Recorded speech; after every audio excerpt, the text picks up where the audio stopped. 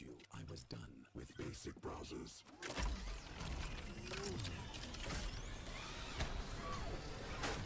Your setup wants Opera GX, and you're holding it back.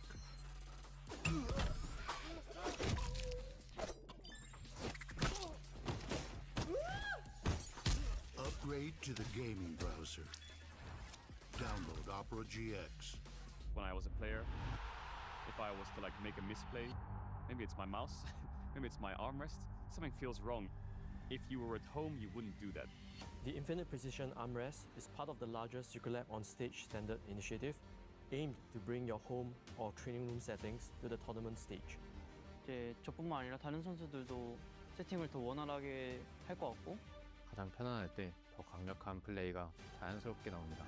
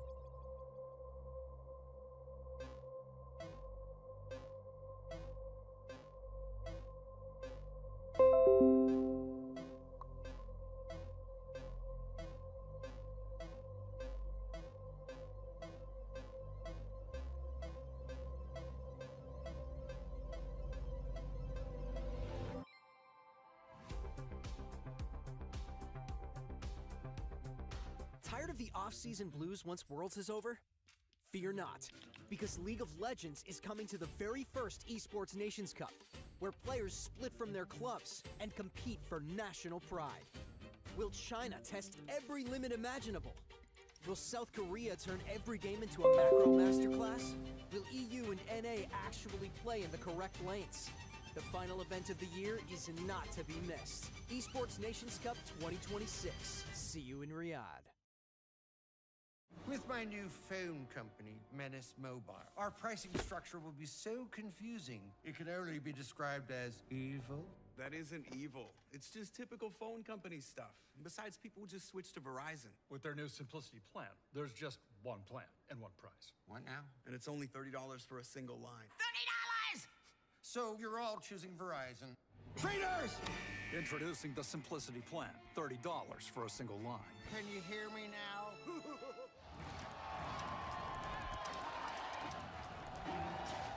Red Bull gives you wings. Times like this are where star players shine and new legends step up, where legacies are built and dreams are either realized or ripped apart. He still doesn't die! You cannot step the faker and expect to live to talk about tomorrow! He dropped it well as the arcade saw, doing so much work in Genji! They are just going to ace them! In esports, legendary moments demand speed, scale, and soul. Players and fans bring the heart. Technology brings it to life. Every frame, every stat, every decisive play. In partnership with League of Legends Esports, we're driving digital innovation that empowers the esports ecosystem to keep expanding. So players can focus on the game, and fans can focus on the moment.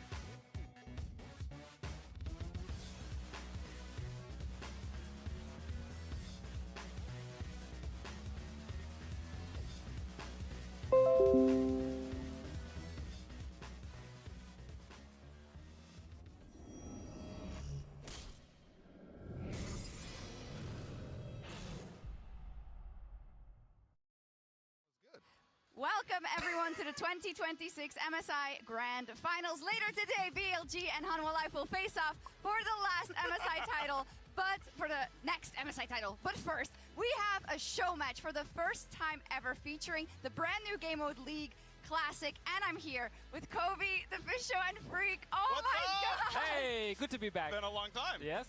Give us one, tons of damage. Come on. Yeah, we gotta save it. Okay, we got 15 minutes, so you ruined everything already. I want it now! Too bad! What is it like being back at the desk, guys? It's great. I flew in a little early, so I was spending the last couple days hanging out with you guys, and every single time I see someone, I'm like, Deficio, it's been so long! What's up, dude? And then you'll come back tomorrow and be like, Deficio, it's been so long! This is like the 10th time now. Yeah, it's great. I'm having a great time. I'm just nervous. I love that nobody has changed at all. No, everybody, you look the same. That's true. The same. That's true. I noticed when I came back, I'm like, it's all the same names. Yeah. Like, nobody's new. No, I mean how people act, too. Oh, yeah, I have not changed at all. All the inflections are the same. We haven't grown up, and League keeps you young. True. Yeah, that's Yes. what Perfect. So let's start by taking a look back at a lot of these old moments. There's a lot of memories. I don't know where we want to start, right? But it's kind of crazy to think about a lot of us that were there from the very start, and also so much has changed. Like, look at this. Vicious! First thing that comes to mind, he stole my spot. They kicked me off COG for him. He even stole your name as the guy who misses all the smites, too. Yeah. It used to be 24, and now it's St. Vicious. Do you know why? Bjergsen. That was Bjergsen, baby Bjergsen. I like that. Mash. Don't Iris. mash me. I mean, this was... Let's go. I said I do have a picture with Faker. It was from 2013. Yes, from All Stars Paris. Super old I remember 2014, that. You yeah. do have one. This is in, I don't know where this is. That's in Korea. Yeah. Look at Riv. Oh my God. Wow, what a great selfie, guys. That's one where we weren't on the broadcast, so we were in the stands. I know. So you were making like a, We were right, very we're sad. not on the show. We were Here's a very sad. selfie. And Very I think sad. we're going to give Original over season to one world. Look at Freak Riv. and John Oh. Miller, the Riv before he customers went now. gray like me. True. Hello, That's everybody, season and welcome to the League of There he Legends. is. It's me! There he It's is. me! And League of Joe, Legends. don't call me Joe Miller. Tell me, how far have we come since the basement? You know, a little bit. It is actually truly incredible how much things have changed over the last, 16, 15 years of LoL Esports. Happier to be here. I mean, I also still can't be happy to be here. Like, whatever that man said, I still agree with. You look great. This to me was like the event that made pretty much myself and everyone around me want to go all in on esports. Yeah. Like literally just watch season 1 Worlds and like Freak talking about it, and we're like, this is serious. Was it like, for this you? is real. Was it also for you a combination because I fell in love with League and then I fell in love with that early? Gentlemen, I'm Official supporter and I'll be your host for the next I'm gonna 10 cry. weeks as we kick off the You know how much I struggled with that teleprompter? They had to get me in. You look so relaxed. She looks so relaxed. Yeah, it was pretty wooden, I think. Definitely. But do you remember that the first years, like you were playing League, falling in love with League, and then it coincided with the start of esports, all those streamers, the early co-streamers actually from TSM? I mean, honestly, when I started, I never thought it was going to get this big. Yeah, sure. You know? Whereas in college, you know, playing with my friends, I was like, oh, well, graduated now. Okay, time to do something else. Get a real job. What did you do in 2010, by the way? Didn't you win something? True. We won the only gold medal for North America, WCG 2010. We don't count the IEMs that the other things in North America also won. Yeah, no big deal. I mean, we won the grand prize beating Europe 3-0 a couple days ago. So SK. Wow. Yeah, That's old school. I know. Hey, I was Kobe. casting out on stage with D-Man. I was there. Do you remember? Oh, that's a special one. There he is. We miss him. Wait, don't we gotta hear this one. Which one was it? From our games, all the games were really good. I cannot choose one, so I think the best for me was to just come here and meet all the fans and obviously see her pretty face every morning makes it a lot better. You made me think there was going to be a joke here. What? Yeah, what are we doing here? You're like, everyone be quiet. It's really important. Let Peke That was a talk. legendary moment. What's this one? My favorite one is the he's too tanky. The back door. That's solo Let's queues go. to go. We're The doing best esports. Give some Exciting a context. lot. Give some context. I mean, this game literally lasted like, what is it, like crazy long, and they were super far 55 behind. minutes, 56. And then they just came back into the game, literally just doing this for the first time ever, and everyone coined it the Expected backdoor. Yes. Yep. Literally. So as is on that team, he's also Expected. here. Yeah, it's crazy. God. This is what I think so many early memes got made that are still alive now, but a lot of people might actually not realize I don't think people know where it came from. Yeah. They've just heard the name, right? Expected and so on when it's a backdoor. They don't actually know this was a Oh no! Great interview. Great interview. Oh no! We've been practicing like in a lot of scrims, and we're like just prepared for this. Like we're just like We already knew, like... You already knew? Yeah, we just knew. This is a lot more intense than the LCS will be. I love Paul. Oh, they cut out the nose one. Okay. That's a sad clip. Sad clip as well. I know. Oh, so many memories. That's a sad one. Yeah. Every really early memories for sure. Yeah. It's been done. What are some of your favorite memories from early league? Be it the game, be it on air. I mean, they actually showed some of the pictures from some. The old, one of us in the streets in Korea for the World Championships was definitely one of the best. I think qualifying for the first EU LCS. Yeah. You know, like in Warsaw, we didn't know what we were playing for. We just randomly won something, and then they came afterwards and said, "Congrats, here's a contract. You're now a pro player." And we were just like, "Whoa, what happened here?" See you in Cologne next week. Yeah, perfect. And that was basically it. Go start your job. I like that we got the support is so easy, dude. Wow, that was also your role. Yeah, that was my role. role. Literally played just like Nunu and stuff and click block oil. Yeah. Yeah, for me it was 2010 playing a bunch of 5-stack pre-mades. Buying all the Aura items, playing all the Aura champions. We would rush Dragon at level 1 at the start of the game. Yeah. It would just spawn at the start. We tried to do 8-minute Barons. It was just like, it was so Wild West. You could kind of play whatever. Yeah. You know, you kind of like found a bunch of stuff. You could have invented it. Yeah, it was kind of great. It was so amazing. I think the playing with your 4 friends, those games, those early games, it's some of the best gaming memories I've ever had. I remember. You guys had 4 friends? Yeah, we did. I played solo. Not enough. No. I remember that someone who I used to play Unreal Tournament with, they hit me up like 10 years later and was like, "We're playing this thing called League of Legends." And I was like, "A MOBA?" And then I fell in love with it. I know. And I played a lot of Vayne actually, and then I looked up to Uzi Vayne, and it was, oh my god, it was a wonderful time. By the way, this is do you remember how Silver Scrapes got created? Tell us a story. Well, so Silver Scrapes is what plays all the time before the game 5, and you might wonder, why do we play that song and not any other song? Well, at the World Championship in 2012, right? Correct? Yep. There was a technical issue.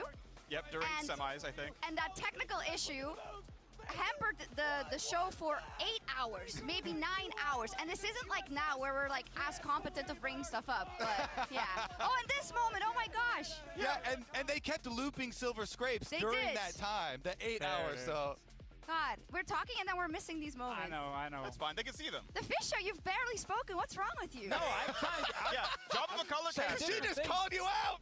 Straight on air. Welcome back. He doesn't have any good memories. His best player got poached by TSM after a year, so. It is true, actually. We did randomly get invited to Worlds, a bunch of us, Season 3. We didn't qualify, but we got invited. And suddenly by mid lane, I went to Disneyland with another team, and then he came back and he was like, "I want to go to North America." That was it, and we sold him for I think $20,000. That was a good deal. That's one of the best deals we ever made. Oh yeah, literally the price. Bjergsen was our best deal we ever made. Oh, this moment, a yellow star. No, poor Here we go. Yeah. Poor yellow star. Dude, why you guys gotta do him like that? He's sitting right over there. To get him motivated, I guess. I love how you get famous for all kinds of plays, and then this is his play. I mean, they show the Captain Jack Insta Cleanse, and then they show this one right next to each other. Yeah, I wonder if we have the X-Peke Sivir 500 APM that's much team later. fight. That's much later. Just yeah, standing like season still. 8-ish, but. This is the SOAS Classic. Oh yeah. We will see this today, by the way. You think? Yeah, he will do this today. Bets now. Does he live? Always. Oh yes. yeah. Always. Oh, the juke. Dude, he was in Season 1 World Championship Finals with Yellowstar. Isn't that insane to think about? Crazy. Yeah, they're obviously playing it today, but they've been in the scene for so long. TP out. Let's go! Good call. It was good. What a good play. What a good player. And he's playing again today. He's playing again today. Maybe we can take a look at a couple of rosters in a second because we can keep looking at those old memories. Is this the illusion play? Double lift is right there. Yeah, he's also playing. Is this good or bad double lift? No, this is good double lift. Okay. It's not the Victor play. It's not the Victor play. This isn't Worlds. He's actually good. No. Oh, let's go. This is the one where he takes over. It's clean. Wins the game. Yeah, look at all these kills for Shen. Pocket pick, by the way. Yeah. The Lucian at the time. Yep. When it was just like the most meta AD carry. Yeah. It's true. I actually asked him like 2 weeks ago. He's like, no, it's actually still like my favorite AD carry to play. Yeah, I wasn't just memeing. I was like, okay, fine. Yeah. But it's not in Classic, right? I don't remember. Oh, you don't remember? He's not on launch roster. You made in launch. I was largely not in charge of champions. Okay. Let's take a look at the rosters then, what we have for our show match, because we could reminisce forever, but we can also reminisce by looking at some of these players. It's just an all-star lineup. Yeah, and we had a lot of them showing some of the plays we had. You know, Soaz right there, Double Lift right there as well, Yolastar, all playing today. I mean, half of them are famous for like a specific play. Not always the greatest, right? Scar Award, maybe not the greatest play ever. What's that one? That was that he tries to ward over the dragon into Tri-Brush, and he keeps missing it, and he just gives up and walks away. Yeah, he uses all of his wards. Yeah, that's a classic one. Away. We got Wei Xiao, which it's probably a name most people don't remember. But Season 2, he's the best AD carry in the world. Yeah, and he was basically like China. Everybody was looking up to him. Yeah, everyone loved Wei Xiao. Sure. And now he's playing support today for some reason. Yeah. Well, he's with Double Lift, the greatest AD carry of all time. So right. True. Who could, to be fair, play Blitzcrank today. Yeah, I know. Support. No, Double Lift was DMing me on like early Is Nocturne in? We could get Leva on Nocturne? I don't think that one's in. Oh. We gotta stop asking him. Yeah, He doesn't remember. He's He's not sure. see the gameplay. It's supposed to be a secret. Yeah. Well, no, we gotta Paul play told now. me that AP Master Yi is in there, Yes, so AP Scar, is in. Yeah. Scar can play as Master Yi. Now he has to play Katarina. He's gonna play Gragas. True. The Master Yi was so OP. Has I to know, play he was good. Katarina. Yeah. Double Lift was DMing me. He's like, "Hey, who's the best champ in the game?" I'm like, "Bro, play something that's like different." He's like, "I want to play like Corki or Vayne." I'm like, Nah, "Those are that's the so same boring. champion, bro. What are you doing?" He's like, I want to win. I'm like, "Let people see something cool." I love how they're all turbo sweats still. Even after everyone being retired for years and years, the competitive drive never goes away. I mean, Soaz and Yellowstar were sitting in the practice room yesterday, actually just like figuring out what to play and like trying different things. So I think it will be a fairly serious show match. You think? Yeah. I think so. I don't like when people take it too serious. I I mean, gotta be honest this with you. is literally Worlds for Classic. It's the true. first That's game. true. Like, Yeah. you kind of have to win. This is as important as Kobe's gold medal. Yes, thank you. Yeah, of Finally, course, of someone course, backing yeah. me up. That's okay. At least he mentioned my gold medal. Take it. Oh my goodness, yeah. I mean, it should be really fun. I mean, they'll sometimes they go into it and they're all serious, and then when one team starts losing, they're like, okay, happy game. Just kidding. Happy Now, game. now it's all for fun. Yep. All right, we have 2 minutes 40 left. Tell me why you fell in love with League of Legends. I was playing a bunch of Warcraft 3 mod Defense of the Ancients, the original one from Reign of Chaos. I'd even played Aeon of Strike back in StarCraft, but no one remembers that one. That's okay. And I was like, man, I really want to play something with like matchmaking and like some actual developer support. So I got into League, immediately loved it, played it nonstop throughout the rest of college. Applied to go join Riot because I really wanted to get into gaming, and was like, this game is amazing, and just kept playing it 17 years later. So I thought the game was a scam because back then, free to play games were sort of like you didn't really touch that. You had to download it and everything. I was like, this might go wrong. This could be really terrible. But I downloaded, started playing, and then shortly after Pantheon got released, I picked it in a game. I went like 10-0, and my entire team basically said, "Wow, you are amazing. You're so good." And I was immediately addicted. I just needed a positive feedback from my team and literally stomping someone. Positive feedback in League? I know, it happened back then. I did carry the game, to be fair. Just wanna Kobe? I fell in love when I saw the first champion spotlight. And that's beautiful. This beautiful man delivering some quality information to us. In an echoey conference room on a like pretty crappy microphone. Yeah, high production quality for sure. Yeah, nothing beats playing in the early days with your friends. You know, everyone's like, get on, we're going to play some League right now. And it also took our group away from Dota as well, so it was kind of a similar thing. Yeah, it's some of the best memories in the world. I still remember like waking up early, hearing Monty and Doa cast OGN. Like it's like ingrained into my brain. But yeah, we're almost at the show match. How do you two feel about casting again together with Jazz? It's gonna be great. Yeah, it's been a good long time. We cast together, I don't know, I think at least 8 years ago or something. Probably 8 years ago, yeah. I might be a little rusty, but we'll see. Okay. He's going to be great because Yeah, he just I did the know everything retirement about the game. tournament, and he literally made this game, so he knows everything. We'll do okay. He's gonna show you up. Nobody can call me out for mistakes. Why not? It's 13 years ago. How can I remember anything? He was prepping by watching old Copenhagen Wolves. I did actually do that. You know everything. I did actually do that. I did watch some old games. I got the pentakill from Bjergsen in there. Got to watch it. I almost stole it. I was like, Pentakill? I was literally like You're one Glad second that away we got from that out of the stealing way it. now, that we know now. Would have ruined the whole story. But no, I watched some old games. All right. I did watch some old games. We're ready. We're ready. Yeah. You ready? Yeah, I'm prepped. We'll see what the players play. Hopefully it's exciting. Because like obviously Soraka some top champs lane. haven't changed in 16 years, so fingers crossed that's different. My very first champ that I played was Shaco, and I love that the cooldown didn't start when you casted it, and so you could be like permanently invisible with your Q. Yeah, that got nerfed. With For that, good reason. it's now time for our League Classic show match. Let's go.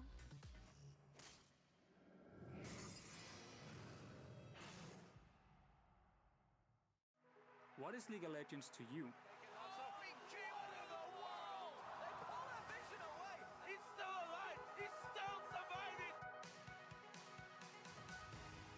My first game of League of Legends, I remember it fondly because there was just a little bit of magic in how the game played, and I couldn't stop.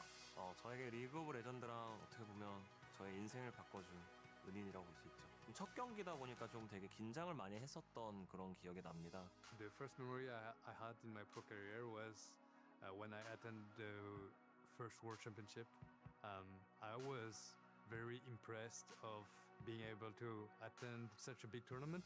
其实我非常喜欢每天就是什么16小时或者18小时训练的时间，因为我觉得在那样的状态下面，就是那样的活法才是真正的我。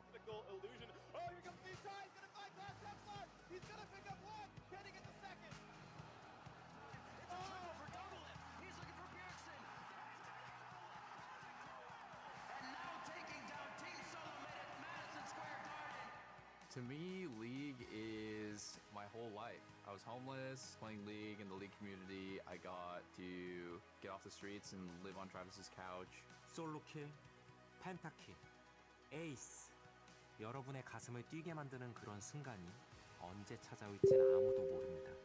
League of Legends used to just be about all the fun we had. I think the early days of League was defined by certain players. Cái khoảnh khắc đấy khi mà mình cầm con Nocturne để thi đấu với Fnatic thì cái lúc mà mình dùng chiêu cuối là khoảng cấp độ nặng. Hôm đấy là một cái thời điểm nó rất là sớm và mình cũng có thể cảm nhận được là cái khán giả ở Trung Quốc cái thời điểm đó họ rất là cuồng nhiệt và thích thú với cái khoảnh khắc đó. Và thực ra thì hôm nay khi mà mình gặp lại SWAT thì mình cũng nhớ một chút tại vì trận đấy cũng có SWAT.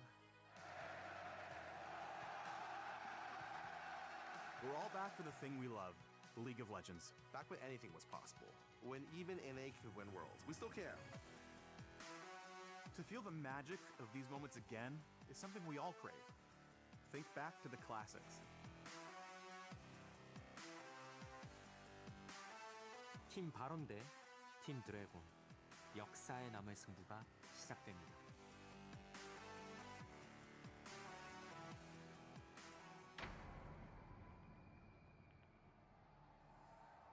전 세계 리그 오브 레전드 팬 여러분, 한때는 불가능이라 생각했던 시간 여행을 오늘 여러분과 함께 하려고 합니다. 무엇이든 가능했던, 그리고 소환사들이 협곡을 지배했던, 그리고 우리의 상상력만이 유일한 한계였던 바로 그 시절로 말입니다. 이제 리그 오브 레전드 클래식을 처음으로 만나볼 시간입니다. 자, 리그 오브 레전드 e스포츠를 빛낸 전설의 선수 10인을 무대 위로 모셔보도록 하겠습니다.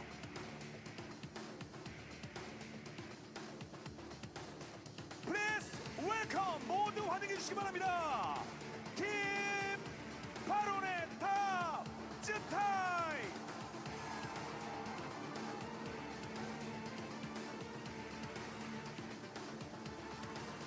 다음으로 정글 앰비션. 진짜 오랜만에 만나보네요. 미드 스카라.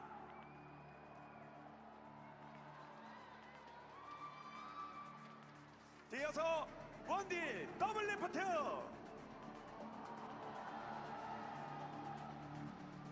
끝으로 서폿 웨이샤오입니다.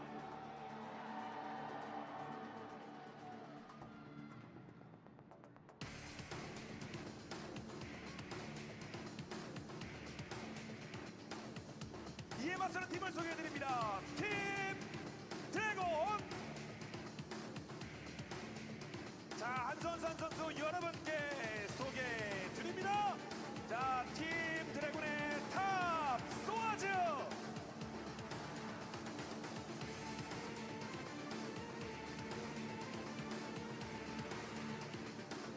이어서 정글 리바이.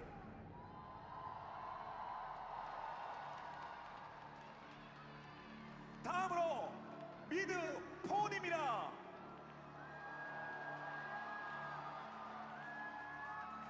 이어서 바텀 캡틴 잭.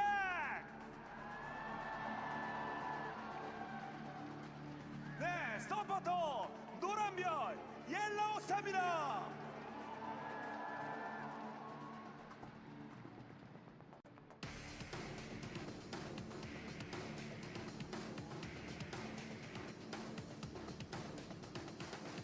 대전에 오신 여러분, 협곡을 빛낸 10명의 전설들에게 다시 한번 큰 응원의 박수를 부탁드립니다. 네, 그럼 세계 최초로 공개하는 리그 오브 레전드 클래식 지금부터 만나 보시죠.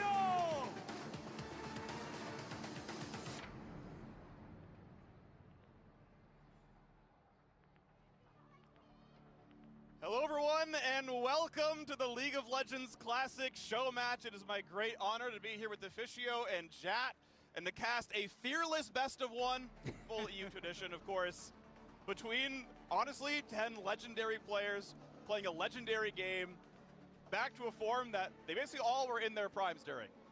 I can't wait, dude. Just so much nostalgia watching them walk out, but so much nostalgia for me casting with Freak and Officio. Oh, you still remember my name? Thank you. I said it a second ago, so we got it back. I know we probably cast together at, I don't know, 2018 or 2017, but I remember I think it was the 2015 World Final that we cast together. We did. It was actually Riv instead of Freak. That was 11 years ago, dude. I know. It feels kind of weird, but it's the same also with just League Classic right now. Like, I keep rewatching old games and just realizing it was not 10 years ago. Yeah. It was like 13, 14, 15 years ago that we were watching Season 1, 2, and 3. And it's kind of crazy just to go back in time. And I still love how the game looks back then. So I will definitely love how it looks today. Sure, yeah. And so we're going to see here, you'll hopefully be flashbanged by some very fun and interesting icons. We are going to do basically no bans. There was some talk they were going to gentleman's ban Gragas. They're saying it was too OP. Yes. Not sure it's actually going to happen. Look okay, at that so beautiful how is Ari the splash ban art. phase working now? Because this is different than what I remember. Right, so the way the ban phase is going to sort of work, 4th and 5th picks get bans. There's only 60 champions in launch roster, so only 2 bans per team. So they banned Gragas and Master Yi. They did. AP Yi is gone.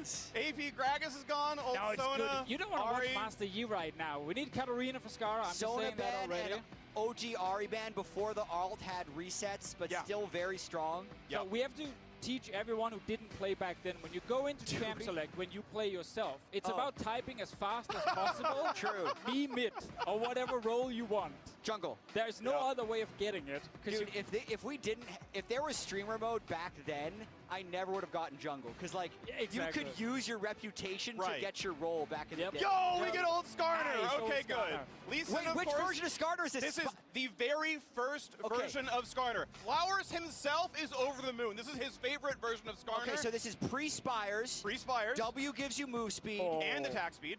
Q just is it's a spam ability. Yeah. What was the E? The E is I mark people, and if I hit them, I get a heal. Yeah, it's right.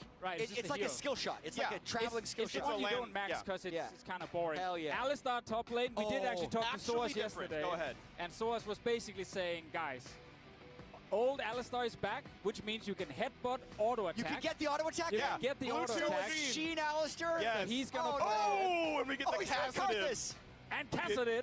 Old Kassadin. We get Kassadin. Okay, so this is Kassadin with the long alt range. It's 700 range Rift Walk. And then it's Karthus. And a silence on his Q. It's Karthus who will have TP revive most likely. Yeah. So that's what Scar is going to be doing. Dude, TP revive. When he was a mid laner. Karthus. Not sure if a meme or not. Vayne. All right, okay, good. so Corgi's kind of try hard. Fast. We have to say Corgi's try hard. Double's playing Vayne, bro. Yeah, but it's not as tried. Corgi's super broken on this patch. Like, ridiculously broken. Yeah. Just highlighting that. Yeah. Yeah, this is Corki before the Q was a missile, so it just kind of hits the ground. It does reveal. And, okay, Corki Janet is really sweaty. Yeah. And this is also old Janna, her passive, global move speed to your team. Nice. Yeah, that's why. That is a very strong. Also, the E gets 50 attack damage for like 10 seconds. Yeah.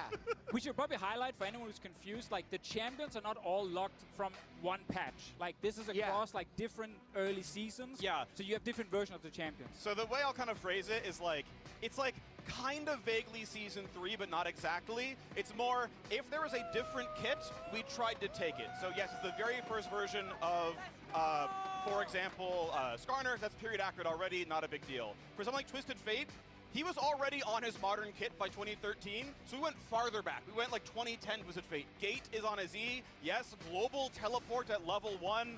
Those are the kind of kits we went for, so hopefully it's going to be a very fun experience. If you had played since beta, you'll be like, I remember that kit, I played with that stuff.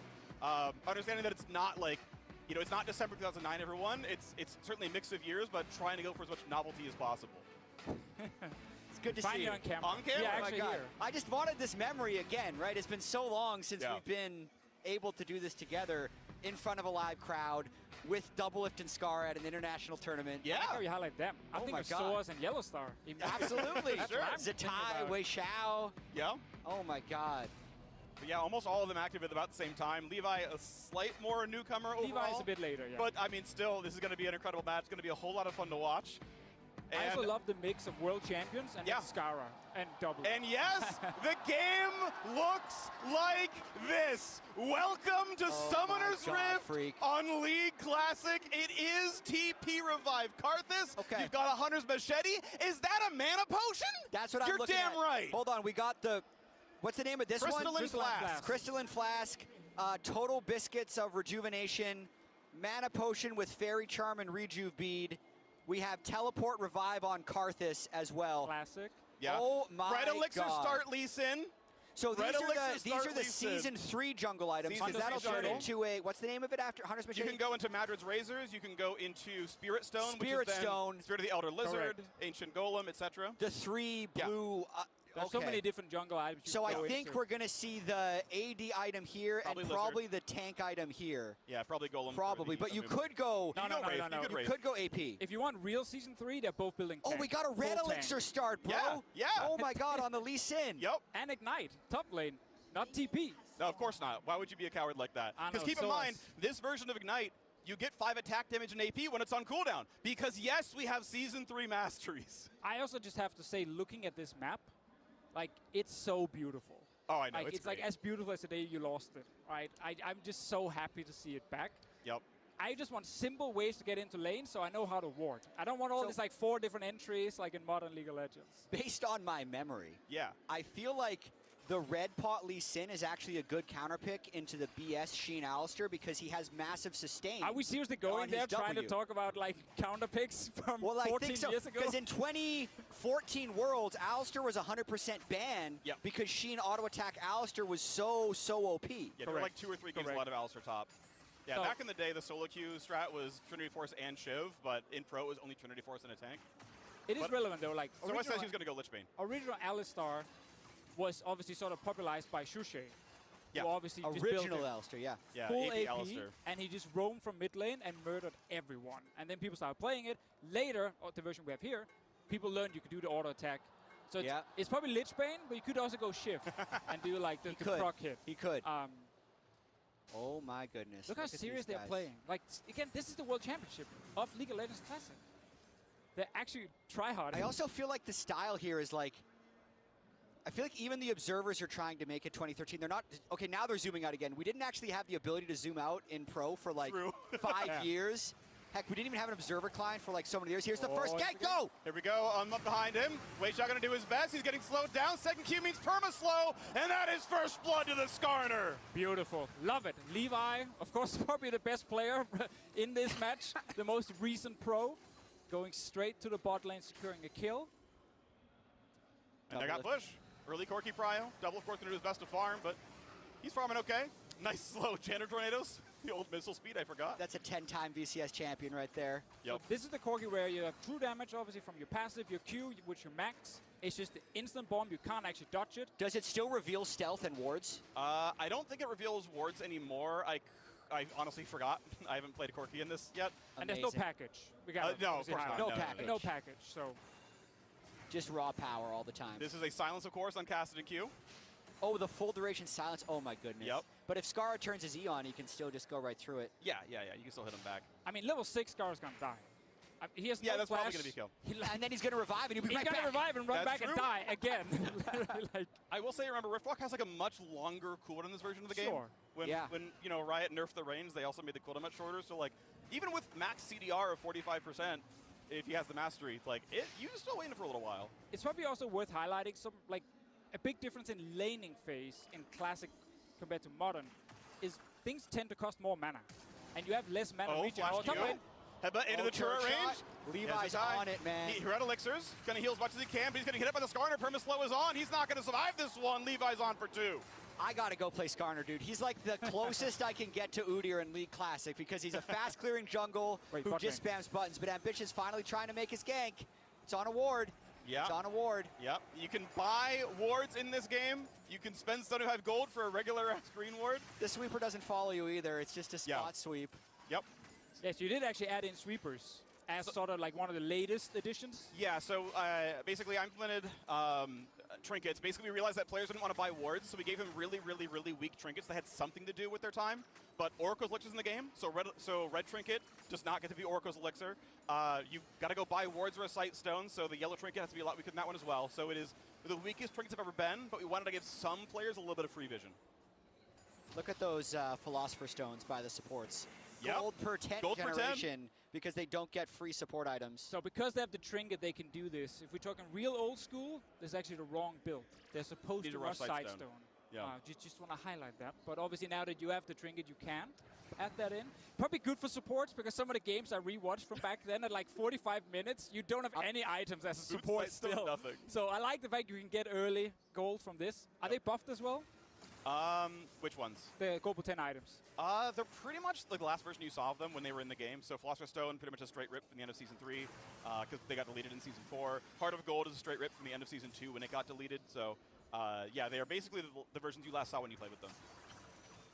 Nice trade down there. Good shield from Wei Xiao. Do we have comeback mechanics? How are bounties? Oh, he's Do we on have no 6 bounties? Oh, good. Yep, point and click. Skarner ulti. Good luck, buddy. Down you go. 3-0 for Levi. Levi is carrying this game. Again, he is the best player. He just presses R and it's instant. You can just flash and pull it back. It's incredible. He is the best player on the map. Oh, he does have a bounty that's visible on the scoreboard, though. Yeah, so champion bounties are in the game. Ambition. Yeah, can we get the stun? It's a single Q. There's the silence, going to buy him quite a lot of time. Gets over the ult. He jumped over the ult. Oh, it's a heartbreak. Double lift. Tries to push one back. Gets knocked up, though. He's not going to live. It's 4 in a row for Levi. Top lane. Wait a minute. He might have the damage. One more. Thank you, Red Elixir. Titai gets one for the team, finally, with the Ignite Lee Sin top lane. So as the triple Doran's Ring build. Yep, that's in the game. Still couldn't get it done. Mostly sack. Okay, but Levi's taking over this game, though, for sure. He's gonna build tank, so hopefully he can't carry late game. Like, you know, you're not gonna grab Karthus or anything and like just pull him into your team. So I think it might get a bit harder for him. True. But early game, yes. Vayne is a hyperscaler as well. Hyperscaler, if we get there, for sure. I think Vayne always had that issue back then that her laning phase still kind of sucked. And you can see that Scar is crushing in farm right now. One thing to point out about League of Legends back at this point in time is mana costs are very real. We saw people start with mana boats. They've got some regen items in their build. So if you can last hit well, and of course, Karthus gets mana back for last hit. So like you can see like Pawn's kind of out of mana. He's getting pushed around a little bit here. And so Scar is farming up. He's going to do plenty. Yeah, Scar's going to be strong. Also, got to call it the old boots of mobility. Love it. You were so fast when you're out of combat with these things. Just to get in range for that Skarner pull. Yep. Oh, man, so awesome. But I think also, like, generally mobility was obviously sort of harder to get by if you look at a lot of the older champions. And you don't have, like, dragons giving you out-of-combat movement speed. Like, the dragon will just give you flat gold, basically, for the entire team. So any item you could get that just gave you a little bit of mobility was huge. And you needed your jungler, basically, to be super proactive, because otherwise not much happened in the laning phase outside of the ganks. He's top bot lane. W for the move speed. Gets pushed back, so he can't ult just yet. If he has flash, he might get more. Almost in range of Wei Xiao. Exhaust gets pulled. Oh, actually, the flash might give him enough space to get away. Should have done the butt wiggle right at the end. Pull him back a little bit extra. Shout out Captain Flowers on the old card. Look at him like fly away, though, with his boots of mobility back to clearing. So I feel like he should go Heart of Gold as well. Like, I think he's Yellowstone and Heart of Gold. He's probably doing it, yeah. I think he should go double. I mean, he might be going Ancient Golem, but, you know, who knows what's going to go on there. And, yes, you might want to hand off your blue up to your mid laner. Cassidy doesn't have a ton of mana right now. True. He's going to leave the blue, and he hands it off. What a Dude, homie. Ambition took blue from Skara on Karthus. That's crazy disrespect. Now Skara technically should go back in base and AFK if it's If it's truly Season 2. Basically. My recollection is second blue was actually contentious between jungle and mid laner. Constantly, Obviously, dude. you know, both of them wanted it, but it was like reasonable to go either way with it. Whoever was ahead could usually, you could make an argument that they take it, and then it would also just depend on the mid laner. Look at the hands, though. Like, He's if you're going to dodging every spam a bunch of mana items on Karthus and you're going to be dying all the time, like, you don't need the blue. Yeah. Scar would disagree, but as a jungler, I would say that gosh. it's okay. Sure. He's here again. Oh my god. He's so fast. No ulti. And so this Garner has no hard crowd control. It's your second Q is a perma Just slow. recall, mate. Why are you standing here alone? He wants to be in XP range. I mean, he's gonna die now. Well, again, there's no CC on this Garner, so the ult, Yeah, he just and he's walks just it like, out. he's chilling. I think he's actually chilling. Yeah. Oh, back when Skarner was a fighter. This is why Ambition Flowers played this 1v3. champ. What up? I was thinking if Ambition was going to go in for a 1v3 right there. This is the single Q Amumu. If you miss it, you're done for. There's no charges. So that's why my strategy was always flash alt, then Q. Yeah, of course. Because you don't get those extra chances on the Q charges. Yeah, stakes are generally a lot higher in this version of League of Legends. It's in a lot of ways sort of more strategic because once you commit, like that's kind of the fight. It's just like it's more of a brain game, less of a hands game for old people like me. Exactly. Also, less combat mechanics. So again, in some ways, yeah. So if you make mistakes, it does hurt a lot. Oh, okay. Going for the flash into the pull, into the pull, back. Zatai kick damage almost enough, but Soaz gets the kill. Love it. Levi just going everywhere he wants. Soaz really needed this, by the way, because he's actually not doing that well top lane, despite playing what will become sort of a gimmick Alistar. It's still fairly weak before any Sheen or Shiv or whatever. I mean, he's going Lich Bane in this game. Great counter pick by Zatai with the high sustain on the Lee Sin. It's probably W max Lee Sin. Flash. Lots. He's silenced. He can't easily get away. He's going to survive for now. Will he tower dive? Look at the range on that one. And with the heal from Janna, it might be enough to survive through Requiem. It's going to be close. Pawn's going to survive it. All right, here's Revive. Get back in there. Come on back. He might be saving it for later when it matters. I mean, no, there we go. He's back. Up. Revive TP. Let's go. So half the people watching now just basically type GG because Kassadin got his first kill in the early game, and he's now going to snowball. Look at like this lane cryo. He wants Rod of Ages, upgrades the tier into Seraphs, and then he basically can't go Well, there's Archangel's Staff. I don't think it'll never transform into Seraphs, or is that version in here? You're right. I think it just stays at full stack Arcane. I'm trying to remember, actually. It might still change name. Thank you for the reminder of not saying any names. Yeah, because it has a shield on the active. Oh, are we calling Armor Boots Ninja Tabby, or are they plated Steel Caps? I think they're still called Ninja Tabby. Nice. They have the... There's no dodge? random dodge. This is without random dodge in the game. So Jax has his Modern E, for example, as well. If you want that to change, let us know. This is a game that we could patch. If you want random dodge, that is a possibility for the future. But we're not shipping with random dodge. So mid lane now, basically, everyone who's ever played against Kassadin back then will have these memories. You're just at risk of dying 24/7. Yes, you have Revive. You can just go back and feed faster and die again. Top lane, Soaz. There's Alistar. Gives him bonus AD, by the way, so Soaz can really scrap. There is a Bluetooth Sheen proc. You saw that W auto, chunked like a third of his health. Fighting in mid, Skara does not have Revive. He's not going to have an easy time for this one. Pawn doing his best, jumps in, gets the kill. Ambition finally here. Big fight in the bottom side, though. Yellowstar's going to drop Doublelift now on the board. What a great gank.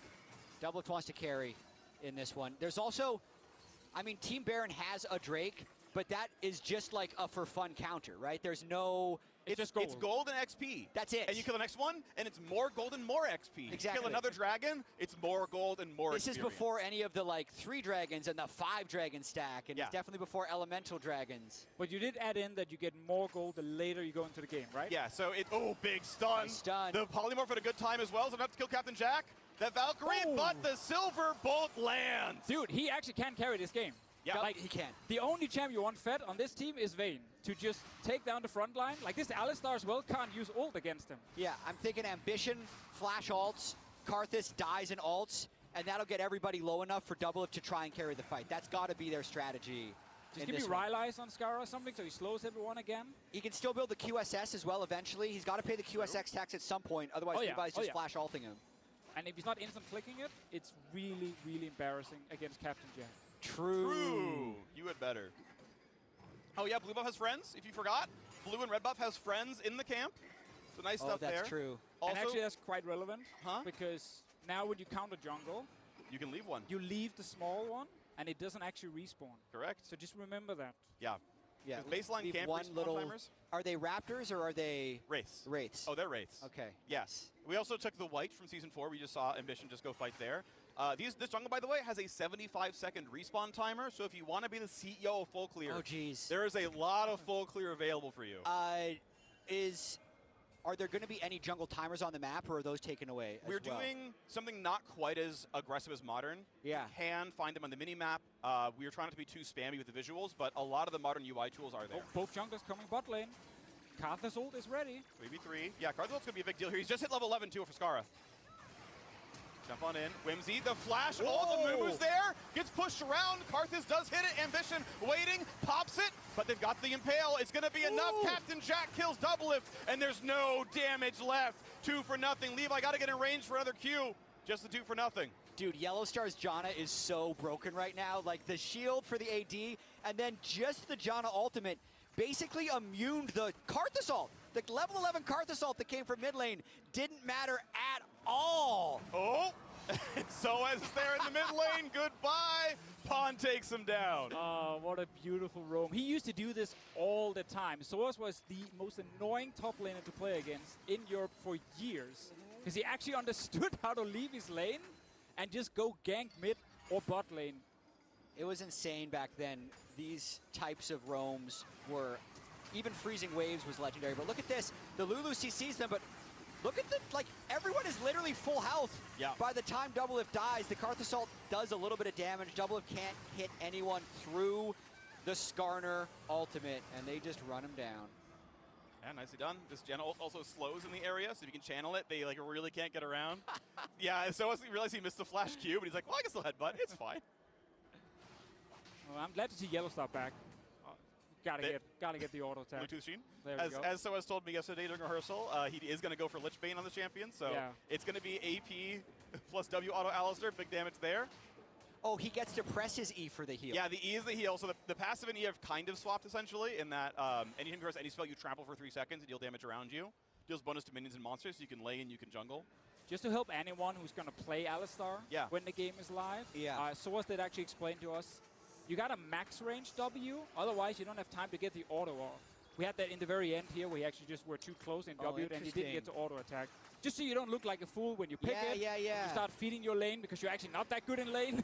So the pick isn't necessarily completely OP, even though it's a bit of a fun gimmick. Levi also over here buying arguably, you know, the best item in the game. Aegis of the Legion, baby. Aura items are here. They are back. They are amazing. And armor MR to your team. Will he go to the Runic Bulwark as well, as there's another fight mid? Levi's so fast. Yeah, doing pretty well. 4,500 gold to the lead right now. Of course, as you mentioned earlier, there are champion bounties. There are no objective bounties, so those are not on the map. Just simple gold for killing objectives. Of course, stakes rise over time, right? Champs with more XP, minions are worth more gold and more XP as time goes on. Doublelift pushes one back, tries to stay alive. Will do so. Pawn, you see 700 range Riftwalk. Scary spell. Now, one of the issues for Vayne, also back then, obviously you can't really kill the wave. So you're super slow and always at risk of dying. Look at how tiny the Dragon health bar I know, it looks so funny. Oh, but try for the play against Pawn. Big damage per auto attack. He's doing pretty well, jumps into the brush, but this is a long cooldown. He's got to flash if he wants to live. No, he's got the shield. Will it be enough? Karthus is going to try, deals some damage, but it's not enough just yet. He's got to be careful on Levi. He's going to be in range, flash ult, and so is here for more. The flash gets away. He's going to be okay for a second. Ambition in the middle of the team. Ult's on the 3, true damage, trying to cut through onto the Alistair. Lee Sin Q not quite going to land, but they knock off one. Captain Jack on the way out. Zatai going to try for what he can, cannot stay in range. Q's going to land, does not have anything else though, doesn't want to go for the kick flash. Oh, could have gone for the insect in the spot of the map where the original insect happened. Wouldn't have actually worked, but... Still here. Got to be careful though, this is going to be big damage out of the rest of the team. Nice long range safeguard. See, still fighting Doublelift, getting a couple of hits off. Skara is zoning. Oh, now Kassadin will chase you. Yeah. And about 4 seconds left for a walk. Exhaust is on, but yeah, he doesn't have damage yet. There we go. Does put it across. They get one. The kick a little bit too late, as already Karthus has dropped. He just keeps coming, Deficio. Pawn. He has blue buff. Let's look at the mana, man. He can just keep doing it. In range for the slow, and a fat silence as well. Finally going to time out there. Yellowstar wants to be in range for a bit. He wants to keep going. He's close to having another one here. It's mana per auto attack on the W, passively. Active is damage every auto. Doublelift trying for a trade on Levi. Doesn't do a whole lot, but they're hitting this turret. Turrets are pretty frail in this version of League of Legends, you can see the siege pretty effective without, that much, concerted effort. That's true. I mean, most of the strategies back then actually involved around just how do we kill turrets as fast as possible. Like, how do we get as many people together with a minion wave and just destroy the turret, especially if they pick champions like Vayne and so on, who couldn't actually kill the wave. Yep. And once you've taken down a couple of turrets, it was really easy to just get access to enemy jungle. And as a support, because you barely got any gold, well, you got turret gold, and then you could buy an oracle when the other guy couldn't, and then you just took over the map. Well, let's see the fight. We call it like a siege comp, and you can see Double trying to chase down Pawn. Pawn still had flash, though, and the chase initially is actually pretty good from Team Baron. The sustained damage of the Vayne. Levi goes kind of too deep here, right? No one can follow up on his Skarner ult, but then as everybody arrives and Kassadin bases to come back is when the fight eventually turned. And sadly for Sitide, joins in too late. Can't land. He does land the Q, doesn't decide to take it. Oh yeah, not only does Amumu not have 2 charges of Q, his ult is not a stun, it is a root and disarm. You can cast spells like a rule. I did not remember it was a disarm. But is the range of it really, is it bigger? Because at one point it went from 600 to 550. Like it should be. It has been shrunken and raised I didn't over time. implement every champion, so I don't have like every number memorized. Oh, look at the Archangel staff. Look at that amazing icon from Pawn. Oh, that looks That's good. the tier upgrade. Nice one. What is that Make thing? sure running away. There Pawn are on the so chase. many people having nightmares of playing against Kassadin right now watching this. There's your damage from AP Alistair, 100-something AP. Skara gonna have a bit of danger here. W should kill, W should kill. Just a punch, but next spell, down he goes. Love it. And the damage reduction, does it still go to 70% at rank 6 ultimate? Oh, yeah. Or Yeah, rank it's 3 ultimate plenty for strong Alistair? there. Big damage inhibition. A shield buys him a bit of time there. Q's not going to land from Lee Sin. Kick over the wall. Did they kill Captain Jack? Skara has revived TP, but can he kill backline? They're going to try, and they'll get him with help. Ambition on 1 health. Levi cannot stay in range. Double it with a 700 gold shutdown. I mean, all these fights are fairly close, and I keep feeling like we're getting close to a comeback because we're getting kills on the Vayne. 5 for Double Lift right here. Skara, of course, is 0-5, but still his job is literally now to just go in and die in the fight. Yeah, he gave them tempo there with the death. He died on one side, but Soaz burned everything, and it created a 4v5 on the other side. Ooh, they're being Baron. There's Baron. There's Baron. They don't see that. They don't see that word, I don't think. It's invisible. No, you can't see It's it. a vision ward. It reveals wards, but is invisible, so they don't know they're known. Unless you buy another vision ward. Yeah, or Red Sweeper. There you go. Vision ward comes down. They can now see the ward. Or like Corki Q reveals it still? I don't remember this version of Corki reveal stealth. Didn't you ask that already? It used to far enough back in the day. I just don't remember this deficiency. Yeah. But thank you. Yeah, I'm pretty sure it doesn't do it. I think by this point in time, like in history, it hadn't anymore, but I don't remember like every single change on our champion. This is coming back. Like the 16 years of patch notes that I've read are simultaneously paying off and cursing me to not know what version of League we're in. I know. It was and crazy. The thing is, it's not even just one version of League exactly, right? It's like Heart of Gold and like Ruby Sightstone. I think we're never in the game at the same time, like actually. True, and then Double Lift with the red Phantom Dancer. Oh, true. The best color of Phantom Dancer. Yep. What were the stats on that Phantom Dancer? Didn't it do something funny? I think it's still just attack speed and crit. Okay. If you went far enough back, it was random dodge. But again, this is post random dodge. Levi's coming. Yep.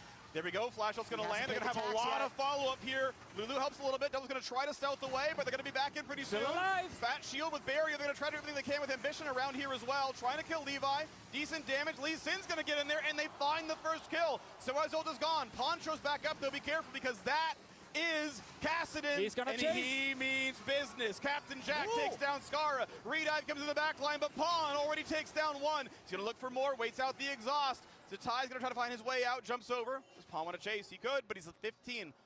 I mean, the entire Team Dragon, they're just waiting for Kassadin to jump in and kill someone in the backline. And then they kite back, and then he jumps in again, tries to kill someone. But Double Lift, once again, actually stayed alive. Yeah. Got another kill. He will have QSS probably on next back. Is which that or will be Wits End? huge. I forget Wits End's build path. I think it actually might be No Magic Mantle, so this wouldn't be Wits. But yeah, he's got Blade of the Rune King, by the way, with the active attached. It's the active max health. You have to flow. press it. If you press the button. He did do it when he dueled Pawn in Bottom River, so I know he knows. I've seen him use it. Also, Old Black Cleaver for Zatai, built out a Brutalizer. Yeah, that's incredible. Double Lift close to the QSS tax. Pawns, Archangels just transforms. Yep. So Active Seraph. So you have to press the button to get the shield. This is also Seekers with the stacking AP into armor per last hit. Still, of course, turns into Zonias. How does Levi have 5 stacks on his Ruby Sightstone? That's... Yeah, Ruby Sightstone can have 5 charges. It went to 5? Yeah. That's crazy. Yeah. It was pretty Thought expensive it was 4. though, right, to upgrade it. I feel like oftentimes we just left it on the original one because it actually cost a lot and you wanted Oracle and wards. But yeah, Sightstone let you have 2 Sightstone wards out. Ruby let you have 3 Sightstone wards out. And gave you more charges and cost more gold as well. But those were not unique against wards you bought. So you could have a Ruby Sightstone and then still buy a bunch of wards. Also got Aegis, as mentioned, has left that as basic Aegis for now. Double is ready to carry now. Wei Xiao is going to shield him. He's going to ult him. He's going to pull him off whoever gets close to him. Yep. So as his damage, just to highlight, it's really just like one combo. And then he doesn't really do anything while he waits for his cooldowns. So he's not the most scary top laner. Ambition's got oracles, by the way, so he can walk around and reveal all these wards. But if he dies, he loses the 400 No, this is the version where it's a 4-minute duration and not on death. Okay, On nice. death was earlier. Whoa! Oh, the kick flash, but, yep. Jump over the wall for Pawn. He is, in fact, Kassadin. Level 16 Kassadin. But they got the Janna ultimate, which is decent for an extended team fight. Yep. Jumps in, nice slow. Stun's gonna land, waiting. There we go. Gets the ult. They have enough to kill him off. The polymorph means they have it, but can they chase down? Support's already dead. 1 for 1 so far. Shields coming across. Captain Jack running away. Double it flashes in. Is it enough? Can he fight? Looking for Yellow Star now. That's gonna be a kill from Requiem as down goes the Bloodthirster stacks. They're gone off of Corki, and so has Might Drop as well. Lands a pulverize, but surely they got enough damage and enough people to get that kill and go for Baron. And that's the comeback right there. Yep. They win another fight. There's literally not enough damage on Team Dragon's side at the moment. They can't kill the backline. And Scar, he wants to die anyway. He does not care. He just goes straight into the team and deals a ton of damage. Absolutely right. And Doublelift can just flash forward in these team fights as well. Going to use this shred to take down again that incredibly small Baron health bar. He has a lot of health, but this health bar is just not that big. And 300 gold for every individual, plus the active Baron buff with free, correct me if I'm wrong. Yep. Big AD, AP, basically every stat aura. Mana regen, health regen. Yeah, we're going to fight this Kassadin real quick. Look at him get knocked down, and just, as you mentioned, they enough to kill the support, but not much else. Captain Jax is not able to do too much in this, and obviously Yellowstar is playing Janna, so like once he's done like one round of like shields and ult, then he's really not offering anything either. And so as we talked about, we love the initial combo. One combo, good combo. Then Sitai can keep. Dude, they're all in. They're actually full. Your card this, you're dead. Do your job, press R. I love it. I love that cutaway. That was great. So Okay. Yeah, this version of Bloodthirster, by the way, stacking AD and lifesteal on kill. You lose stacks on death. You often went BT first slot all these champions. Corki, of course, wants Triforce. The Banshee's Veil on Ambition as well. No aura item on him, but it's going to help a little bit against Skarner if he can avoid poke. I mean, this is my MSI final, by the way. Like, yeah, this is what I care Back about when right you now. were good, this is what the game looked like. Exactly. Well, Back good when as I was that. good, Good this as is what the that. game I mean, looked that's like. quite a compliment. I'll take that one. You qualified for the LCS. Yeah, back when I got carried. You still managed to network your way onto Bjergsen's team and had to qualify without him. So, exactly. Well done. That's a fair point. What version of Ardent Sensor is this that Wei Xiao just completed? Very, very early. It's not life on hit. It's basically AP, or it's attack speed and on-hit damage to your target. Nice. Yeah, this is before the overbuff in 2016 where it was like completely shattered. 1-3-1 on Team Dragon side. Then you're obviously just losing your mid-turns. You can't really defend against the Baron buff anyway. Okay, I'm glad this game is actually so close, because I remember some of the OG games of League could be giga snowballed and go super fast, but this is a battle. Yeah, I rewatched quite a lot of games, and it's either you basically stomp them in 20 minutes, or it's 45 plus. Yeah. Guaranteed, where you just keep like losing and winning team fights back and forth. Nobody can really finish the game. Yep. Yeah, this is the version of the game where wave clear is definitely very real also. As you mentioned, you know, turrets are a bit squishier, but you kind of saw how like slowly Cass gets through the wave. Players got a lot better in the last 13 years, where it's like everyone has like more gold in CS. You know, generally they have. So you've actually like slightly buffed some of the PvE stuff. Like minions get a bit more stat scaling because everyone just has like literally more gold and XP because they're better at the game. So some things are like, you know, a little bit different to keep up. There's the jump in. That, however, basically no different. He's back. Ban this champion! Pod! But he can revive TP back. Okay, decent move ulti, Zatai in the back line. Good ult out of the Janna, but Doubles is here. Can he do enough damage? He's fighting Captain Jax. Jumping around, barrier pop, getting the shields. He's still surviving. They're trying to kill Doubles, but he stays alive. The revived TP from Skara gives him the numbers advantage at the end, and Double Lift continues to scale. Imagine playing Kassadin knowing I will kill everyone 1v1. I just did it, and then the rest of my team runs into team fight and just die.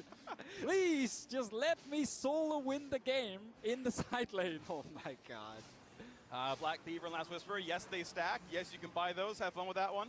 I do want to be clear, this is a version of League that has unique passives. You cannot, I mean, you technically can, but they're not good to buy 6 Sunfire Capes. They are unique. Want to make sure you're aware of that one before you get any ideas. Pawn going to do his best to jump around. Goes actually for the fight on Riftwalk, but Zatai just takes him down. Nicely played by Zatai. 8-2 now on this Lee Sin. Yeah. And he got like first blooded early, right? Like he got ganked. This is what I look forward to the most though with League Classic, right? Seeing great players now come back and try different versions of how you build these champions.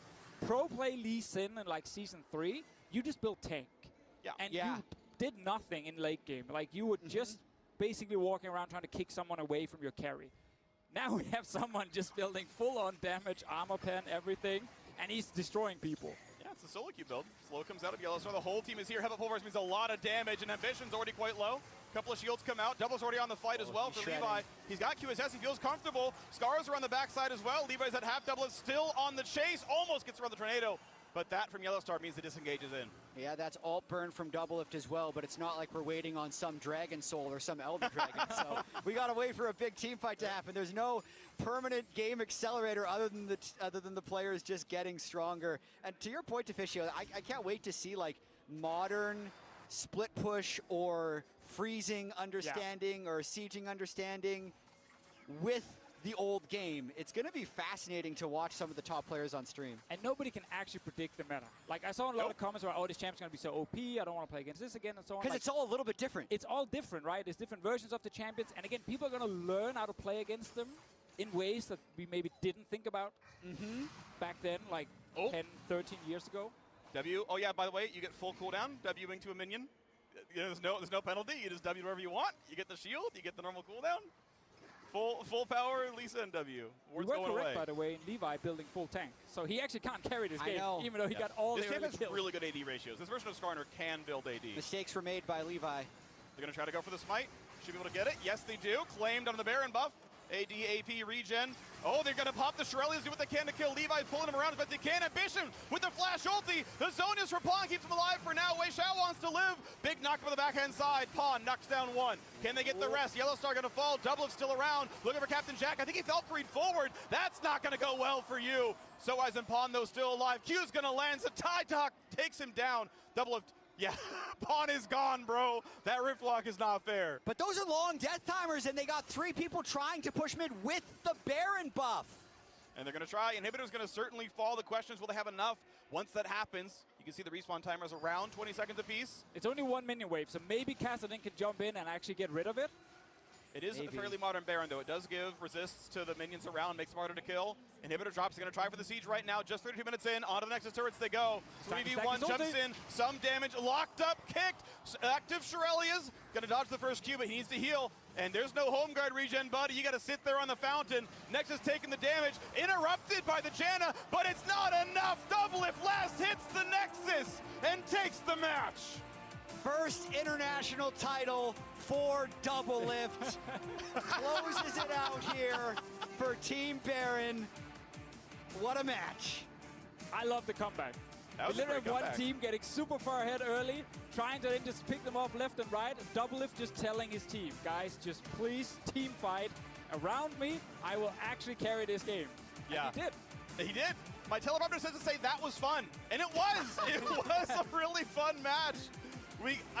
I want to take a small part of this one. I told Double Lift you should probably play Vayne. It's a very new champion. Partially, I was like, look, you can play Ezreal. It's Ezreal with the W that heals teammates. That's a new champion. You can play Sivir. It's toggle W Sivir with the ult that gives allies attack speed. So you can play some new stuff. God. But if you want to play a Double Lift signature, it is Vayne with active Vayne. Bork, and he went for it. The mechanics are amazing. Yeah. Oh my. These guys are back into it. Look at how much fun they had. Yeah. Getting to play on stage again. I feel like all these guys are rehooked, and they're just going to be trying to play more games at Classic. They're right now discussing starting a new org. And basically just like, who can we scrim, right? What's the next tournament? Yeah, who knows? We'll see what people want to do. We'll go back to grassroots probably, and we're not starting the LCS up anytime soon. I want to play Heal Ezreal now, man. The yeah. W Oh yeah, AP my Ezreal with Heal is in the game. When it goes live, stay tuned. Yeah, I mean, if that wasn't enough, we've got more show matches for you to enjoy in the lead up to the release of League Classic. NALCS has a Classic show match Friday, the 24th of July, and EULCS has a Legend show match on Saturday, the 25th of June. So check out the LEC and LCS official on Twitter or lolesports.com for more information later this week. So that's it for us. Thank you both very much for joining me. I hope you had as much fun as I did. I'm so happy you got to see what we've been working on for the last several months. Let's throw it over to Shox with a special guest to tell us even more about League Classic. Thank you so much. It was such a throwback listening to you three on the cast. Oh my gosh, what a great first look at League Classic. And we have a special treat as well to tell us a little bit more. Paul Beleza, the executive producer of League of Legends. What did you think? It was so much fun. I mean, my voice is cracking now. Like, just seeing Little Baron, just seeing like everyone's picks, seeing Double F do what he does. Like, it was nostalgic. It was really cool. Yeah, very nice to have you at MSI as well. This is awesome. Could you tell us a little bit more about this project? Because obviously it's super special. We only got a small taste today, but what can you tell us? Well, I can tell you, we've been wanting to do something like this for a long time. The community has been asking for it, and it, really was a group of rioters who did something in our Thunderdome. It's like a hackathon that we do, and they decided to let's give this a try. And so they made a prototype, kind of based around Season 3, and we all played it, and it was such a blast. We're like, we just gotta do this. Okay, I see. Is there anything that you can tell us a little bit more about what the players can expect and will be expecting from it? Yeah. So it's gonna be kind of a mix of experiences, kind of like a greatest hits of League. It's going to be starting around Season 3 as a starting point, but a little bit before and after. But you'll be able to expect 60 champions to start, including the original 40. Some will unlock over time. The old items, runes, and masteries will be there. So, like a lot of things you remember. Yeah, it feels like it's something that people have requested for like a very, very long time. And from watching this show match now, it isn't quite an exact copy, right, from League back in the day? Yeah, so it's more like we've taken some of the more fun character designs and some of the less egregious ones and put them out of there. Like what? More like ones we knew were not that great. We kind of excluded some, but for the most part, like it should feel like the way it did then. And but yeah. Yeah. So based on what we just saw, it's not going to be exactly like League back in the day. But what can you tell us about the development of League Classic itself? Where did the team pull the idea from? How did this? You talked about this a little, but it just seems like such an incredibly big ask and such a big project to dive into. Yeah, I think the team in that Thunderdome project proved that we could do it, right? And part of it was recreating some of the things that were lost from time, and some of that was just pulling some of the old art assets and polishing it off, and just like making it presentable in a way that felt like a fun package. But it really was a passion project that proved it can be done, and and testing it out with some players, they really responded well. So we knew we had to commit and bring it. And the big question: when will players be able to dive into League Classic themselves? It's going to be in 26.15, which is on July 29th, so it's coming really soon. Okay, awesome. Thank you so much, and enjoy the finals, HLE and BLG. Hopefully we get 5 games. Thank you so much, Paul, for bringing this back to us with you and the team. It's really, for us as the ancient players almost, it's an absolute pleasure. So thank you for that, and now we will kick it over to a quick break. But when we come back, the MSI 2026 Grand Finals between HLE and BLG. We'll be right back. Bye-bye.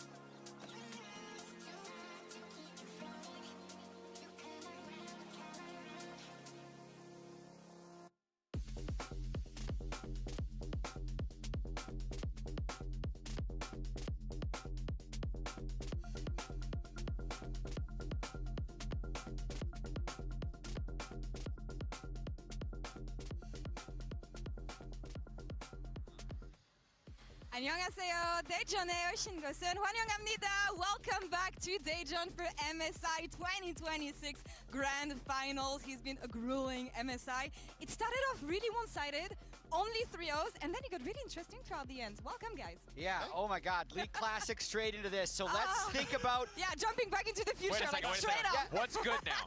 There's no Sightstone or there is Sightstone? Korea and China are good now, as they always have been. Yeah, they still are. They still are. Oh, So- it's all coming back together. Yes, we're bad again. We're bad again. So yes, got it. MSI, let's look at it. LPL have 5 MSI titles all time. LCK has 4 MSI titles all time. That's the majority of the MSI titles. LEC does have 1. That was a great moment, but they're gone. So the total game score between LPL and LCK is also extremely close at 49-43. And here's the history of international titles for everyone. Let's pull it up, Rob. Yeah, I mean, look, for a long while, it was the LPL that was able to control the majority of this in the MSI, but eventually it kind of got to the point where you look at 2023, T1 with those double AD carry bot lanes kind of broke the spirit of the LPL, and since then it has been a very dominated LCK tournament, and it's now to see if BLG can try and keep this streak alive coming out for first. Yeah, it was 6 international titles in a row for the LCK. So the first stand win was great, but it's a newer tournament early in the year. It doesn't carry the same significance as if BLG is able to knock out HLE today. But for BLG and specifically for Knight, this matchup is always going to carry significance because remember, they were the team that was so close on JDG to that golden road. Who took it away? Well, it's T1. And there are a lot of T&1s in the history of LoL Esports, no doubt. They've stopped a lot of dreams. But when you see Guma and Zeus loading in on the other team, you got to know that the doubt is kind of peeking up in the back of your head. You're walking the golden road once again, and it's like, of course. Who is here standing in my way? But some former T1 members with some new muscle backing them up. Man, they broke them so hard, Kanavi swapped sides. Kanavi was like, you know what? I've had enough of this. I need to get over this way, yeah. One of them will get it in the end, but also we always talk about the golden road, but there's something else on the line here. The very first Grand Slam for 3 of the 10 players that we have on the Rift, Zeus, Zeka, and Viper, going to that MSI. It is the only missing title for them. And you talk about switching sides. Viper was there with HLE. This is all from 2025 first stand, right? We've only had 2 so far, so he's the only one in contention here, really just coming down. And Viper looking like a demon, and I think it's cool that we have something new for the individual players. We talk about the regions, we talk about the teams, the clubs that they play for, but the fact that these individual players could walk away with something that no one else will be able to take away from them. The first player to get all 3 international titles, I think that's super cool. Yeah, I think it's going to be incredible to see, especially because either way, you do it in front of your hometown crowd. Either you get the LCK boys who are doing it, or Viper gets to do it in the city he grew up in. Like, what an incredible moment for him and an achievement it could be if he's able to do it here with BLG. Would mean a lot for him, but extra for Viper here in front of his audience in his hometown. We'll see if he can make it. I don't know what we're looking at today, because we've seen this matchup a few days ago. It was a big one-sided, I want to say, favoring BLG here. How much can things change within such a short time? Jad, what are we looking at here? Yeah, it's good that you called Jack, because the rest of us seem pretty convinced that things are not going to change. Yeah. So that's a lot of confidence, Mr. Leesman. You got to explain yourself. I did say before the tournament that MSI has only been won from the upper bracket. Yeah, that's a good stat. That supports BLG. So what happened here? It would. I think it's a coincidence. I think I brought it up because it was fun. I don't think it matters. What I think matters is how the teams adapt throughout the tournament. And for me, Zeus has adapted the best. We've seen these mage bot snowball compositions, and what Zeus has done with his last 4 wins is he's been on these raid boss picks. Like his Mundo became unkillable and allowed him to run through the game. His Scion into a Jhin became unkillable. His Swain that was into a Mel became unkillable. And he's just been able to take over the game from top lane, and I want to see if he can continue to do that, because I think it's so core in how HLE could win MSI. But the thing for me is, I agree, those were some incredible performances, but the situation, how he gets those options, how he gets those picks, it's all draft dependent, it's team dependent. It's contingent on having that R5. It's often very heads up for the enemy team. Will BLG walk into it? Okay, maybe once. Like, look, everyone's going to walk into it. Maybe we might see a Mundo, we might see a Swain game, but those are really, really difficult situations to replicate, because you're right, Swain, Mundo, they can look incredible, but in the drafts where they're not good, they're useless. In the drafts where they're good, though, they are that raid boss pick. Also, not to rub salt in the wound, I think if you give Jace to Bin and you pick Swain, No. I think we're getting a very different looking Swain coming into that game. One I to don't know one. if it's going to be Rainbow. Dokla has been. We can make the comparison, Rob. I don't know why we're doing this, you know? Looking at the stage of the competition, you know that gameplay and synergy is not something that you're going to be able to refine. So you really want to be looking at those drafts and how much you can implement, especially looking at these finals. And in the rematch against BLG, it's personal for Zeus. We know it, especially facing off against Bin. And he explained in the Verizon Game Day interview what they can make better about the draft. Zeus, thank you so much for joining me. Heading into finals, rematch against BLG. Let's talk about what went wrong last time. How do you reflect on the series that makes you think that tomorrow is going to be different?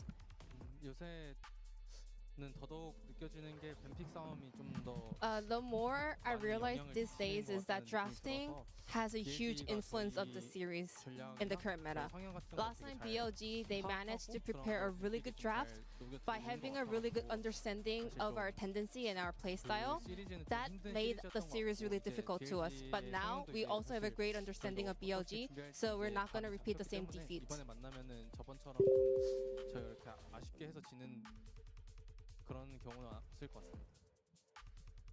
Do you have any message for Bin ahead of tomorrow's series and the revenge matchup against him?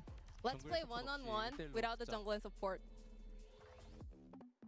Get chatted once again. We know how it went last time, though, bringing in the jungler, but we know that we're going to be looking at this top lane matchup. It has been mostly about this throughout the entirety of the tournament. Yeah. How are we looking at this here? I mean, both of these guys won't be able to keep it up because they can't both be 10 CS up in 14. They've been dominating everybody else. The fact they've actually played against each other and then it's still this high means how much they've been stomping on everybody else they've played. Sometimes, Jet, we do cherry pick the stats. I know you said you did it a little bit. You said it might be coincidence. Here, we didn't put their stats against each other because those numbers would be impossible. All these cherries. Well, the last of the face-off, they did lose 2% off of forward percentage. So, you know, big swing when they face off against each other. That sounds like cowardice to me is what it sounds like, Rob. But I do find it really interesting what he also said about last time they had the edge in picks and bans. I mean, these teams are smart. I don't think they got the edge because they exposed some unfixable flaw in HLE's champion pool. So I feel like they're actually going to be able to adapt and not get outdrafted as hard as they did the last time. And looking at this, we know that it's a matchup specifically important for Bin. He's been stating it time and time again, how he wants to prove that he is the best top laner in the world, especially coming in here against Zeus. And I'm just wondering, is it finally the time for him to prove it? It is his 7th international final. 2-5 scoreline for him. Can Bin prevail finally with everything we've said, Dagda? I mean, especially when he's up against Zeus, this would be the moment to do it, right? Like, so often it has been Zeus who stood in his way when he wants to try and get that world championship. Now he could end up getting his 2nd MSI title here today against them, but at least then he would be another notch in Bin's belt to make sure, hey, I'm able to put this guy on the ground. Yeah, and I think having that title for the LPL for Bin personally, especially up against Zeus, given all the history that they have, is a big, big deal. But we're really excited about top lane. A lot of the map fell apart before we got the honorable 1v1. It's true. So I kind of know what I'm feeling. I feel what you're getting on HLE. Yeah. You're the LPL guy, Rob. Yeah. Like, I'm gonna default to you. I'm like, all of my opinions might not matter because we got the Mr. LPL over here to actually tell it to us. Like, for me, this feels like the perfect meta for BLG, and especially when I look at the way the jungle and support have been playing, that's the deal breaker for me, and it's what we saw that made the difference against Hanwha as well. Shun and On working together. On does not go down to Viper at any point in time. He's immediately moving around the map with Shun. He's making plays towards the mid lane for Knight to make sure that he is a comfortable lane, and as soon as they are able to get control against Kanavi, the entire map disintegrates for Hanwha, and I expect them to go towards a very similar style here. Go for the Camille's, the Shens, the counter picks with the Leona. Having an answer to Delight seems to be the focal point here for that man on your screen. Yeah, and look, Delight, Kanavi are good at this as well, but I think that BLG have just been so much more successful in getting out of lane, and a lot of that comes down to Viper. How so? I mean, let's be honest. We all know it's the thing that every AD carry hates, but Viper is the king of the mage bot lane. Look, he brought it out. 2018 Caspa Cup, 2019 LCK Spring, Cassio, Vladimir. He was cooking when no one else was cooking and winning with it. So it's no surprise to see that that has finally paid off for him. And we chatted about this with him actually a couple days ago. We remember the Griffin days. We remember what he was able to do with Lehans in the bot lane. For him, super easy to pick up those kind of champions again. So let's check out what Viper had to say in the Verizon Game Day interview about those mages bot lane. thinking about you and your early days at Griffin, you were already picking up on the AP Mages bot lane, and that's the kind of champions that you were playing back then when you were with Lehen. So how easy was it for you to pick up this champion, this meta, and how much did that help this MSI? Honestly, it didn't even require me any kind of adaptation because I played those picks so many times. It's almost like a muscle memory. And the champion pool back then and right now about the mage bot lane overlaps a lot. So I was able to kind of lock in those picks with a lot of confidence in the current meta. And with me and Lehans, we were able to cook up so many different crazy stuff. And we know the strengths and weaknesses of each comp. So we know how to play out the game based on the champions. And we know how the games will unfold. So it was like so natural, as if I was like breathing. And that's where it makes the difference. For him, it was, he said it himself, muscle memory, where other players here at MSI had to adapt onto this meta. We can see him innovate. And where people had to pick up some champions, I wouldn't be surprised that Viper has more under his belt coming here today. I mean, I just love when AD carries rose to prominence, dictates how good they are at mages. So let's look at the champions they've played so far at the World Championship, but specifically because of the Griffin era, when Riot was actually trying to make mages bot lane optimal, he could just play all of them, and he continues to have that muscle memory to this day where he can go back, turn back the clock to 7-8 years ago and play all these picks that Guma just won't have the same number of reps on. But it's also the fact that, like, he's able to take things like the Cassiopeia. Like, Knight is considered one of the best, if not the best player at the moment in the world. And he's considered one of the best Cassiopeias. And he may not even be the best Cassiopeia on the team. Like, they've taken that to give it to Viper in the bot lane. That flexibility has been incredible. And the fact that, again, this style enables On to start moving out of lane, enables to play for those solo laners that can be so oppressive. It is the fact that Viper has said, hey, I will take a step back. And this was something that Danny had mentioned in interviews, saying, look, not everyone on this team can be a superstar. Someone is going to have to take this back seat. And it was Viper who said he'd step back and actually do that instead of forward, And this is where it's interesting because you know that you're not going to be able to contest Viper on this type of ground. So I'm wondering, when you look at Gumayushi, for me, he embodies the weak side AD carry for what he can do in lane. So can he take Viper out of this ground here and actually challenge him and bring him back to standard AD carries, because he knows he's not going to be able to challenge Viper on AP mages. Look, when we came into the tournament, I was actually pretty confident that was going to be the big edge. It felt like HLE were much more comfortable with Guma on the bottom side. When you look at the start of the year, Viper didn't really fit in. Got a ton of criticism. But in this tournament, as much as I thought Viper might be a liability, might not be as comfortable in that role, the mage's bot lane and just his comfort playing 1v2 in a lot of situations, I think has given him a massive edge that I did not initially expect to be there.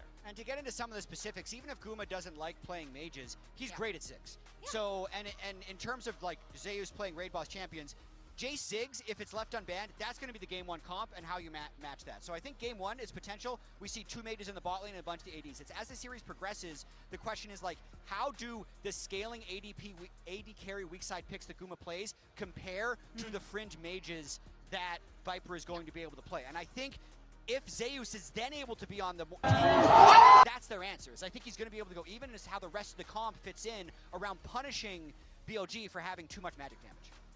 And Guma, he had some strong words about these mages and how much he dislikes them. I want to say he was on Casual stream yesterday, so let's check out what he said. Feedback right now. Mage's bot, does he like them or does he dislike them? 기원딜 AP 바텀 하는 거 좋으세요, 싫으세요? 싫어요. I hate. You hate? Yes. Okay, no more mage. Yes. Okay. Too many. Too Mel, Ziggs, Vel'Koz, all that stuff. Crazy. Majayo, I hate. And I will say, this is absolute AD carry privilege, because no top laner in the history of the game has said, I love playing Ornn. I love playing Maokai. We were never like, all right, guys, time to rework top lane so they don't have to play tanks. But AD carries are like, Riot, we need it. It has Have you heard top lanes with AD carries in the top lane? I have not heard top laners shut up about that. It's AD carries are just a menace anywhere they go. I feel you. Ban all AD carries anywhere on If he really wants to get rid of it, he can pull a 2018 Reckless and retire, and then Riot will be forced to act. What? They will be forced to act. I don't know if that's what happened, but this is this version of history is pretty hilarious. I kind of like it. I'm sorry. We've heard it from the two of you. I haven't heard your prediction, Didi. So I'm on the side of BLG. I think for a lot of the reasons that Rob highlighted. I like what Jat brought up about those top lane picks. I'm just not convinced that the edge is going to be there. I think draft edge reliably going to be in more games favoring BLG. And when it comes to execution, Kanavi was really struggling against Shun. And so while I believe that teams can reset, I got the tape.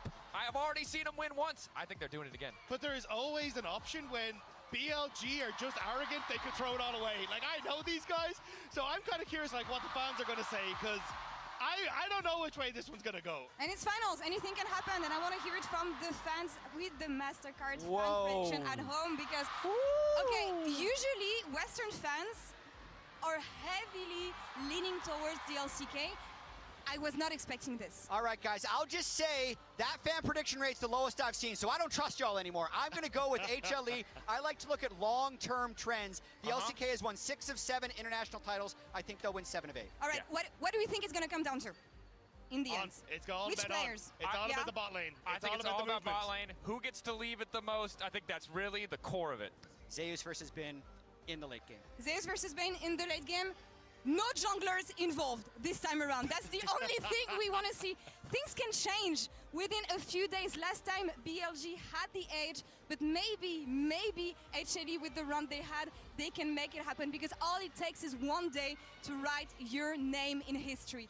One day to reap the rewards of years of hard work. One day to make it count. To get your revenge and cement yourself as the very best. To be your hometown hero. Or one of the very few who actually won it all. One day for BLG to get a step closer to that long-awaited golden road. Or for HLE to finally prove that MSI belongs to the LCK here in Daejeon. Both teams have called their shot, but only one can be victorious, and it is time for your MSI 2026 Grand Finals. So let's meet the team in our player introduction, presented by MasterCard.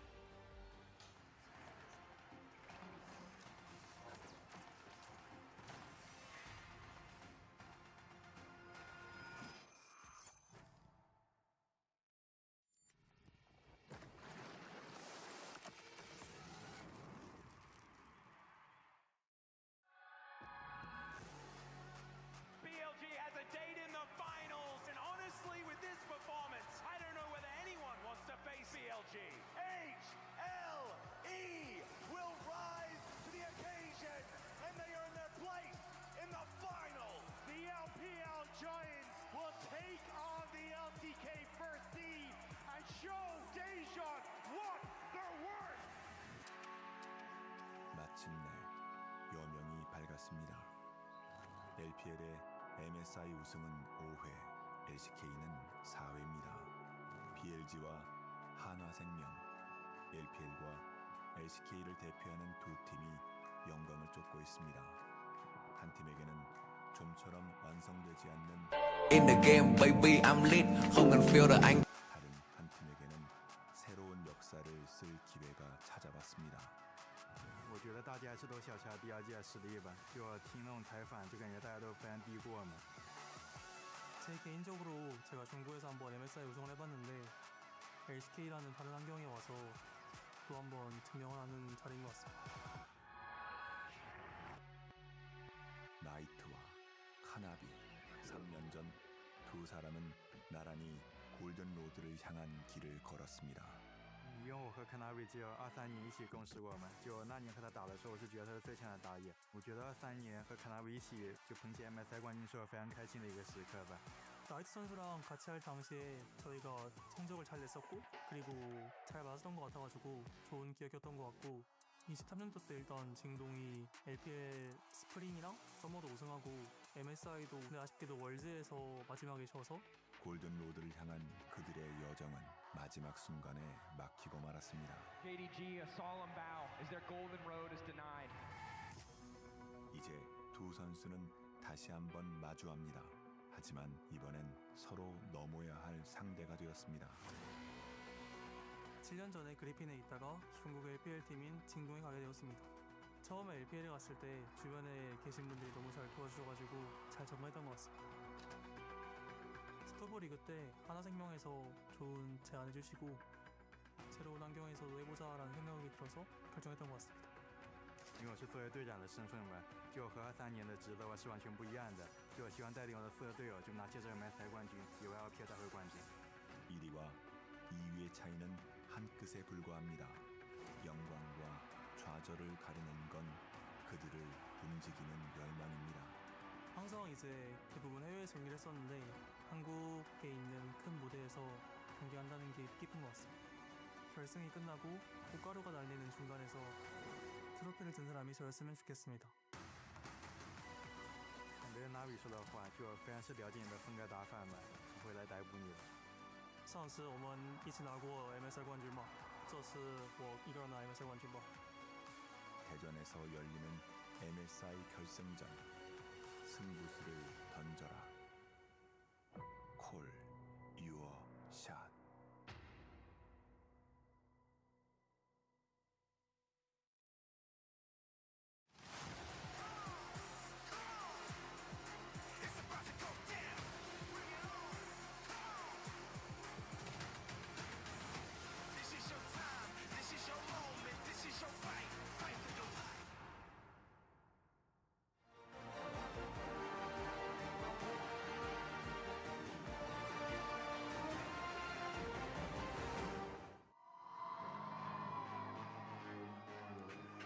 (2026) 미드시즌 인비테이셔널 대망의 결승전이 펼쳐지는 이곳 대전에 오신 여러분 진심으로 환영합니다.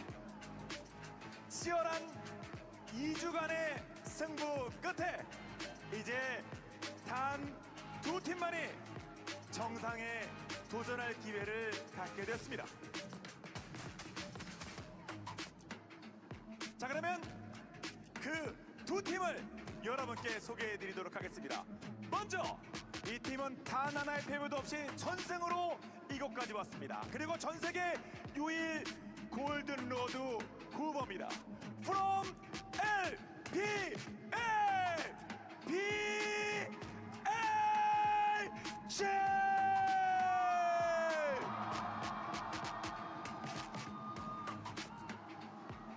타 BL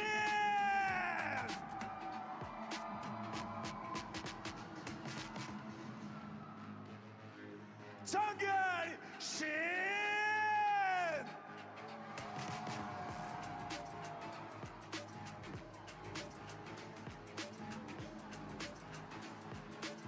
미드 나이트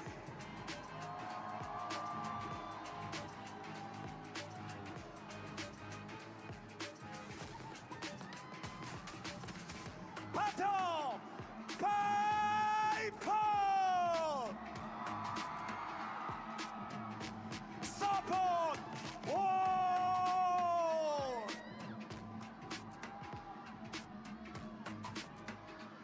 그리고 이에 맞설 팀을 소개해드리도록 하겠습니다. 이곳 대전은 이 팀의 홈그라운드입니다. 그리고 이 팀은 BLG에게 갚을 것이 엄청나게 많습니다. From LCK 한화생명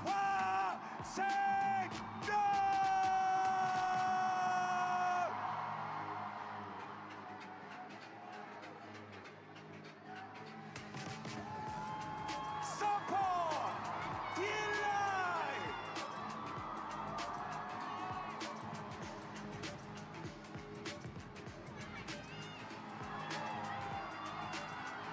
바텀 구마유신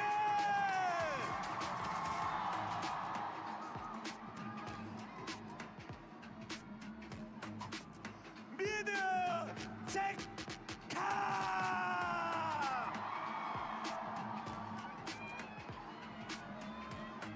정글 카라비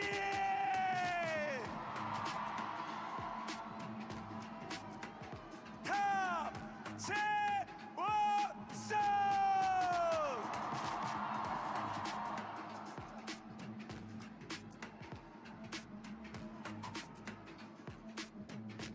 여러분 마지막으로 양 팀명 세게 한번 외쳐보도록 하겠습니다. 먼저 from LPL BLG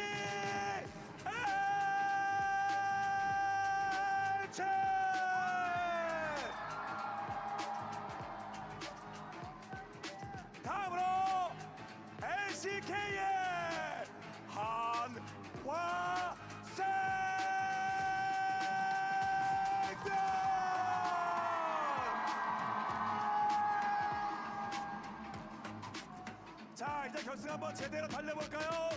Are you ready for the finals? Are you ready? Okay, let the finals begin. 2026 MSI 대망의 결승전을 이곳 대전 컨벤션 센터를 가득 메운 팬 여러분의 뜨거운 환호 함성과 함께 시작하겠습니다.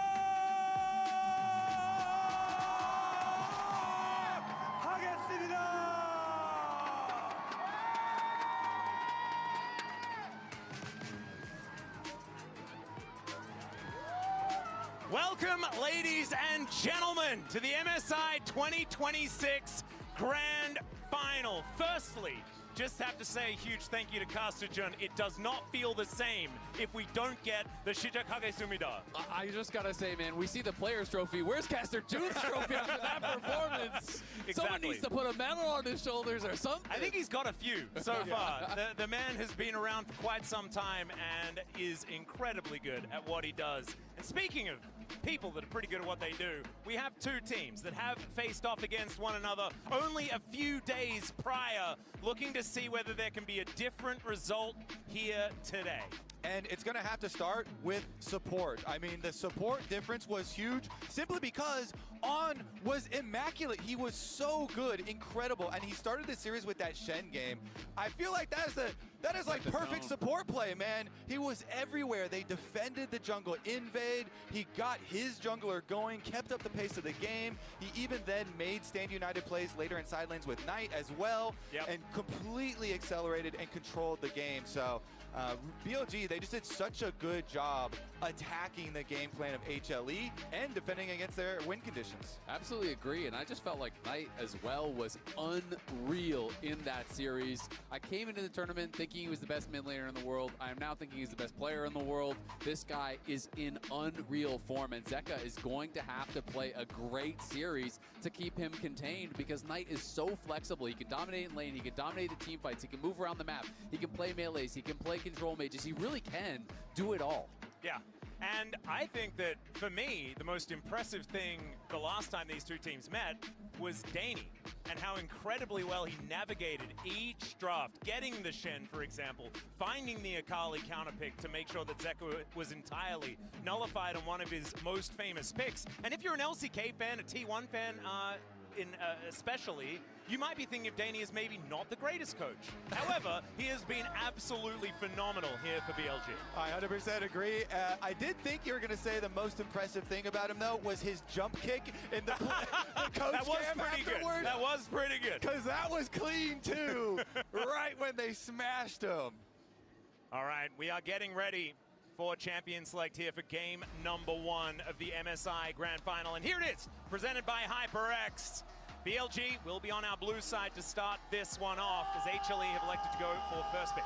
So there has been a lot of discussion about the mages. And of course, the mages bottom lane, there's such a big difference between Viper and a lot of the AD carry players here. Guma, on record for sure now saying he hates that. Please get that out of there. But what HLE did focus last time in game number 1, they picked the Ziggs. That is his mage that he'll play in the bottom lane. Rồi, hello. They can do other combinations. Đến với cả game thiếu đầu tiên anh em ơi. Choose a different strategy. Combinations with it. But I want to see if they actually do different strategy now, or if they still want to get at least one of the primary mages out in fearless early on. Đủ mà mấy người này yếu người quá.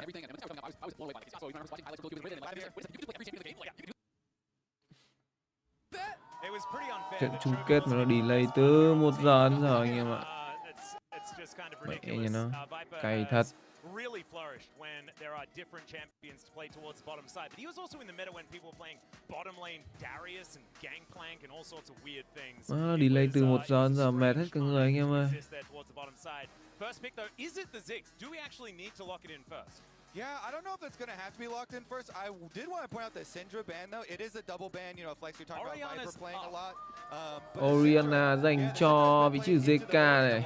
for the two Đồ primary ones. So mà. that's why it definitely drew my eye. Ghê vậy. I'm really interested because we actually saw this from Oriana. where we thought, okay, they're going to split it up, but then they let both through and they went Lee Sin Akali, and we know Knight has a dangerous Akali that he could bring out, so it might be a similar draft. Yeah, they've got a lot of things that can attack an Oriana. Nocturne is also available.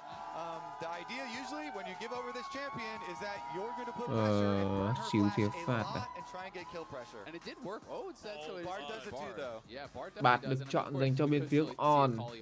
Và Sun sẽ có cho mình đó chính là Ezreal. Tướng tủ đấy. Tướng tủ với Viper này. Giúp.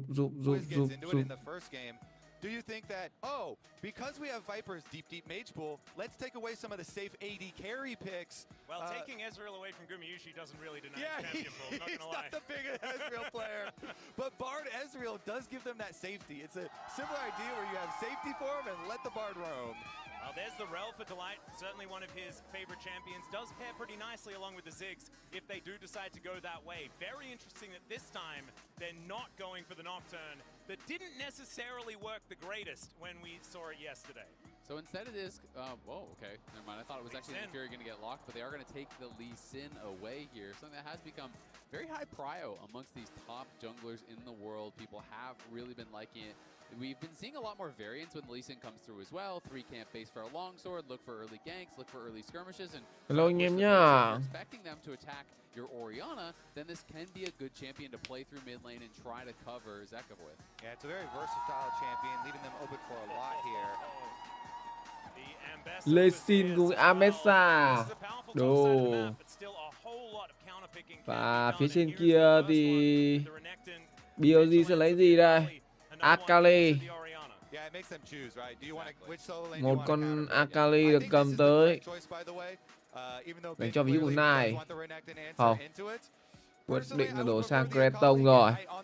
Một kèo đấu có thể nói là hòa đường so với cả ví dụ Amesa.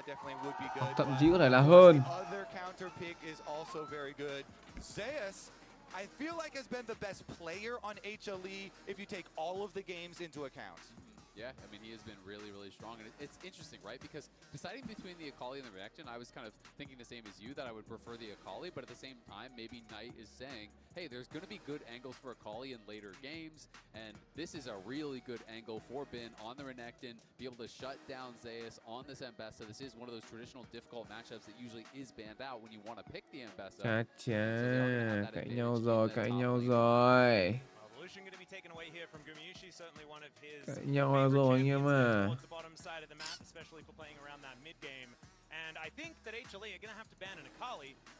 Hello tất cả anh em nhá.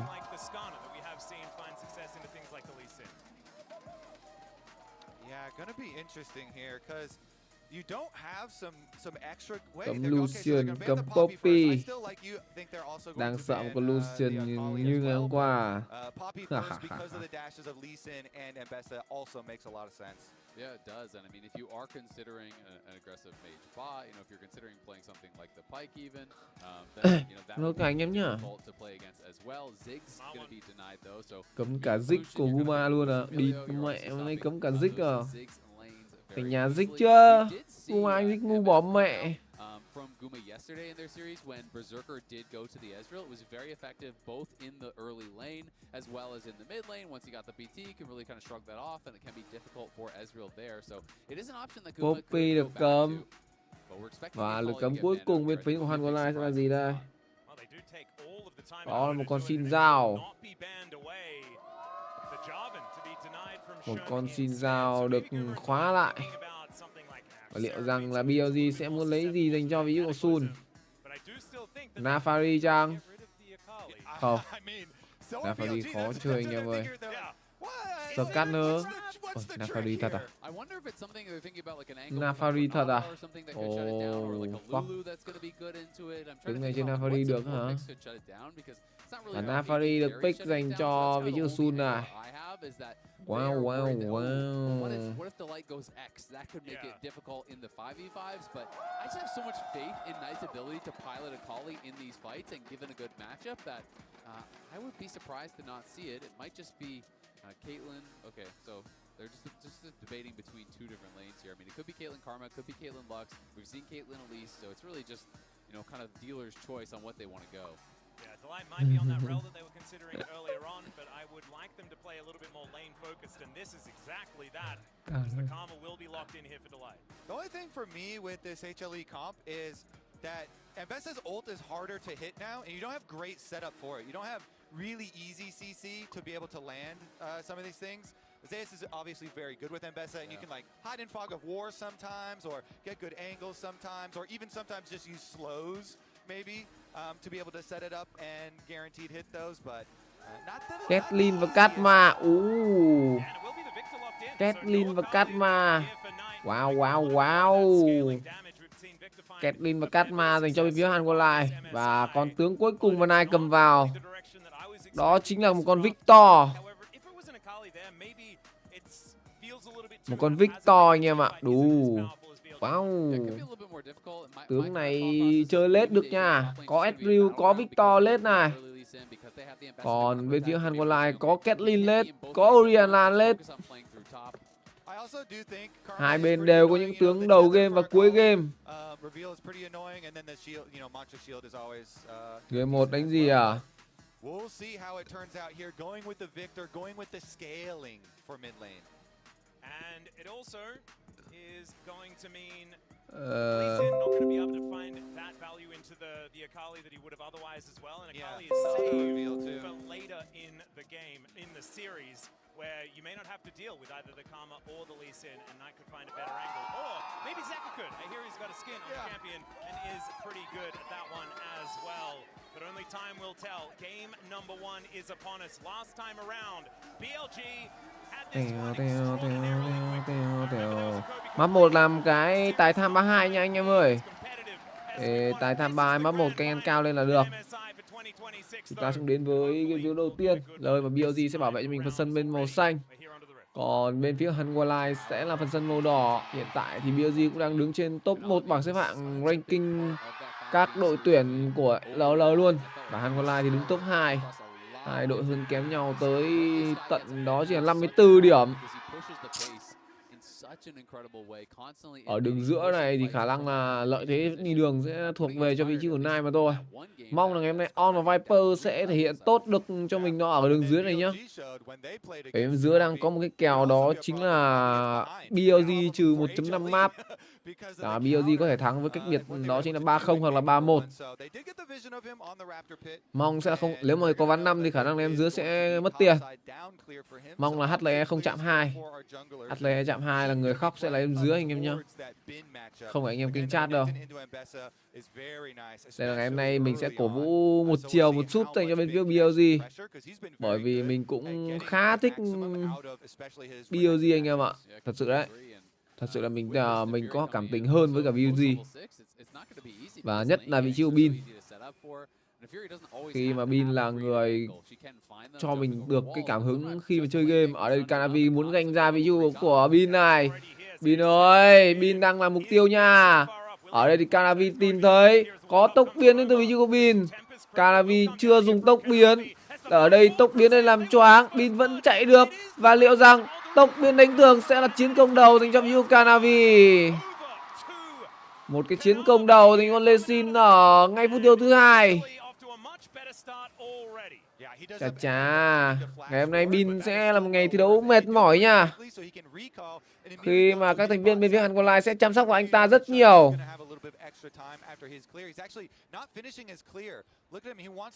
Nafari ở đây cũng sẽ muốn ganh lên lại vào vị trí của Rớt.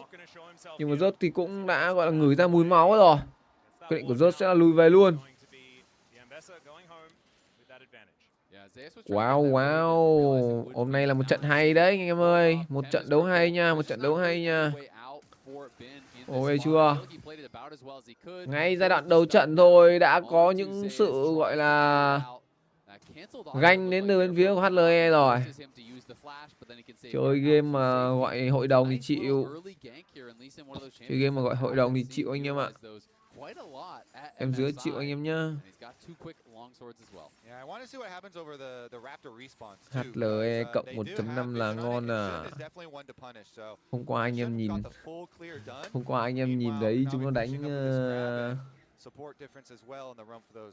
Đánh với cả thằng Lion như thế mà anh em dám đánh HLE à? Nào, tele ra được dùng đến từ ví dụ JK. JK mất tốc luôn. Ở đây sao Calavi bị đánh vào. Cầu tốc thành công. Kèm đó là một cái dịch chuyển nữa. Cái dịch chuyển được mất dành cho bên phía BLG. 3-1.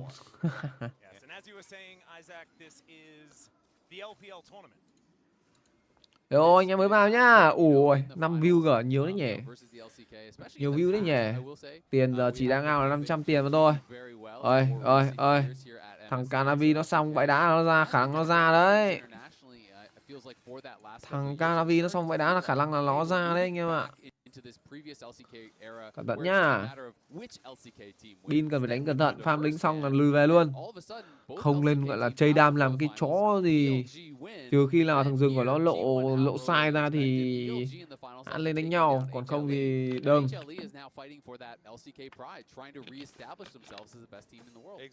Kinh nghiệm cho anh em đi top. Mặc dù kèo của anh em là kèo ăn hay kèo thua ấy, thì anh em cũng lên đợi thằng rừng của tem địch lộ vị trí đã, rồi anh em hãn gọi là hắn đánh nhau. Anh em đánh sớm quá là ra dại đấy. 600 tiền đang là cách biệt mà bên phía Hanwha tạo ra so với cả BLG. Và con rồng 1 cũng đã được xuất hiện rồi, là rồng công nghệ. Lại một lần nữa rồng công nghệ được xuất hiện. Cho anh em nào đã quên hoặc là không biết thì ngày hôm qua 3 trận đấu liên tiếp của HLE ra rồng công nghệ. Ảo ma thật. Đéo hiểu ngày hôm qua là một ngày ma quỷ gì mà ra tận 3 trận liên tiếp ra rồng công nghệ. Trời ơi. Mà không phải là những con rồng khác. Thế nó mới ảo chứ. Katma đang ăn gọi là đang đi phá mắt.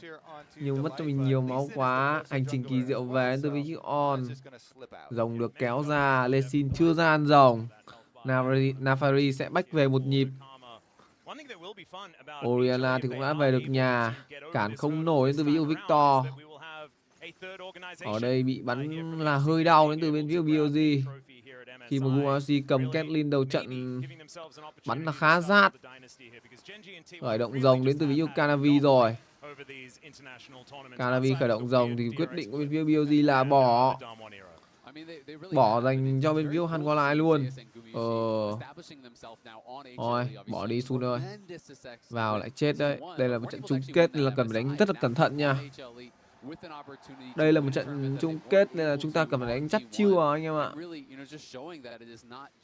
Đi lên gọi rừng ganh vẫn thua lính à? Ui giời, ngu mà anh em. Thằng rớt ngu mà. Hôm qua nó đi lên nó còn thua thằng Đốc La mà anh em. Trời ơi.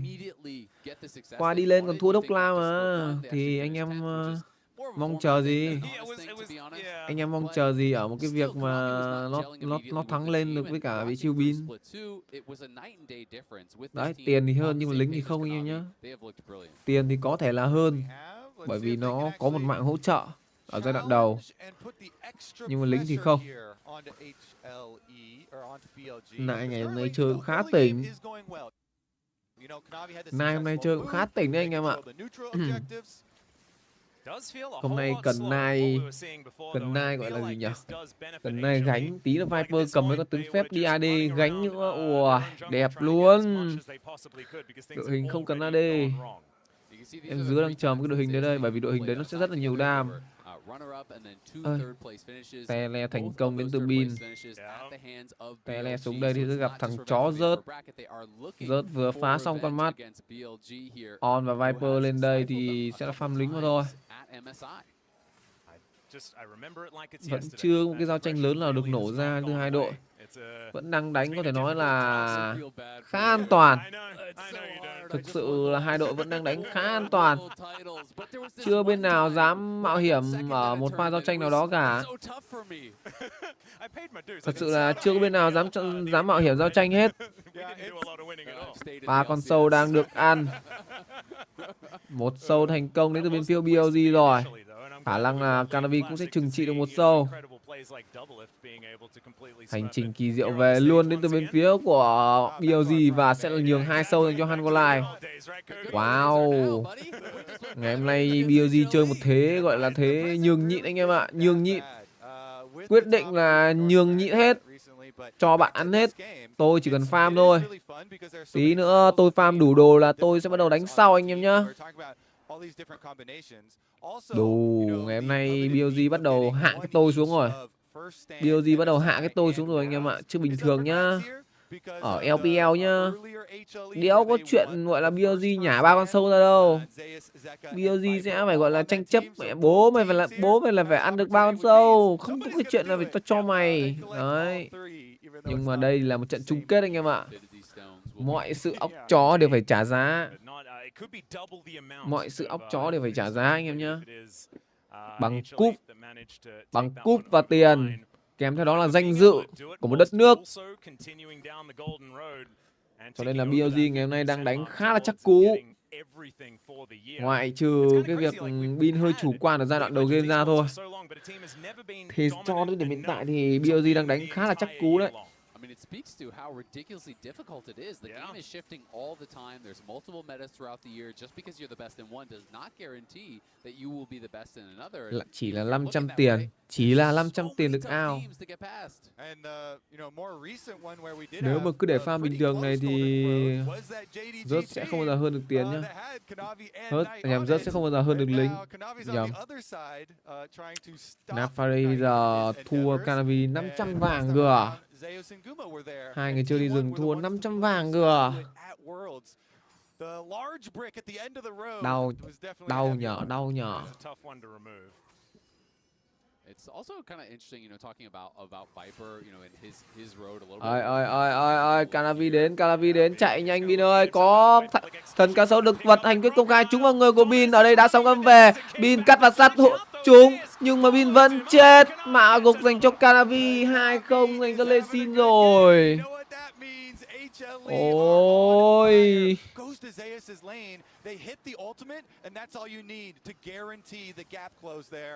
Zeus and Kanavi are able to combine for another Kanavi kill, getting Lee Sin fed early. We have seen this before. We absolutely have. Bin bị ganh vào quá nhiều anh em ạ. Bin bị khai thác quá nhiều. Thực sự là Bin đang bị khai thác quá nhiều ngày hôm nay. 2 mạng nằm xuống cho tới điểm hiện tại đều là của Bin. Trời ơi, bên phía Hanwha này tập trung vào Bin thế nhở, địt mày. Lúc pick con Lê Xin em dướng đã nghi rồi. Rồng 2 đã ra. Nó sẽ là một con rồng đất. Và rồng đất cũng sẽ được ăn dành cho bên phía của Hanwha luôn. Quyết định của BLG bây giờ sẽ là bỏ rồng. Và đang muốn ganh lên vị rớt này. Khi mà có Nafari, có Victor, có Bạt, khả năng là rớt nằm xuống là cực kỳ cao. Có cả hóa vàng như này nữa thì không thể sống được. Rớt đây sẽ nằm xuống, mạng hạ gục dành cho vị trí của Nai. Nai có mạng hạ gục. Ở đường giữa kia thì con Ezreal của Viper vẫn an toàn. Chỉ cần ôm trụ thôi. Ôm trụ chờ thời cơ thì mọi thứ đều có thể là ok anh em nhé. Ôm trụ chờ thời cơ, tí nữa rồng 3 thì chắc chắn là sẽ có đánh nhau. Rồng 3 thì chắc chắn sẽ có đánh nhau cho anh em. Vẫn ngang tiền à? Thật ra thì tướng toàn tướng lết mà. Tướng toàn tướng lết. Tí nữa cứ phải tầm 20 phút, 25 phút thì mới biết được anh em nhé. 20-25 phút lúc đấy mới biết được đội nào gọi là có lợi thế. Tầm này vẫn chưa thể nói được. Tầm này những pha combat nhỏ lẻ vẫn chưa thể nói được ra những cái gì cả. Tí phải những pha combat 55 cơ. Xốn lầm mà. Xốn lầm mà. Ơi, On ở đây là bị bắn đau nha. Còn Kenlin bắn đau rồi nha. Sim này bắn đau rồi nha. Eli đặt mắt một thành công vào trong hang bùa đỏ này.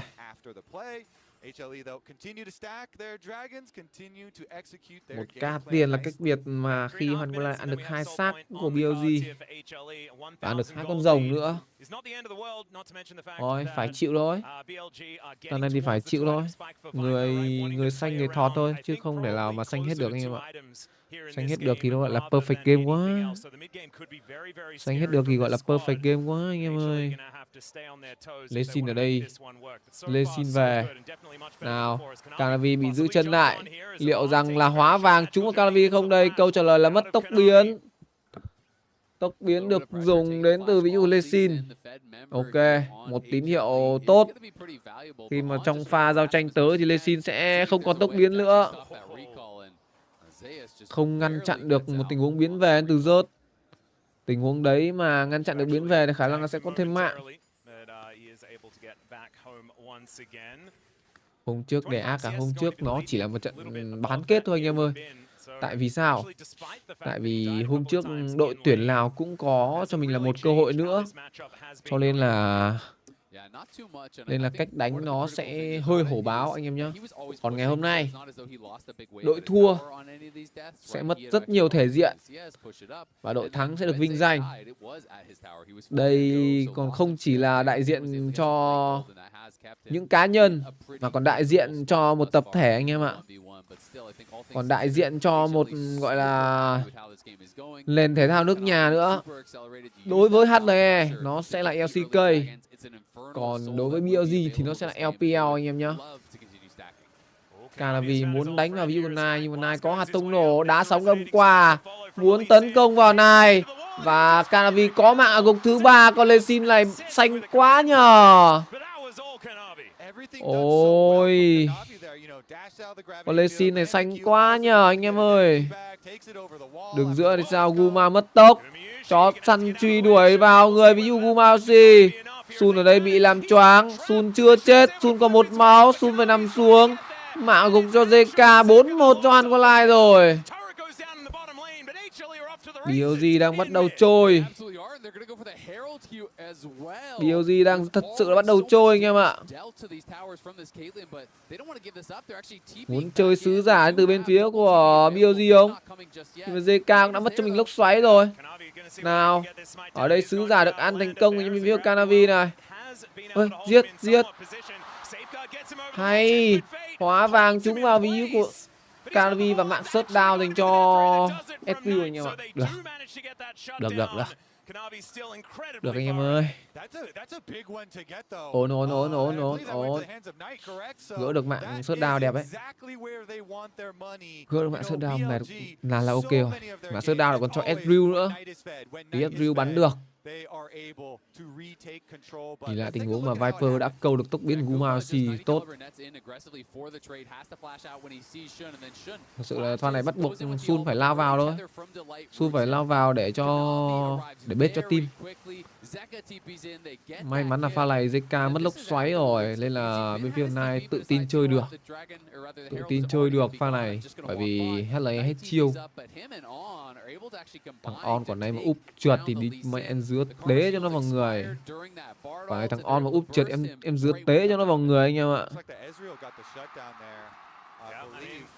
Bố ôi, Sun ở đây gặp nguy hiểm. Sun chết, mạng gục cho Canavi. Sứ giả được thả ra luôn. Rồng lửa đã xuất hiện. Ôi, 3 rồng dành cho bên phía Hoàn Quân Lai nha. Ôi giời ơi, làm gì vậy BLG ơi? Ủa, thật sự là BLG chưa bắt nhịp được với trận đấu à? Trên này sao hành kết công khai trúng vào người của Bin. Bin có cắt và sắt liên tục vào người của rớt. Thần cá sấu đâu, bật lên. Bật thần cá không, chạy. Đồng đội nó lên rồi. Đéo chạy được. Và Bin nằm xuống mạng thứ 3. Ôi không, 3 rồng thua 2k tiền. Chết con mẹ rồi anh em ơi. 3 rồng và thua 2.000 tiền. Thực sự là BLG đang trôi ở game thi đấu nhất này.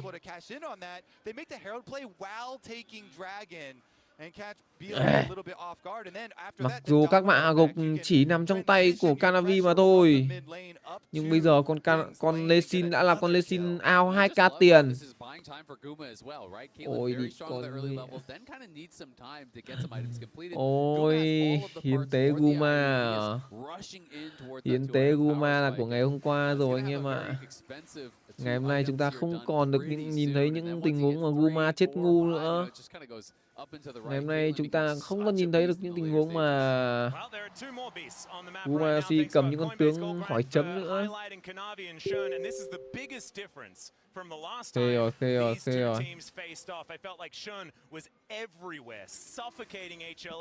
Nào. Ơi. Chạy nhanh. Canavi tới. Giờ nhìn Canavi như là nhìn thấy bố anh em ạ. Giờ nhìn Canavi như nhìn thấy bố. Ao tiền chỉ là 2k8 mà thôi. Vẫn chưa là phải là một cách biệt quá chắc chắn. Chưa phải là một cách biệt quá chắc chắn với một đội tuyển nào đó. Guma ở đây ăn cho mình cái cung ánh sáng vào người, mất khá máu. Ôi, đá sóng âm vào người của On luôn. On cần phải cẩn thận nha. Ôi, muốn chơi vào JK nhưng mà JK liệu rằng là có tele được dùng đến từ ví dụ MSI Bin tới đằng sau kìa. Vào đây thì JK nằm xuống, mạng shutdown dành cho vị trí của Ezreal. Rớt tới thì cũng không làm gì được cả khi mà bên phía Hàn Quốc cũng đã hết chiêu rồi. Có rớt ở đây. Nào, rớt muốn chơi. Bên phía Hàn Quốc muốn chơi không? Bin muốn. Ơi, Bin ơi, thôi. Xin. Lạy cô. Về đi mấy ông cóc. Ơi, bên phía BLG gọi 5 thành viên lên. Muốn bắt vào tất cả các thành viên bên phía Hàn Quốc. Ở đây giao Bin hóa cho mình là thần cá sấu. Hành quyết công khai được dùng. Trụ đã được bắn vỡ. Và rất ở đây đang là mục tiêu mà bên phía BLG hướng vào. Calavi nằm xuống. Viper có mạng ảo vục. Nai có mạng của rớt. JK ra. Bin đang gặp nguy hiểm. Bin chết. Và sẽ là 1-2 dành cho bên phía của BLG. Về là lời dành cho BLG. Nhưng mà ở đằng xa kia thì Guma cũng đã đẩy đến gọi là trụ siêu cấp đường giữa rồi. Một quyết định đánh nhau từ bên phía BLG. Nhưng mà cái giá phải trả là quá đắt. Một trụ siêu cấp đường giữa.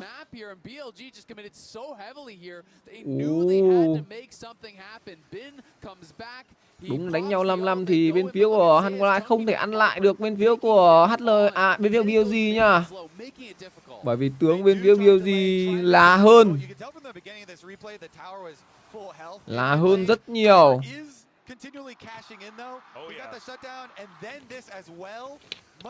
Baron được ăn dành cho bên phía BLG.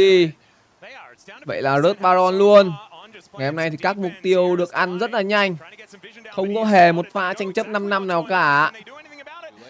Baron ăn thành công này. Tiền bây giờ sẽ ao ngược nha. Nếu như bên phía BLG tận dụng được cho mình là con Baron trong vòng 3 phút tới. Tiền bây giờ chỉ là 1k4. Ôi, lật kèo là đây chứ đâu mà anh em ơi. Lật kèo là đây chứ đâu. Rồng còn 36 giây nữa sẽ xuất hiện rồi. Cùng ánh sáng trả ra, phát hiện ra được 2 người. Đó chính là Deny cùng với Guma.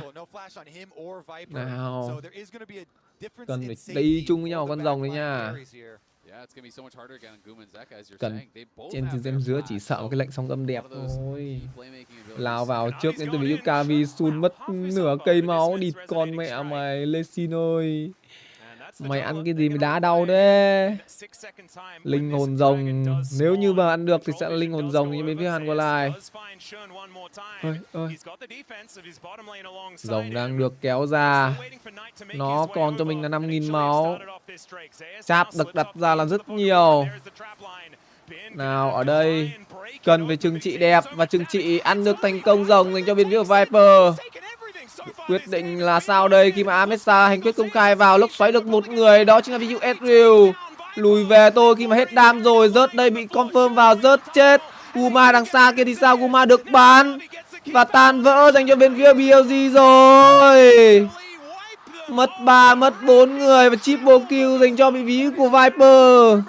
Không, triple kill dành cho vị trí của Guma. Cái lồn quá. Trời ơi, đừng có ngửa. Ăn được rồng vào đấy xong về ta. Thằng Bin cố chơi quá anh em à.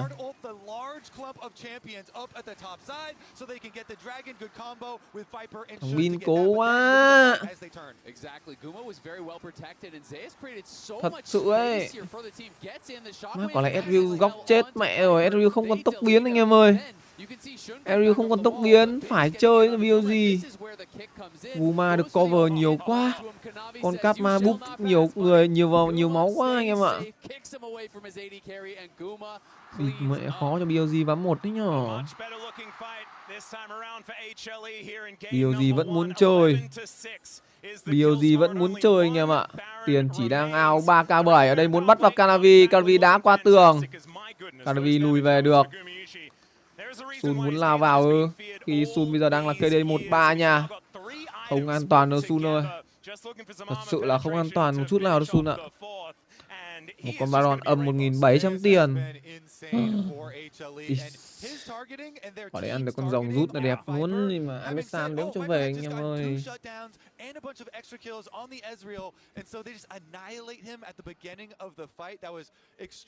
Mất đi cho mình trụ siêu cấp từ rất sớm. Tầm này mà thua combat khả năng nó là endgame luôn anh em ạ. Tầm này mà thua combat là khả năng nó endgame luôn.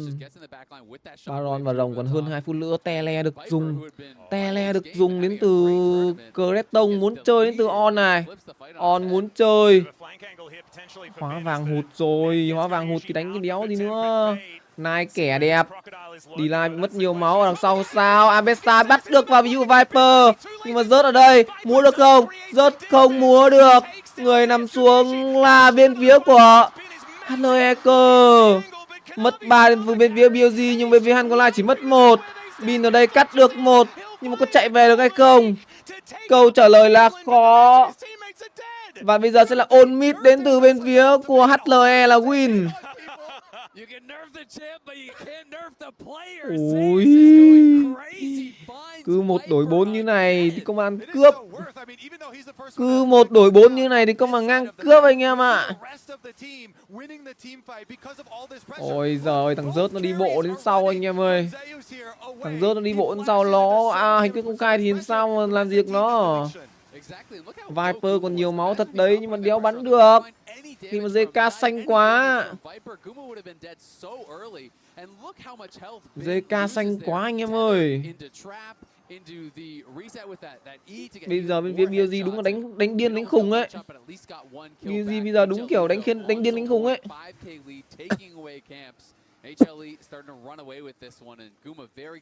Thật sự là BLG bây giờ bị mất phương hướng rồi. Phải đánh điên đánh khùng đến từ bên phía BLG mà thôi. Trời ơi. It's going to be a tough one for BLG to come back in, but man, if they manage to do so, this series could really get difficult for HLE, because mentally rebounding from a series. Khó anh em ạ, tầm này khó, 5k tiền ao khó. 5k tiền khó anh em ơi. 5k 3 tiền. Baron còn 30 giây nữa. 1-5, 1-4, 0-2. Những KDA có thể nói là khá tệ từ bên phía BLG. Cực kỳ tệ luôn. Guma bắn ác à. Má, Guma được bắn free quá. Được con cắt ma bảo kê anh em ạ. Ezreal này chưa phải thần rồi. Ezreal này chưa gánh được tem. Ở đây thì hóa vàng được 2 người. Nhưng mà muốn làm gì? Canavi bị đánh, Canavi mất nửa cây. Sun cũng là như vậy.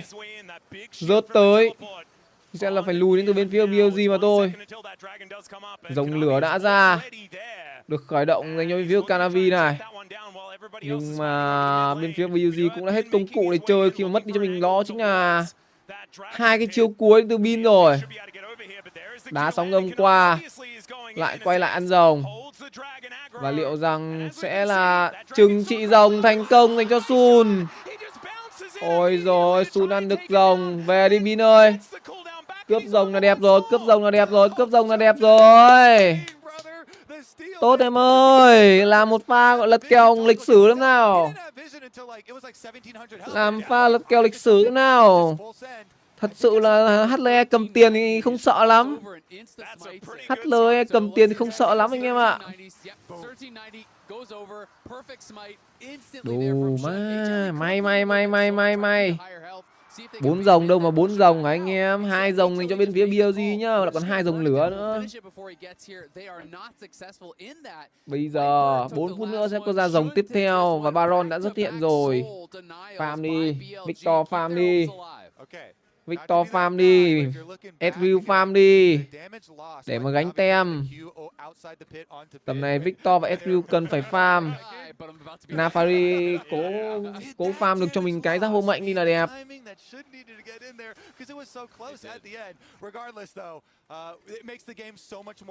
Sốc nổ à. Mặc dù là ăn được trụ siêu cấp từ sớm thật đấy, nhưng bên phía Hanwha vẫn chưa tận dụng được nó anh em ạ. Khi mà trình Marco đến từ bên phía BLG vẫn là quá tốt. Thực sự là trình Marco bên phía BLG vẫn là quá tốt anh em ơi. Vẫn là một đội tuyển hàng đầu. Đam Baron đến từ vị Canavi rồi. Muốn đam Baron rồi, muốn gọi bên phía BLG ra giao tranh rồi. Bên phía của Hanwha muốn gọi BLG ra giao tranh rồi. Cùng ánh sáng phát hiện được ra. Nhưng mà nhà đài thì đang xoay đều. Xoay thật đều đến từ bên phía nhà đài luôn. Địt con mẹ quay đều thế. Nào, xem tạm Hoàng Luân rồi, tắt cam anh em nhá. À đây. Chúng nó bỏ rồng à. Mà tự nhiên nhà đài ôi nhà đài lag rồi anh em ơi. Tờ Wick.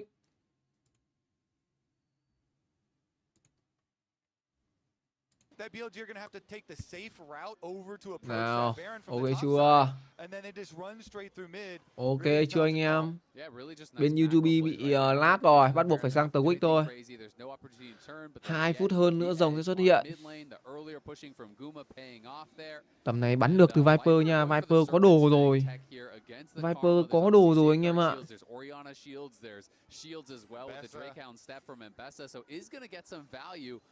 Con Creton kia cũng bắn được. Cố lên Viper ơi, anh xin em ấy. Em bắn được pha này là đẹp. Em bắn được một pha thôi, chỉ cần một pha thôi để cho bên phía BLG lật kèo nhá. Nam Mô Di Đà Phật, Nam Mô Di Đà Phật. Nào, Nam Mô Di Đà Phật. Đá sóng ngâm vào con bùa, không phát hiện ra ai cả.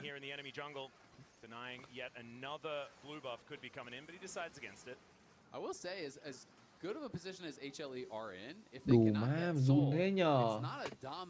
Run thế anh em nhờ.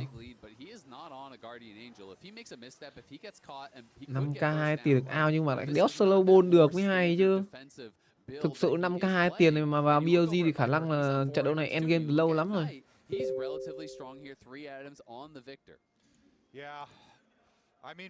Thực sự mà 5k tiền này mà vào BLG thì khả năng là out tiền là endgame rồi anh em nhé. Là endgame. Được chưa?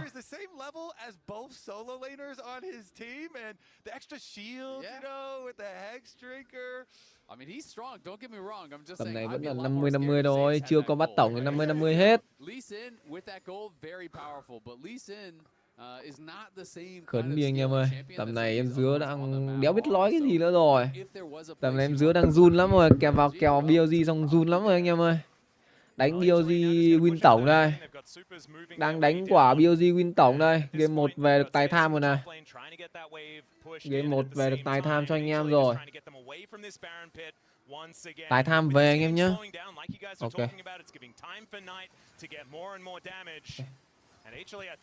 Rồng còn 10 giây sẽ ra. Tele bọc đầu đến từ ví dụ Amesa. Amesa tele tới. Nai tốc biến. Có hạt tông nổ được đánh ra. Hành quyết không cai hụt đến từ ví dụ rớt. Đang muốn tìm vào ví dụ của Nai. Nai đang là mục tiêu. Nai bị đá ra. Nai vẫn sống. On cũng là như vậy. Rồng đang được ăn dành cho bên phía của BLG. Nice. 3 rồng dành cho bên phía BLG rồi. Một quyết định bắt vào ví dụ của Nai là không quá tốt. Khi một cái hành quyết công khai là hụt anh em ạ. Played that very well to get out, and also credit to On. On had to run over to the wall to get in range for that heal. Otherwise, he is dead. Gets the heal. Ơi, tele ơi, hạt tông nổ qua từ rớt. Rớt bị làm choáng. Nhưng mà vẫn chưa dám vào. Sun ơi, cần phải về hồi máu đi Sun. Ôi, muốn ăn Baron đến từ bên phía HLE rồi. Baron đang được rớt. Ơi, Canavi đang ăn. Phát hiện ra không? Có phát hiện ra. Đi đường nào cũng sẽ là khó cho bên phía của BLG hết. Quyết định của BLG là bỏ. Không sao, bỏ Baron được anh em ạ. Baron nó cũng chỉ giúp đẩy đường thôi. Chỉ giúp đẩy đường thôi. Đánh nhau win thì vẫn là win. Đánh nhau win thì vẫn là win anh em nhá. Caitlyn bây giờ bắn cũng đau. Đi bố Caitlyn giờ bắn gọi là rát dạt luôn. Sự là hai con AD bây giờ bắn rất là đau anh em ơi. Bên nào mà làm tốt hơn thì bên đấy giành chiến thắng thôi. Thực sự ấy. Ơi, Viper ơi. Đứng góc gì đây? Đứng góc hơi láo nhá. Sự là Viper đứng góc hơi láo nhá. Tele được dùng bọc đến từ ví dụ Bin. Bin bọc. Muốn bắt vào một người. Đó là rớt. Rớt chết. Tiếng chuông nghèo chiều được dùng. Ở đây hóa vàng không trúng vào ví dụ Guma. Guma lẽ được thì khả năng là Guma sẽ chết. 3 mạng dành cho bên phía BLG. Phản công lên. Một mình Guma là không đủ, còn đi này nữa. Lính đường giữa thì sao? Nhìn lính đường giữa đi lại mất tốc biến. 4 mạng gục cho BLG và chỉ đổi lại 2. Tốt. Đẩy hết lính lên. Một con Baron âm tiền. Đây rồi. Đẳng cấp của nhà vô địch LPL anh em nhá.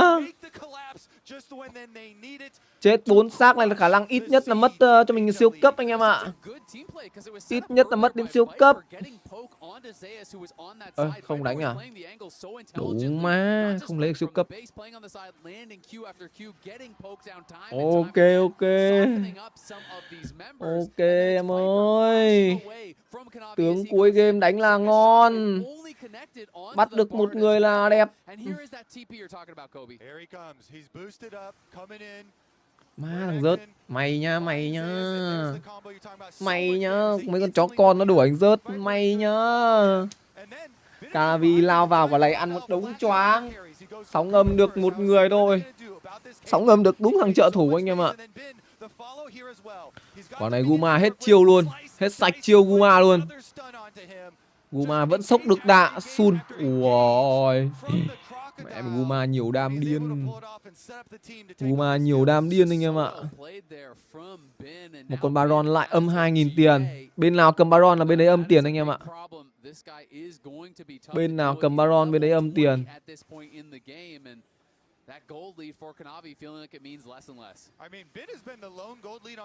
Nhìn BLG đánh chung kết nó khác bọt thật anh em ơi. Tốc biến bây giờ chỉ còn lại trên người của một mình JK mà thôi. Chỉ có JK là còn tốc biến. Bên BLG hết sạch tốc biến rồi. Lai sắp hồi. On sắp hồi. Bên kia thì ai sắp hồi không? Canavi hồi. Rớt chưa? Vậy là khả năng con Baron tiếp theo thì bên cả hai mới có cho mình đó chính là những cái gọi là gì nhở? Những cái tốc biến kèm theo cả TP anh em ạ. Mà tốc biến TP mình nghĩ lên cho 1 phút một lần. Mình nghĩ lên cho 1 phút một lần anh em ơi. 5 phút là hơi nhiều. Tốc biến và TP 5 phút hơi nhiều đấy. Viper là mục tiêu bị đá về, ăn đánh cái công khai. Có hóa vàng vào người của Viper. Viper chết, Calavi chết. Ôi địt con mẹ mày, tao biết ngay mà. Đứng cao cao là nghi rồi. Bin ở đây có giáp hộ mệnh, bắt buộc là phải bỏ linh hồn rồng dành cho bên phía Hungolive mà thôi. Địt mẹ, nhìn thằng Viper đứng cao cao tao nghi rồi mà. Không có dừng đến từ vị trí của HLE nha. Không có dừng, không có dừng. Không có dừng. Sun vào, làm gì vậy? Muốn chơi. Ở đây, Umaji nằm xuống. Mất giáp hồi sinh đến từ Bin. Bin mất hồi sinh. Nhưng mà sống dậy thì Bin có tỉnh được hay không? Câu trả lời là khó. Cắt và sắt không thể là nhiều đam được.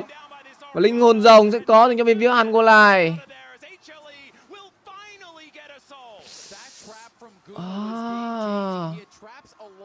Một pha đánh nhau khó hiểu từ BLG nhỏ. Could not do anything in that moment, and finally, as you say, they claim the Infernal Soul. They are making them work for it, though. HLE, they finally claim it. The last dragon, they do pick it up. Here's another look at Kanavi starting it, though. He sees Má, thằng Viper đứng ẩu quá. Đứng cao kiểu gì cũng ăn sút cho mà coi.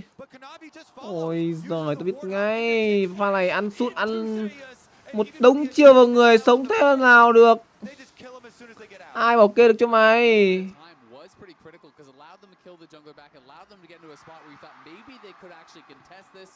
Thật sự thì con linh hồn rồng này vẫn chưa để win được cho HLE đâu.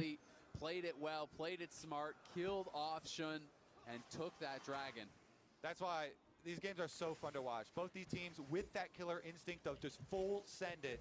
They see the opportunity, they strike. And it is game changing. Dragon's soul now for HLE. And guess what? Guma's almost full 7 items. Nào, có giáp hồi sinh từ Sun rồi nha. Sun có giáp hồi sinh. Bên kia có ai có giáp hồi sinh không? Câu trả lời là chưa. Chưa có ai cả. Bin ở đây. Đẩy cao lính lên Bin ơi. Bin đẩy cao lính lên.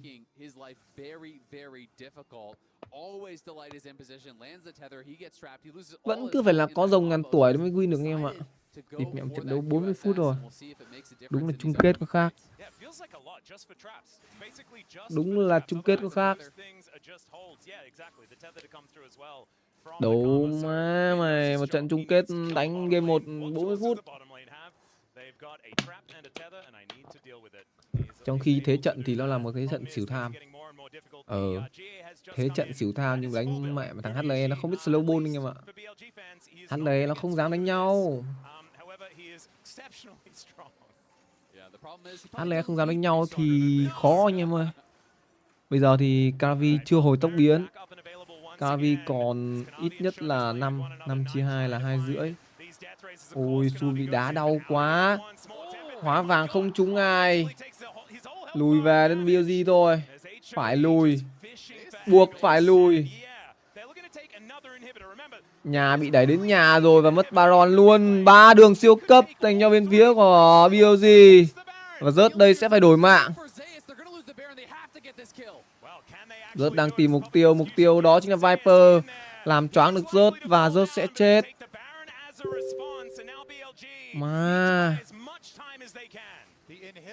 khó nha. Bây giờ muốn tràn lên đến bên phía HLE luôn. HLE muốn 4 đánh 5. HLE cậy là lính của mình rất trâu. Nó cậy nó đứng cao kìa. Kathleen có hồi sinh rồi. Kathleen có giáp hồi sinh. Địt mẹ, đây là một con quỷ chứ không phải con Kathleen nữa anh em ơi. Đây là một con quỷ. Cùng ánh sáng trả ra không cấu được quá nhiều. Cả vì mất nửa máu. Guma còn nhiều giáp quá. Guma bị bắn nửa cây. Ui, Guma nó cứ hút máu kìa. Guma nó cứ hút máu kìa anh em ơi. Nào lao vào trước từ Bin. Bin yếu quá. Bên phía Hàn Quốc nhiều đam địt khi mà đây là linh hồn rồng lửa. Mất giáp hồi sinh thì sẽ là khó cho bên phía BLG. Cả Guma Yuji cũng mất giáp hồi sinh, nhưng mà dậy thì Guma hồi nhiều máu. Và ở đây thì Viper bắn tất. Có tele được dùng lên đến từ vị trí của Ambessa. Ambessa hồi sinh lên thì sẽ là chiến thắng dành cho bên phía của Hàn Quốc ở game 1 mà thôi. Ôi giời ơi.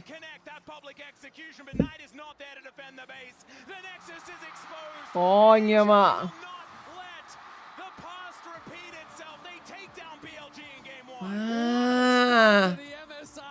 Địt con mẹ. BLG ơi. Anh nghỉ ngơi phút rồi đến với game 2 nha anh em ơi. Anh em vào nhóm nhớ nhắn tin qua té này nha anh em nhá.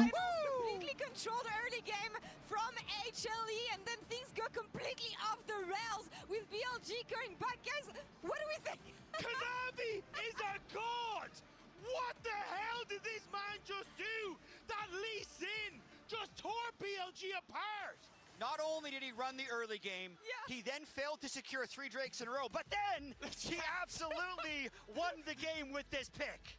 I mean, just such an incredible play to find this in the clutch moment. Remember that BLG managed to fight their way, scrap their way back into this game, but Viper was such a key part of that. Even after a difficult early game, he was always just throwing down damage, gives his own life to make this play happen, and it feels like this play is the final moment where finally HLE ceded or took full control of this game.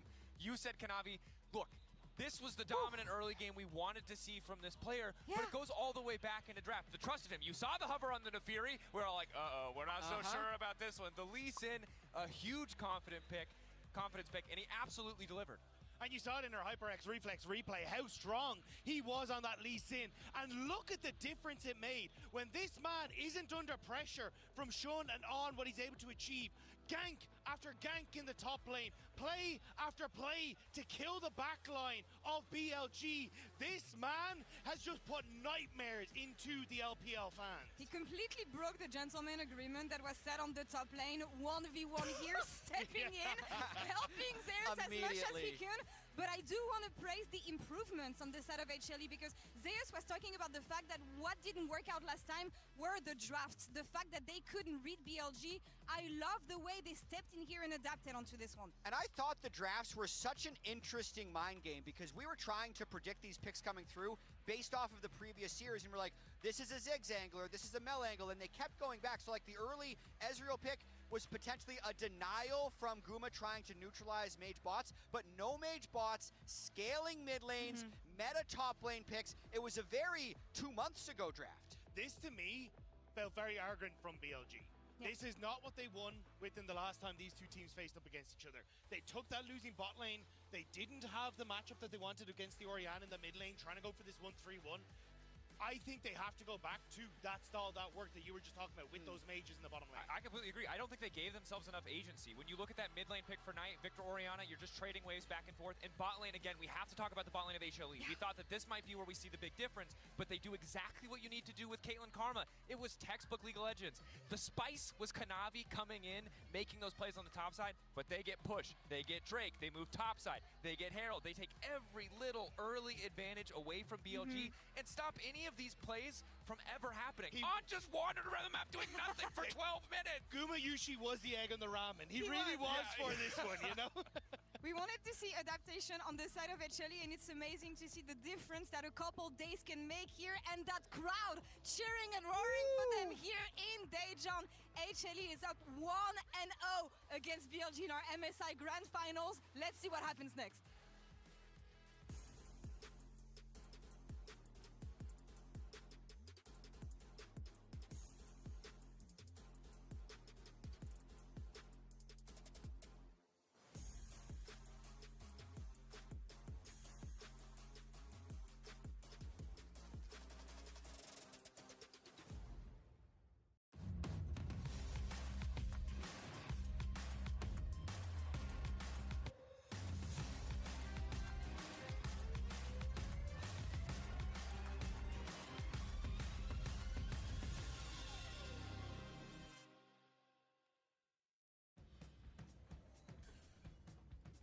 TFT Open is coming back to Vegas. I I just hope there's no conflicts. Why would there be? We're bringing the first North American Regional Championship to Vegas. So excited. Cool model.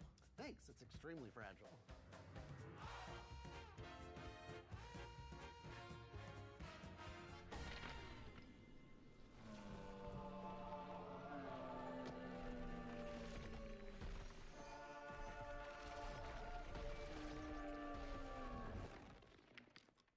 Where's my TFT Open? And my first ever NA Regional Championship.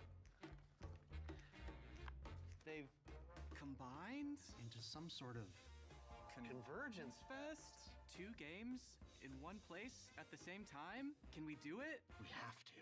Convergence Fest, TFT Vegas Open, and the Riftbound North America Regional Championship, December 11th through December 13th, 2026.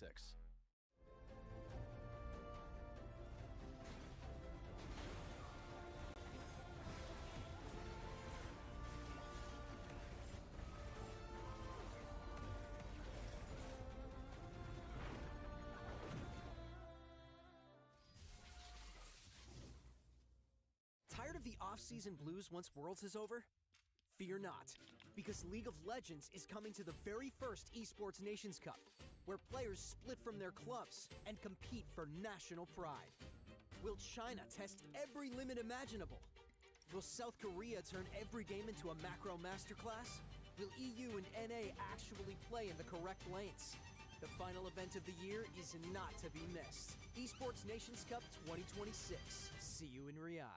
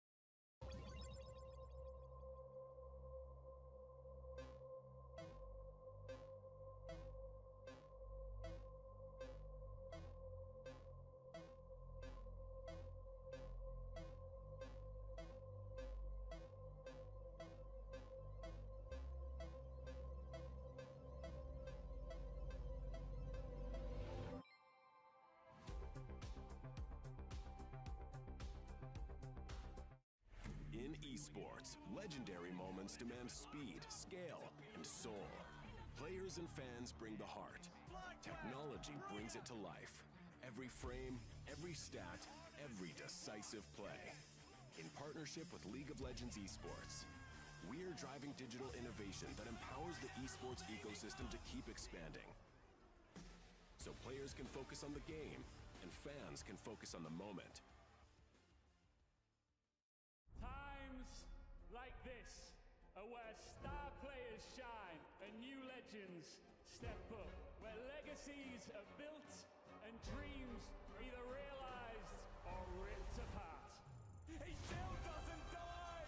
You cannot step the Vega and expect to live to talk about tomorrow! He dropped it well as the Arcane Storm doing so much work in GG! They are just going to ace them! When I was a player, if I was to like make a misplay, maybe it's my mouse, maybe it's my armrest, something feels wrong. If you were at home, you wouldn't do that. The Infinite Precision Armrest is part of the larger Circulab on Stage standard initiative, aimed to bring your home or training room settings to the tournament stage. 이제 저뿐만 아니라 다른 선수들도 세팅을 더 원활하게 할 것 같고 가장 편안할 때 더 강력한 플레이가 자연스럽게 나옵니다.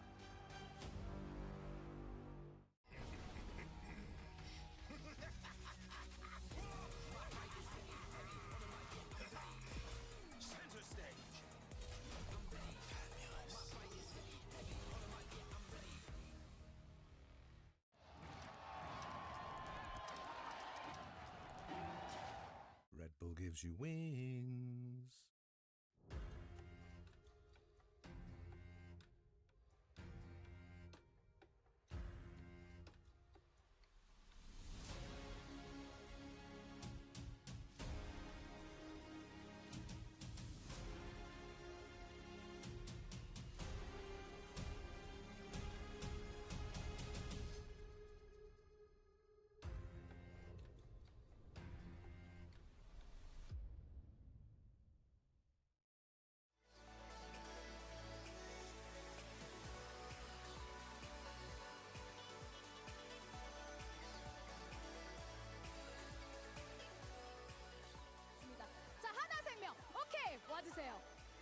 e스포츠 준비됐나요? 좋습니다. 자, 그러면 자, 빼보시고 같이 한번 해보도록 하겠습니다. Let's go! Let's go!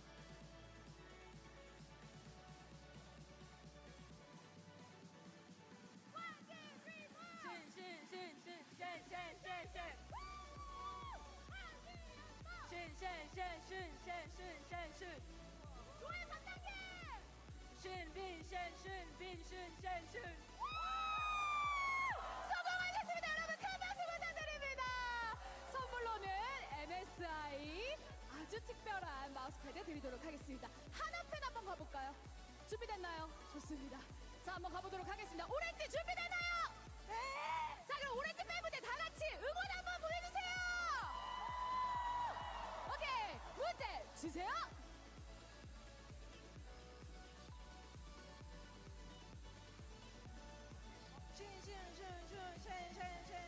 좋아요! Let's go!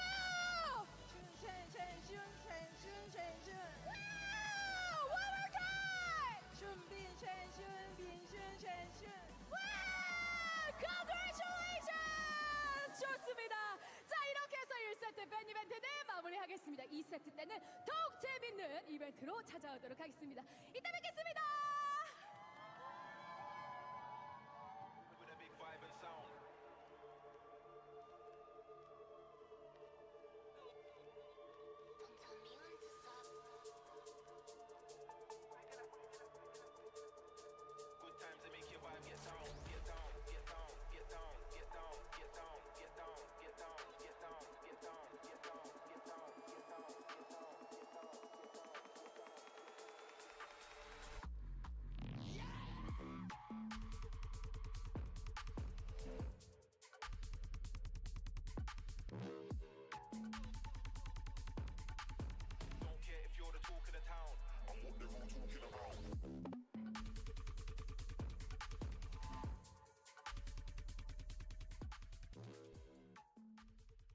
Now slips off into the fog of war, and there's the trap line.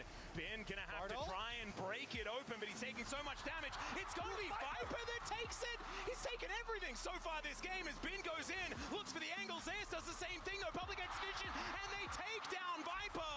Their former AD carry now lying on the floor. Shun going untargetable, and they do get rid of Zeus. Now Kanavi gets the kickback onto Shun, and now he is in amongst it. And HLE wipe them off the rip, and HLE will not let the past repeat itself. They take down BLG in game one. What a start to the MSI finals. That game was incredible. Welcome back, ladies and gentlemen, to the MSI 2026 Grand Final, where we do have a different team up 1-0 this time around in this matchup between Life Esports and BLG. BLG seeing whether they can pick themselves back up and bring this to a best of 3. So Atlas, are you on the team of it's time for mages for Viper? You know, was him getting hit with all the Ambessa ultimates, Zeus is so good, or Viper, you need to be able to dodge those? I think if he was on a mage, he would get hit by them more because he was on Ezreal, and you shouldn't get hit by them as much. I feel like his Ezreal was really nice too, and I will say, as much as they are down a game, they were coming back pretty hard multiple times. That game looked like it was going to be a stomp, right? Yeah, I mean, there were, at one point, 3 dragons on HLE and 0 on the other team. We got down to maximum elemental drakes as we get into pick and ban here for game number 2. Nào, Last time, the games were đến với cả game đấu thứ hai giữa BLG và HLE là lủng ma. I feel like BLG's ability to ride a snowball is the difference between these two squads, and if they can get off to a good start once again, then this could be the difference maker. And I do think that's why it's so important that HLE actually did get it across the finish line. Giờ mà BLG you lose a game like that when you are that far ahead, 3-1 được tilter for sure. thì Bitcoin bùng nổ. Poppy ban, J spin, no Camille ban just yet. I always think, oh, they want to pick Nara. Ôi rồi, Red BLG cân anh em ơi. Red BLG vô địch vẫn cân. Vãi cả cứt. The Jace feels like a pretty understandable ban, just into both of Zayas, these but top it's laners. actually, yeah, HLE that do ban it against Bin this time around, as HLE will be on our blue side to start this one off, as the Vi has been a bit of an obligatory ban. We did see it come through the last time these two teams met, and even though HLE didn't quite find the victory, the Vi was a problem. So Camille is still up and available. We'll see if they do want to ban it out. Has been getting banned quite a lot. It would open up, for that possibility of the Camille bot lane. If it does, in fact, not get banned here. And they're taking a lot of time, HLE, trying to decide what they want to take out. Okay. And they had the same read you did, Kobe, of, the Vayne ban is indicating that they are going to be trying to go for a Gnar. So instead, they leave up Camille. They do take away that Gnar. Have you guys been fans of the Cassiopeia and trying to combo it with other AOE stuff like Jarvan, where you cataclysm and Cấm luôn cả Vi à? Javan được chọn dành cho vị trí của Sun luôn này. I personally really like it, but I do think it's also Javan. how safe the other team is, right? If they have low mobility carries and you throw in a Jarvan and then Miasma comes over the top, then it's usually just lights out, right?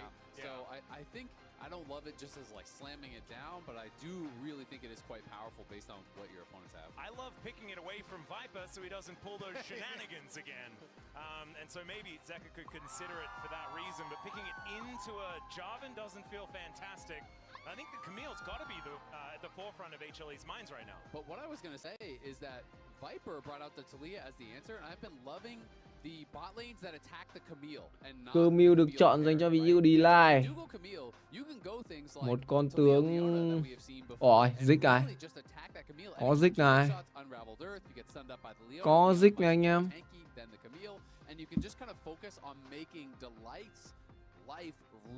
Really difficult. And so that's kind of what I'm expecting again, because Viper was fantastic on the Talia when he brought it out last time. Có Zik luôn dành cho vị trí Guma này anh em ơi. Đủ. Ấy tướng à? Có Zik thì free win đi còn gì nữa. Có Zik thì free win đi còn gì nữa. Lại là một con Zik khạc khạc. But if you get Konami good pairing with the Camille, that is the way to take over games right now, is jungle support. And that's that Cassiopeia with Jarvan Cataclysm I was talking about. It is a really good combo. And it could be bot or mid, right? That's the thing. Zik anh em ơi. Zik. Và Cassiopeia và Shen sẽ được cầm dành cho bên phía BLG. Mình chưa chắc là con Cassiopeia này đi mid đâu.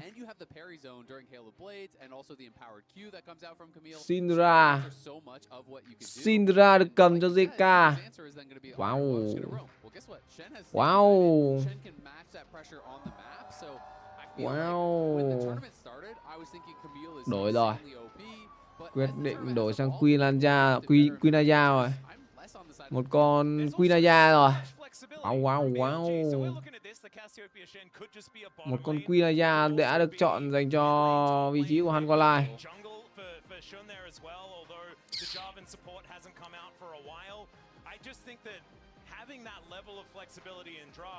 Nào.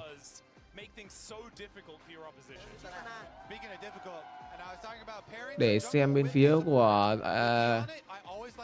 BLG sẽ cầm con Cassiopeia đi đâu nhá. Để xem BLG sẽ cầm con Cassiopeia đi đâu anh em nhá. Để xem luồng bên YouTube ok chưa. Luồng IT lúc nào cũng nhanh hơn anh em ạ. Adding the Camille on the roam early with the I do like the game plan from HLE, and so I have to look at what are they going to be able to get for their mid lane. They are currently respecting the super flexibility of mages that does exist as well for Viper and Ignite, and so also banning the again this time around. Last time it was banned in the first three, but they're still going to answer it here. And the other thing is, if they are going to go Cassio bot, then BLG needs to get AD somewhere. Cấm Annie, cấm Syndra. Bên HLE vẫn sợ là BLG sẽ pick thêm một con mid nữa. You can get AD elsewhere, but it is getting a lot harder as we go further into the draft to find AD pairings elsewhere. Tầm này mà 3-1 thì ngang cướp anh em ạ. Tầm này 3-1 thì em dứa cướp hết. Yeah, they feel like that Cassiopeia should be going towards the bottom side of the map. There's one more ban here from Danny as the mid lane is getting very thin. Yeah, that being said, if you're going to spend all these mid lane bans for HLE, Knight could just play the Cassio mid, and that's BLG và xỉu tham 32 à? Xỉu tham 3-2 thì ghê vậy. IG được chọn dành cho bên phía Hanwha. Hanwha chọn IG. Huấn luyện viên Homie.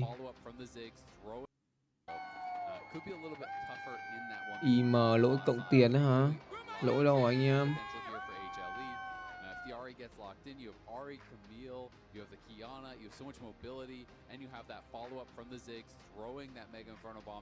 Nào, quyết định BLG là gì đây? Một con AD hay là một con phép? Một con AD hay là một con phép? Rumble dành cho Bin. Khóa tay dành cho bên phía BLG rồi.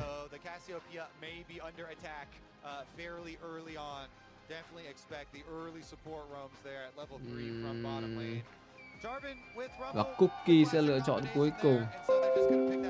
Ngày hôm nay thì mình sẽ không đưa ra một nhận định nào về Moneyline nhé. Mình sẽ không đưa ra một nhận định nào về Moneyline hết.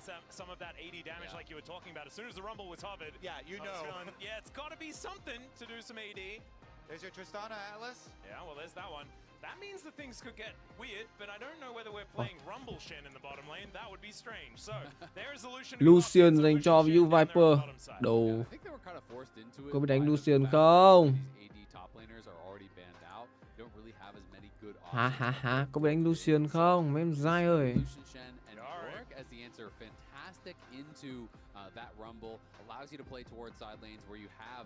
Great ability to roam as the light, as Zeka and Kanavi to move around the map. Swap tướng lên từ hai đội. Bây giờ sẽ là swap tướng. Nào, chơi đi. Chơi đi.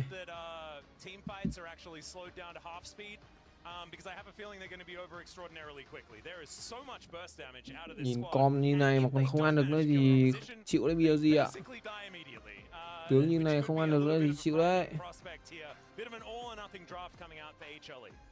And honestly, I really am going to have such a huge magnifying glass on these supports. I feel like this game is going to be similar to the first game of the series that we saw in the upper bracket finals. Whichever support does have the bigger effect early on the map is just going to fully accelerate their team and boost them to success. It's going to be interesting, you know, and it's also one of these things where HLE, when you draft for these types of compositions that are so good with that one punch, just deleting someone, Camille ult, Kiana ult, Ziggs ult, everything thrown into the backline, they really do excel around a couple items. But when you get to later and later stages, and the launch items start coming through, and all of a sudden, there's Azonia's on Cassio, there's Azonia's on Rumble, there's, you know, a GA on Lucian, there's all of these additional tools, it can become... Giờ mà đánh HLE trừ 1.5 map thì khả năng là 5 game mình chết cả hai anh em ạ.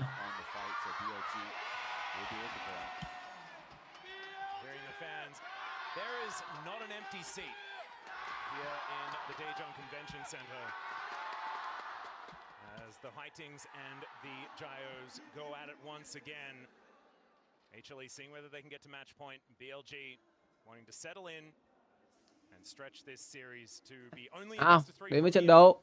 Thì trong trận đấu này thì bên phía Hanwha sẽ chơi cho mình phần sân bên xanh, còn bên phía của BLG sẽ sân bên đỏ. Liệu rằng là có một chiến thắng 2-0 hay là 1-1 dành cho bên phía của hai đội hay không đây?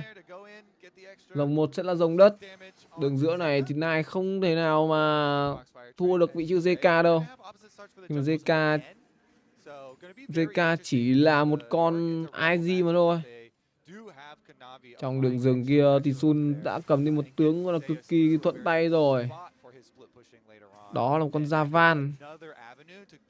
Một con Javan dành cho vị trí của Sun.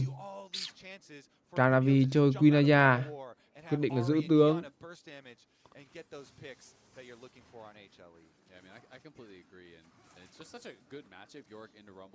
Pha vừa lấy ván vừa lấy hơi đen dành cho BLG khi mà thằng Viper đứng hớ quá, đứng quả kỳ quá anh em ạ.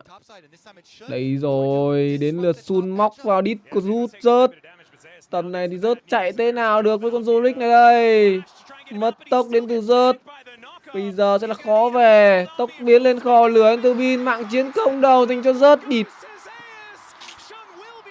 Vẫn chỉ là đổi mạng. Lồn cỗ mày Bin ơi.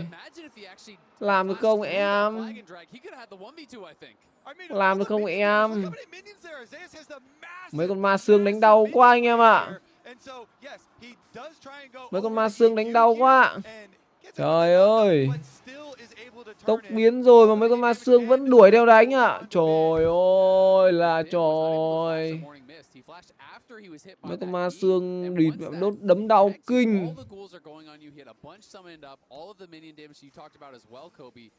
Not a good flash from either top laner, but Zeus fighting in those minions. BLG được dùng ra đường giữa từ IG. Cavi muốn làm gì? Ui, ở đây thì bom nổ đã giúp cho vị Gumashi sống. Này ở đây ăn hôn gió và JK có mạng gục. Đi mẹ, JK này cắn thuốc à? JK này cắn thuốc à? JK này cắn thuốc à? Ở đây thì sao? Người bị hất tung lại là Calavi và mạng cho Sun. Tele được dùng ra đến từ vị trí của Nai. Liên tục là đổi mạng. Không còn những cái gọi là thế trận đánh chậm đến từ bên BLG nữa rồi. BLG đánh chậm thì họ sẽ rất dễ rơi vào cái trạng thái đó chính là mất tập trung. Thực sự là họ không hợp với cái lối chơi đánh chậm anh em ạ.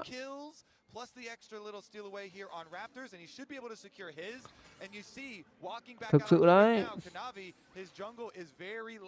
Sun sẽ là lên level 6 trước nha. Nếu farm như này.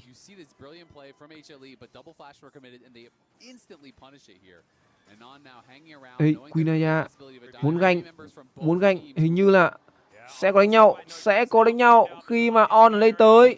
On đấm được vào người của D-Line. D-Line mất nửa cây. Rớt đâu, đu dây vào tường đến từ vị trí của D-Line này. Có cho mình đó chiếc cái lồng nhưng mà lồng không úp được ai cả. Sun ở đây kỳ kích ụt. JK tới, sấy kho lửa đến từ vị trí của Bin. Bin kho được một, đó là rớt. Hai mạng gục dành cho bên phía BLG. Quinaya nằm xuống, Bin cũng vậy. D-Line và JK đây thì sao? Liệu có chết thêm ai nữa không? Mất tốc đến từ D-Line. Và lãi 1 dành cho BLG ở pha thi đấu này. Họp lớp rồi anh em ơi. Bắt đầu là những tình huống gọi là tăng tốc đến từ BLG rồi. BLG nhìn giống tăng tốc lắm anh em ơi. Slight advantage on money, but let's have a look at this again. And again, you're going to see the cancel on recall here on the minimap. So Ari's going to be wow. So they make the call here for HLE. Thực sự D9 pha này hụt hết chiêu anh em ạ.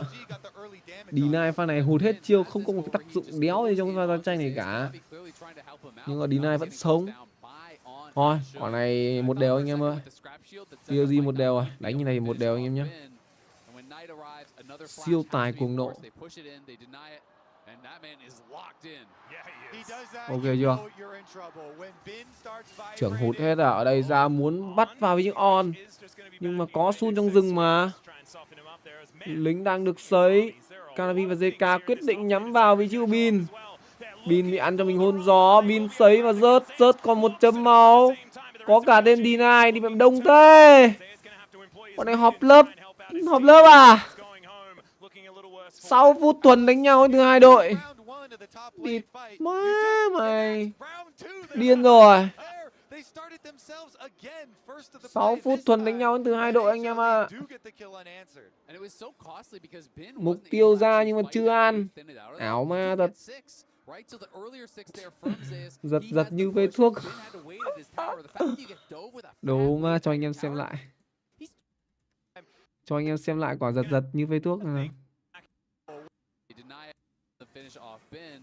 Má nó đánh mà người nó giật. Vãi cả nho. Như sốc thuốc anh em ơi. Liên hoan xác thịt trên top. 6 trên 8 hạ gục đã có ở trên top rồi. Và 2 còn lại ở đường giữa.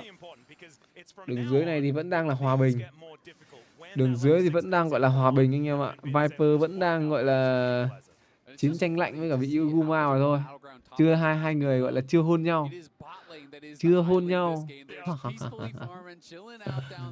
Hai người ta gọi là chưa hôn nhau anh em nhé.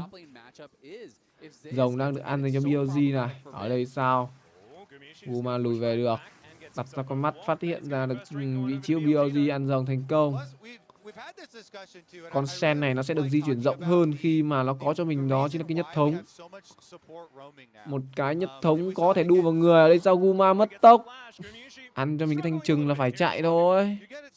Ăn thanh trừng là phải chạy thôi.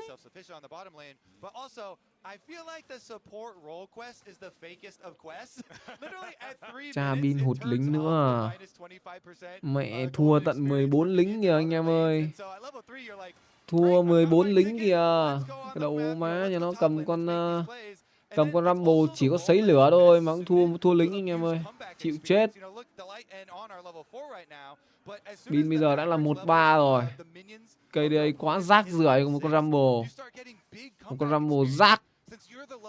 Sun đây không cẩn thận là ăn choáng. Ê, thế giới bùng nổ hụt nha. Lao vào trước đến từ Viu Sen. Ở đây cái nhìn hóa đã trúng một người, đó chính là Viu Calavi úp lồng được một. Đó là JK. Giải mưa tên lửa ra thì người bị sự thiêu đốt đó chính là Viu Rớt.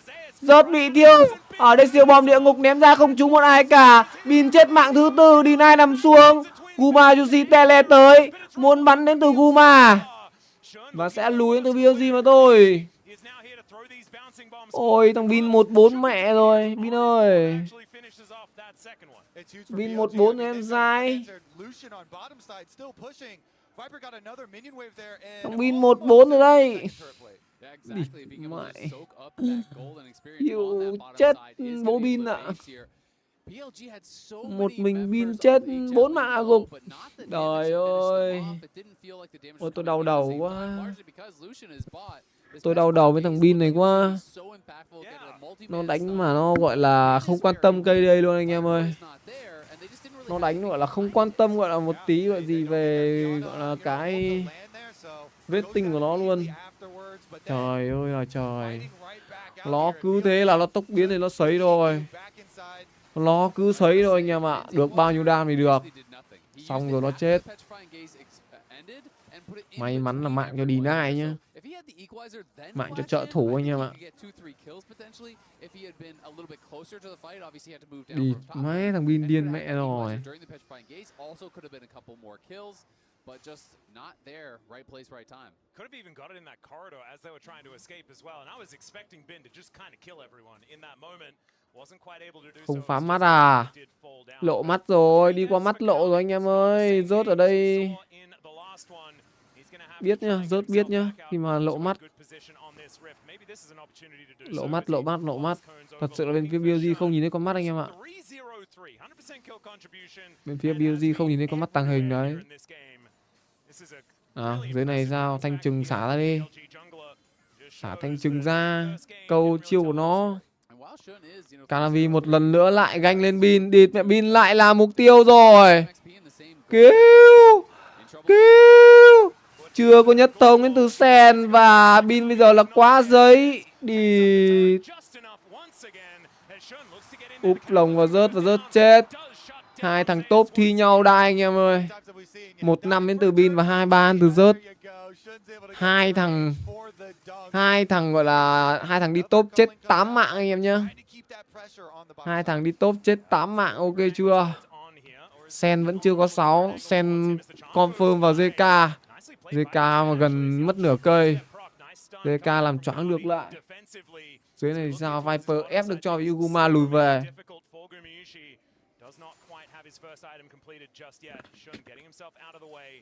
Cái độ má. Hai thằng chết 8 mạng. Bin bây giờ 1-5. Ôi giời ơi. Tôi cần nhìn từ lượng tiền tổng anh em ạ. Tôi cần nhìn lượng tiền tổng để xem Bin đang có bao nhiêu tiền.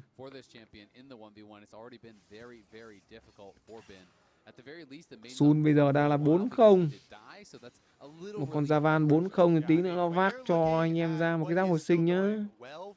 Tí nó vác giáp hồi sinh ra thì phải chịu anh em nhá. On là còn chưa nhất thống đâu. On mà có nhất thống thì đồng Bin không thể chết được. That could be the hope for them is these solo lanes because BLG they've got their gold lead, they have their first dragon. And it feels quite strong for them, but we'll see what Zeus and Zeka have to say about it this time around.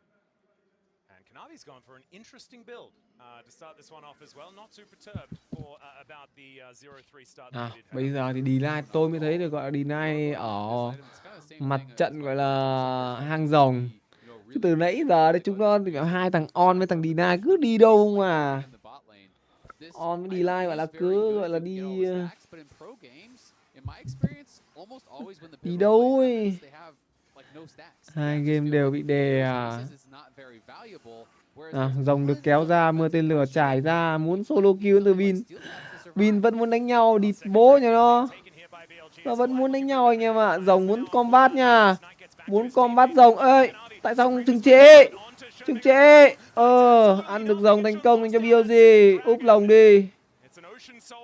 Không úp lồng à? Quyết định là chưa. Thế giới bùng nổ vừa nãy hụt rồi. Linh hồn rồng trận này sẽ linh hồn rồng nước. BLG muốn chơi. Thực sự là bên phía BLG.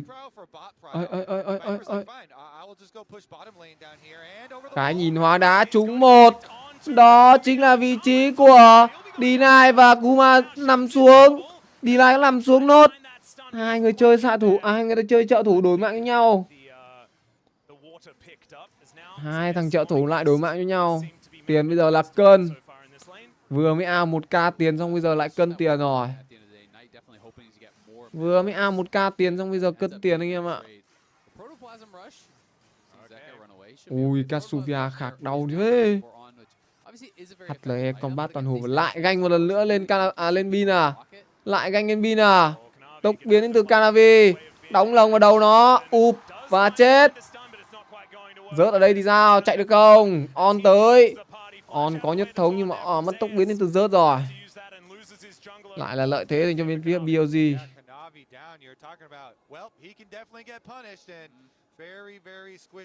Nào. Nai cần phải khôn khéo hơn một xíu. Rớt về thành công. Rớt còn tele. Còn tele từ rớt nha. Đấy, rớt ở lại này. Rớt ở lại này. Có muốn tanh trụ không? Đéo tanh trụ từ Sen luôn à. Sen không tanh trụ. Quyết định của BLG là không đánh vào một con Zoric. Canai ao trình á. Tự đấy chưa. Trận này chưa ao lắm anh em ạ. Trận này chỉ ao mỗi 200 tiền thôi. Đang đu dây bắt vào Sun. Thành chừng được xả ra. Guma mất nhiều máu quá. Guma chết sốc rồi. Ở đây sao? On tới. Có tele được dùng đến từ vị trí của Bin. On khả năng là sẽ phải nằm xuống. Sấy mưa tên lửa là đau. Delay đây đau. Calavi cũng vậy. Đằng xa kia còn một mình Zoric cùng với cả vị trí của con IG. Liệu là có làm gì được không đây? Có Viper tốc biến qua tường. Viper còn nửa máu. Viper vẫn sống. Nai đuổi. Và JK và rớt khả năng là sẽ mất chiêu. Tele về trụ lấy giáp. Rồi ra bắn tiếp đến từ vị trí Viper mà thôi. Mạng gục dành cho Bin. HLE trôi rồi. Bắt đầu trôi rồi đấy. Ở đây muốn chơi từ Guma. Guma chơi thành công khi mà thành công hạ gục vị trí của Viper. Này né được cho mình đó chính là siêu bom địa ngục. Ui. Má. Nó vẫn ra chơi được anh em à. Thuần đánh nhau 16 phút 23 xác. Đây là Aram à. Đây đánh nhau Aram à. Đánh nhau Aram à anh em. Lạy bố. Hai đội đang đánh cái gì vậy? Đánh danh à? Đây là danh Việt rồi anh em ơi. Nhầm trận rồi. Đây danh Việt rồi. Đây là danh Việt rồi anh em ơi.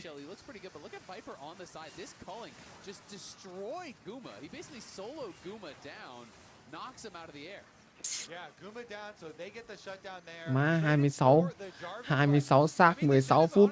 Mẹ pha mạng vượt thời gian anh em ạ. Pha mạng vượt thời gian.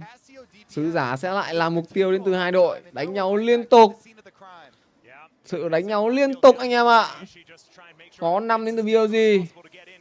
Hắn còn lại cũng là 5. On yếu. On chạy. Và BLG bỏ. Cái lồn má mày hài điên. Hài điên anh em ơi.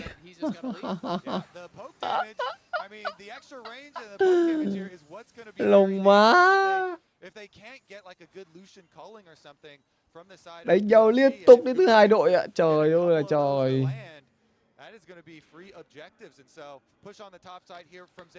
Combat nhiều nhưng mà bên phía BLG có tạo ra được nhiều lợi thế đâu. Có tạo ra được nhiều lợi thế đâu.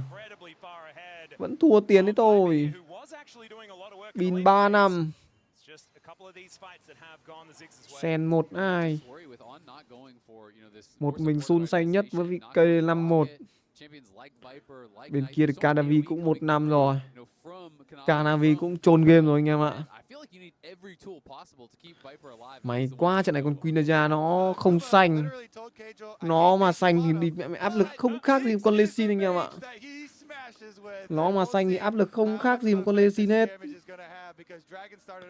Linh hồn rồng nước. Một linh hồn rồng mà nó sẽ giúp cho hai đội có thể hồi máu được. Thả sứ giả ra cho bên phía Hanwha này. Quyết định là bỏ đến từ bên phía BLG. JK vào. JK có bị thả thanh trừng mất gần nửa cây. Thanh trừng đau. Quyết định là mất cho mình là trụ đường giữa. Đánh đổi hơi nhiều nhờ. Đánh đổi thêm cả nửa máu trụ 2. Mà chưa biết là có ăn được rồng hay không cơ. Rồng ăn thành công dành cho Sun. Úp lồng được 2 người. Mưa tên lửa được trả ra. Nhưng mà không chết ai cả. On ở đây thì sao? Chói được vào đó chính là vị trí của Nai. Nai bị chói. BLG đang phải bỏ chạy. Rớt bây giờ đang là quá trâu. Cái nhìn hóa đá trúng 2 người. Bin sấy. Có tele được dùng đến từ vị trí của ai đây? Hình như là Nai. Caravi nằm xuống. 1 đổi 2 từ 2 đội. On còn ít máu. On đang bị những con... mắc xương. Ôi. Ok. Thua 2.700 tiền từ BLG. Thua 2.700 tiền từ BLG anh em ơi. Người nát ở đây đang là vị trí của BLG chứ không phải là HLE. Tele bọc đầu muốn chơi rồi. Tele bọc đầu. Mà có nhìn thấy ai đéo đâu. 2 cái tele phí quá. Quả đấy Nai tele định đánh bọc sau nhưng mà không đánh được anh em ạ.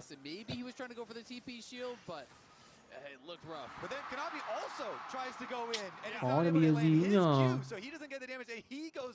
3 rồng thật đấy. Mặc dù là 3 rồng thật đấy nhưng mà nó lại là rồng nước. Khó thế. Khó thế à BLG ơi.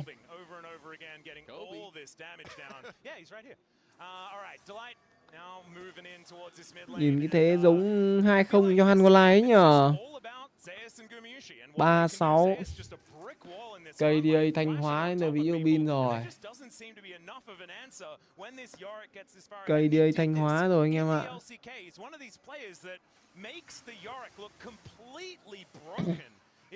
Mặc dù delay ra rất phế nhá. Delay là 1-6 đấy. Delay là 1-6 nhưng mà vẫn được đồng đội gánh anh em ạ. Đồng đội vẫn gánh được delay. Thế nó mới cay chứ. Sun mất tốc, mất quả tốc phí thế. Lao lên hồn gió hụt đến từ vị trí của JK. Tiền đang ao trên người Guma nhiều thế nhở. 2k3 tiền được ao. 4-1 đến từ con Dịch này.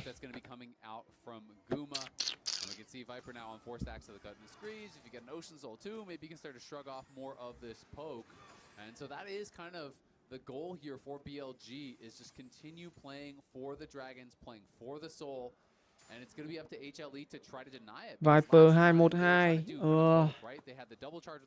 Tầm này BLG muốn lật phải ăn được linh hồn rồng và cả Baron luôn thì mới lật được. Vì chất tướng này rất khó chơi anh em ạ. Chất tướng này không có tanh. Bin bị khai thác ở đầu game nhiều quá. Quinaja đánh vẫn đau. On mất 1/4 cây máu. Thằng On có tác dụng gì không à? On có tác dụng là không off anh em nhé. On có tác dụng là không off được chưa? Ở đây sao thế giới bùng nổ, trúng vào người của Nai. Nai đang khạc và JK ở đây chết. 2 mạng cho BLG, double kill cho Nai. Quăng ở đấy, tự quăng ở đấy, tự đái vào thành công rồi đấy. Bắt đầu tự đái vào thành công rồi đấy anh em ạ. Tự đái vào thành công rồi đây anh em ơi.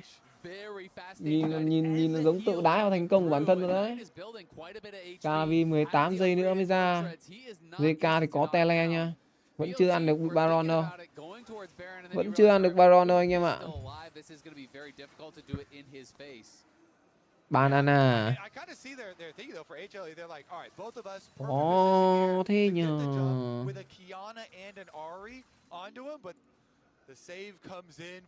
Thực sự là khó. Ê, rớt. Thằng thần sấm này mà định làm cái trò gì vậy? It does get a little concerning if in a pretty ideal situation like that you still can't kill Knight because Knight 2k tiền được ao thôi, giờ chỉ còn là 2k tiền. Nai bây giờ đang khạc rất khỏe. Nai bây giờ đang khạc rất khỏe anh em nhá.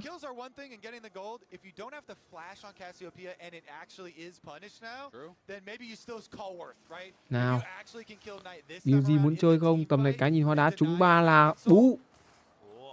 Cái nhìn hoa đá trúng 3 là bú. Ui, On mất nhiều máu quá. Địt mẹ, dòng nước ra rồi. Dòng nước ra mà On mất nhiều thế. May không phải là Sun nha. Dòng được kéo ra. Ăn được cái linh hồn dòng nước này thì bú anh em ạ. Nào. Con rồng này sẽ là key từ hai đội. HLE mà ăn được. Ôi, sao thằng Viper đứng lại đấy nhờ? Ở đây Viper bị confirm vào 2 người. Viper nằm xuống. Rồng đang được ăn. Và linh hồn rồng chưa được ăn dành cho bên phía BLG. Nai có rồng.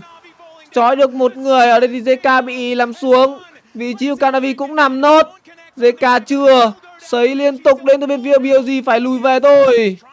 Đang có bọc đầu từ phía Cơ Mưu nha. Cơ Mưu bọc đầu thì Cơ Mưu khả năng là Cơ Mưu sẽ chết. Mạng cho Nai. Bin ở đây sẽ phải hy sinh cho những người đồng đội của mình. Bin mất tốc qua tường. Có cả hạt thông nổ. Biến về được không?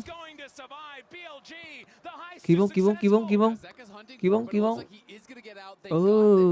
Bin việc kịp anh em ạ. 2 đổi 2 có linh hồn rồng. 2 đổi 2 có linh hồn rồng. Nhưng mà thằng Viper địt bố nhá. Đang muốn đánh đến từ bên phía của BLG này. Bắt vào rớt. Ở đây có tele cũng được dùng đến từ vị trí của Guma. Rớt chết. Thì bên phía BLG khả năng sẽ là ui, có thêm cả đồng hồ cát luôn. Đồng hồ cát xong có sống không? Sống. Ổn anh em ơi. Linh hồn rồng nhưng mà vẫn chưa khỏe anh em nhá.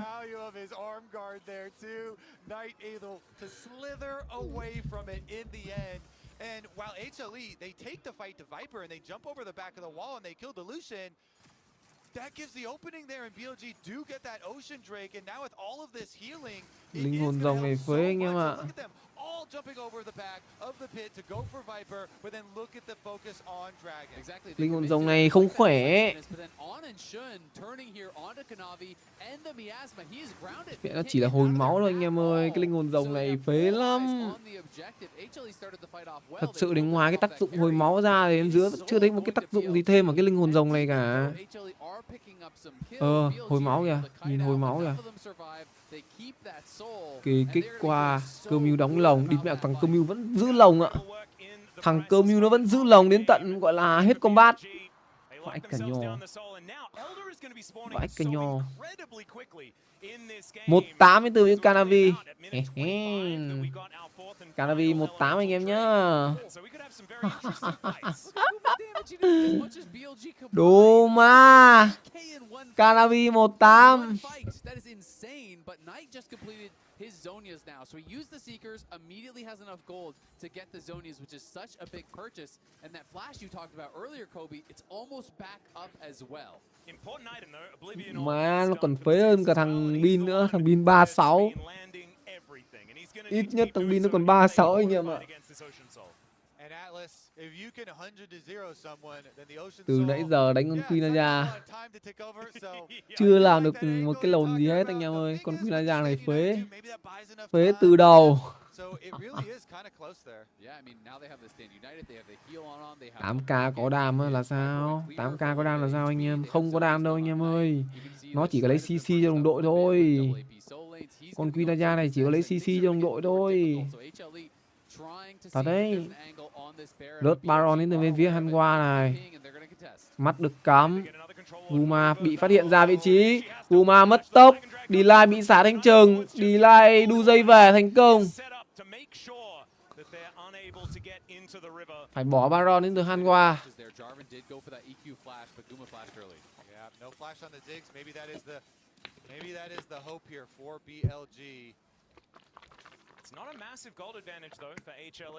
Làm sao mà dám ăn rồng pha đấy được? Làm sao mà dám ăn Baron pha đấy được? Mày. Bây giờ là linh hồn rồng mới là quan trọng này. Bây giờ rồng ngàn tuổi mới là quan trọng này.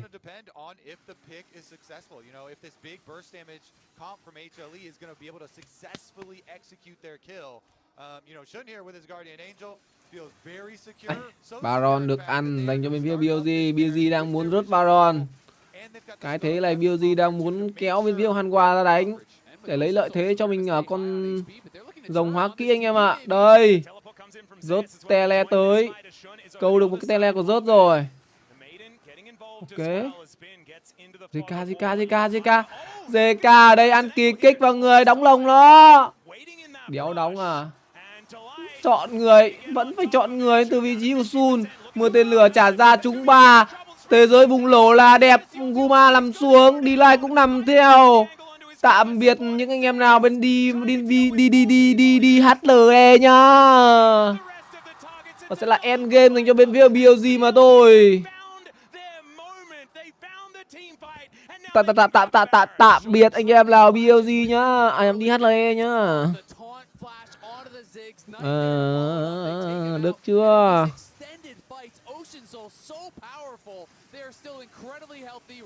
GG.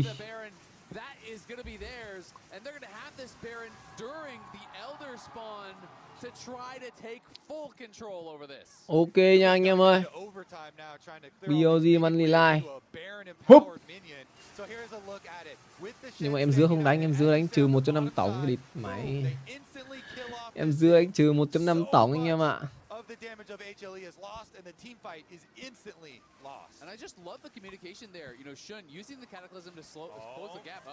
Oh dear, he's grounded. He is very, very dead. Shun gonna be the one to lock down that kill. And Kanavi, his 9th death of the game. A little bit of a difference from what we saw in game number 1 here, as this one has not been his favorite. And that is Elder gone now. You have no jungler unless there's heroics to be played by Guma, maybe some sort of a triad, an alt steal or something, but this is Ocean Soul. This is now a gold lead for BLG. The gold lead completely gone. Rồng ngàn tuổi được ăn free dành cho bên phía của BLG luôn. Rồng ngàn tuổi được ăn dành cho bên phía BLG luôn. 1-10 từ một con Quinaja anh em nhá. 19 anh ạ, 19. 19 một tái thôi. 19 một tái thôi anh em ơi. Nào Sun ở đây đóng lồng được 2. Đó là Guma và Delay. Siêu bom địa ngục trả ra thì cũng sẽ là chết.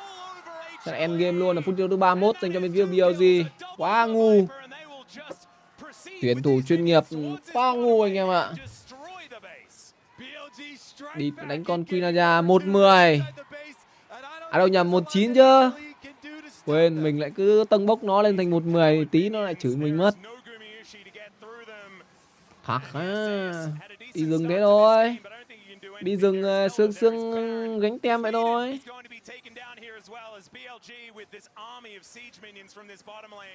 Cứ game 2 là bên phía của Canavi tự ngu anh em nhá. Cứ game 2 là vị trí của Canavi tự ngu. Được chưa? Ở đây sấy liên tục 1-10 từ Quinaja. JK sẽ là người cuối. Bằng trụ luôn. Có cho mình lồng hộp cát từ Bin. Và sẽ là end game phút yếu thứ 32. Vẫn phải tài tham cho anh em được. Chúng ta sẽ có map thi đấu thứ 3 nha anh em ơi. Nghỉ ngơi phút rồi đến với game 2 anh em muốn vào nhóm nhớ nhắn tin qua Telegram nha anh em.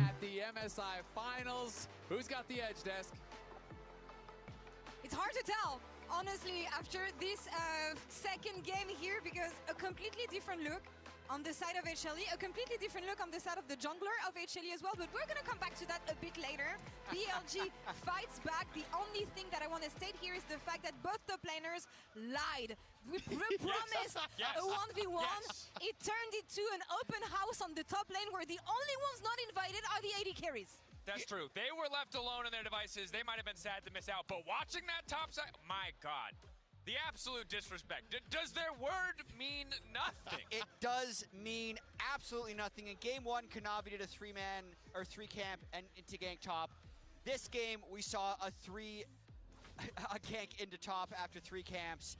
And my God, after that, they just kept bringing more and more people. But it became an arms race in that top lane. It was in the game 1, okay, Kanavi's up there a few times. Then it kind of moves on to, all right, you know what, I'm going to bring my support. Okay, well, I'm going to bring my mid laner. Okay, we're bringing the AD carries. Everyone was moving up that top lane. And it was actually the fact that Zeus was able to turn around this kill in the 2v1 that really started everyone moving up there. Okay, and I got to throw some shade because game 1, Bin enemy jungler comes up, Bin dies. Game 2, allied jungler comes up, Bin dies. This man needs to chill out. Now this play, there's nothing that can be done. But there were a number of bad deaths. And my man was feeling himself, but he needs to calm down. He needs to chill out. Look, it's a rivalry for a reason, you know? 4 out of 5 on both sides. It felt like calm, cool, collected. Then you've got Kanavi and Bin just like, just like screaming. Watch me. Kanavi literally built hubris. Exactly. You cannot write this down. You have to show people the clip. They won't believe you that the greedy feeding jungler built hubris. For what it's worth, it's 2 on the nose. There's a lot of takedowns in the early game. Maybe it'll stay bloody. Maybe it's a way back in. I don't agree. And it did, to be fair, stay incredibly bloody. It was a pretty bloody game. Do you know what solo laner didn't let us down though? It was nice. This man was absolutely insane, and he's in our every second counts thanks to reliable Cisco network replay. Because holy moly, he was absolutely insane. This guy was a beast. His KDA, the goal difference. This was the matchup that you expect. Knight, when he started his career, was a Cassiopeia 1 trick. This guy has had Zeka's number, and in this play, he does so well alongside his team to keep himself alive. Really crucially, the Kiana ultimate actually moved him out of the REQ return, and that bought time for the cavalry to arrive. The Shen ult, the Jarvan flying over the wall, and the double Keep kill. flaming Kanavi. That's the it was a really rough game. Other than the hubris, I think there are good deaths mixed in. But this is like, okay, back to the drawing board. Let's calm down a little bit. And the thing is, we finally got to see Mage's bot lane, and we got to see the value of Viper's champion pool, because it's what set Knight up. He got double mid lane bans because they weren't anticipating the Cassio to be flexed back into the mid lane. That is the value of that additional champion pit. Really setting you up for success, and with the Lucian also doing well, it's feeling like BLG are 1 step ahead in draft as we initially expected. Well, it's interesting, right? Because they played 0 mage bots, and that was kind of their calling card going into this. But I do feel like Danny is just continuing to try and stay unpredictable. Earlier on in the tournament, it was unpredictable to throw mage's bot lane. Now he's getting it the unpredictable way of flexing the bot mage back to mid to get the advantageous matchups, which I find really fascinating. It's also taking a lot of those AD carries answers out of the pool, right? Like Lucian we've seen as an answer into the mages. So if we are now going to be pushing for a game 4, a game 5, you don't have those picks left for Gumayushi. So unless he's been able to pick up a few more, I think he's in a little bit of trouble. And that's the issue. Are they going to be able to bring the attention back to AD carries, or can they find solution in game? Because they had the upper hand in game 1. I'm just wondering if they have it in the tank to bring it back here now that BLG is fighting back. I'm a little bit nervous for them. I think draft is so incredibly important. After you lose, you obviously get right of first selection. You can optimize your draft a little bit, but it is only getting trickier as we get deeper in. That's the one mage we expect from Guma, right? Now it's kind of liability central. Based off what I've seen, it's 1-1. I'm going to still favor HLE in the series. I feel like they're looking much better than they did the first time around. I don't feel like they're getting out-drafted the same way they were in the first series, and I do feel like Zeus versus Bin is going in the favor of Zeus in these games, and I'm just hoping that Kanavi continues to flip a coin and land head more often. Yeah, because it was just Grand Slam in Lissin, Ints completely in game 2. The good news is that he cannot play Kiana anymore, and Bin cannot play Rumble, so things should get better. Shout out to Fearless. Big up Riot Games of all esports. Just really keeping the LPL strong by stopping Bin from playing Rumble again. We love to see it. Shout out to the meta that we have had so far as it keeps everything open. BLG fights back. Let's see if HLE can find an answer in game 3.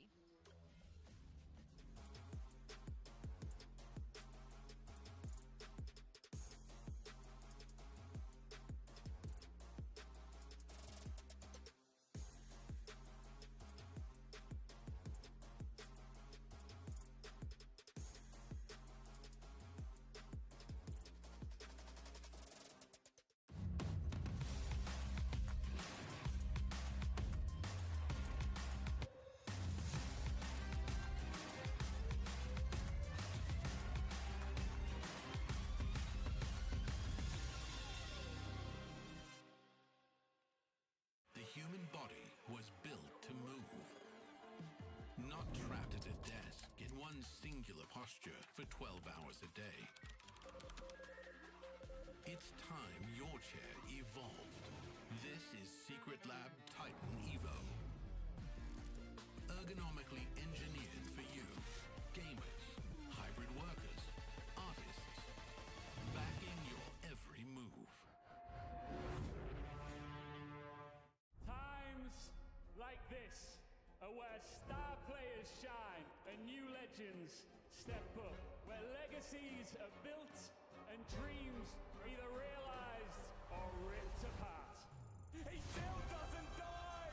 You cannot step the breaker and expect to live to talk about tomorrow!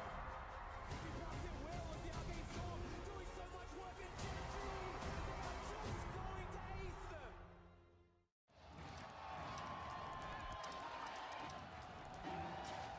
Red Bull gives you wings.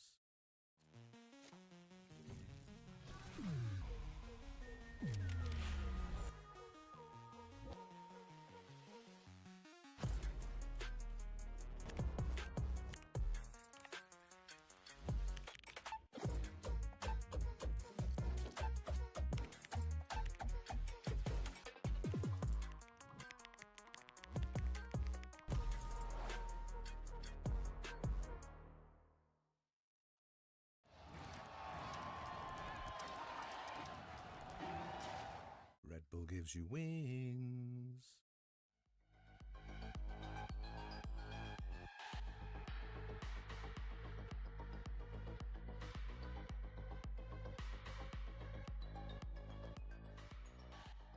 구마유 씨와 하나에게 이렇게 응원을 보내주셨습니다. 다음 분 만나보도록 하겠습니다.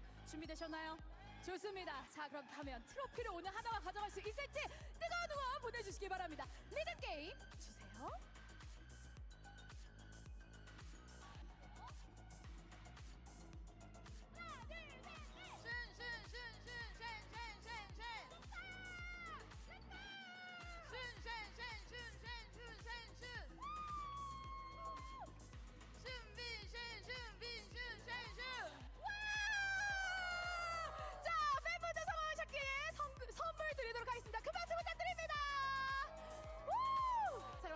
만나보도록 하겠습니다. 준비되셨나요? BLG 준비됐나요? 오케이! 자, 그럼 가보도록 하겠습니다. 문제 주세요.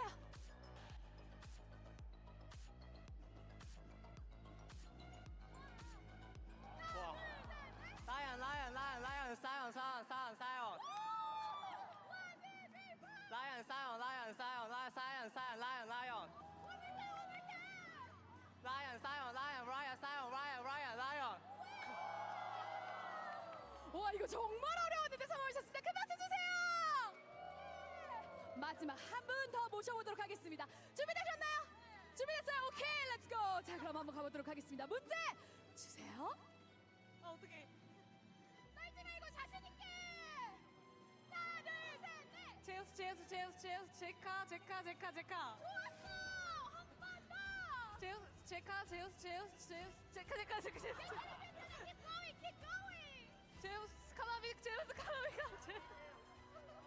So hard. 하지만 잘하셨어요. 선물 드리도록 하겠습니다. 축하드립니다. 자, 그럼 저희는 3세트 때 찾아오도록 하겠습니다. 계속 뜨거운 응원 보내주세요.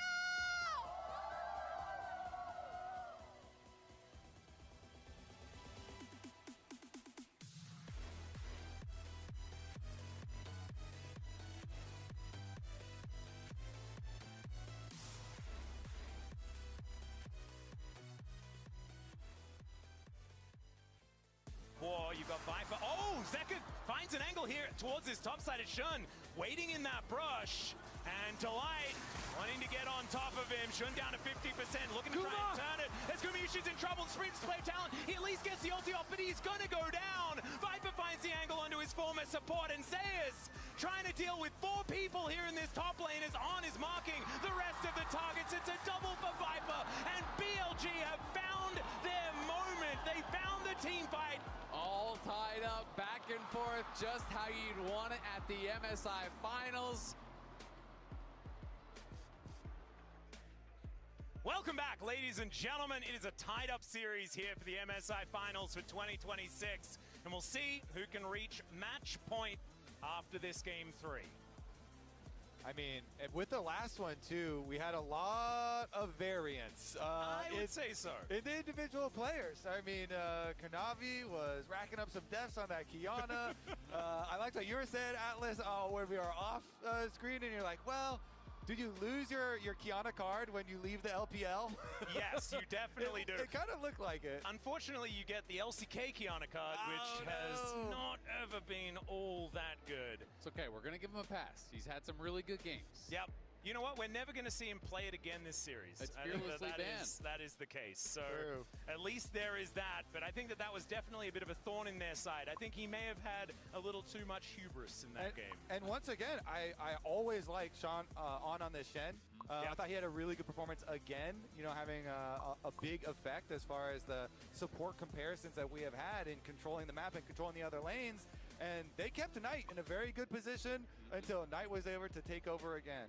And I really like their draft just in general. I just think, yes, Kanavi had some oopsies, but at the same time, I feel like compositionally it was very, very difficult with Miasma, with Shenton, with the CC from the Jarvan. You're playing a very squishy character. If you get caught at all, you just die. And so I feel like they thought, hey, we're probably going to get outscaled. So you kind of just keep saying, nào. You don't really have much recourse. Cùng đến với cả game thi đấu thứ 3. Một game thi đấu then chốt cho cả hai đội. Đội nào giành chiến thắng thì đội đấy sẽ có quyền tự quyết ở ván thiếu thứ 4.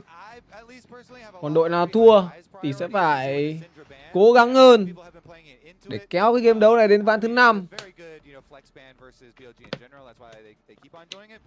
Ở trận đấu trước thì Kanavi cũng đã fit lòi kèn ra với cái KDA đó chính là 1-10 với một con Queen Aya. Phải nói một KDA có thể nói là rất sốc.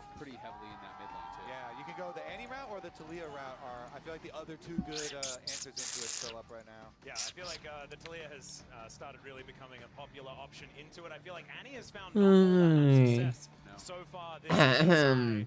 This last ban, I think, should go over to the Vi because then you'd be contesting Vi or Rise for that first. Giờ làm gì để taken away instead. And will BLG just ái chà, thằng em dai tôi. Is not taken here by HLE. Yeah, exactly. You could go for a trade, and I mean there is still Nocturne up and available as well if you want to use that to kind of counter place and looking and have that pressure as well. Yeah, let's see. Because then I guess, yeah, if you go over the Rise and you go like Talia and Vi combination and you have point and click set up too. A lot of discussion though. Yeah, let's figure it out. Okay. The buy just going to be banned away. They don't want to take that risk. Kanavi was pretty powerful on that champion last time, and so the Rise just going to be freely picked up. The Anivia still up and available, but no Cassiopeia for the counter. Yeah, you can go. Rai được pick dành cho VUZK. Một con Rai để có thể đánh kiểm soát. Và liệu rằng bên phía BLG muốn lựa chọn vào gì? Một con Varus à?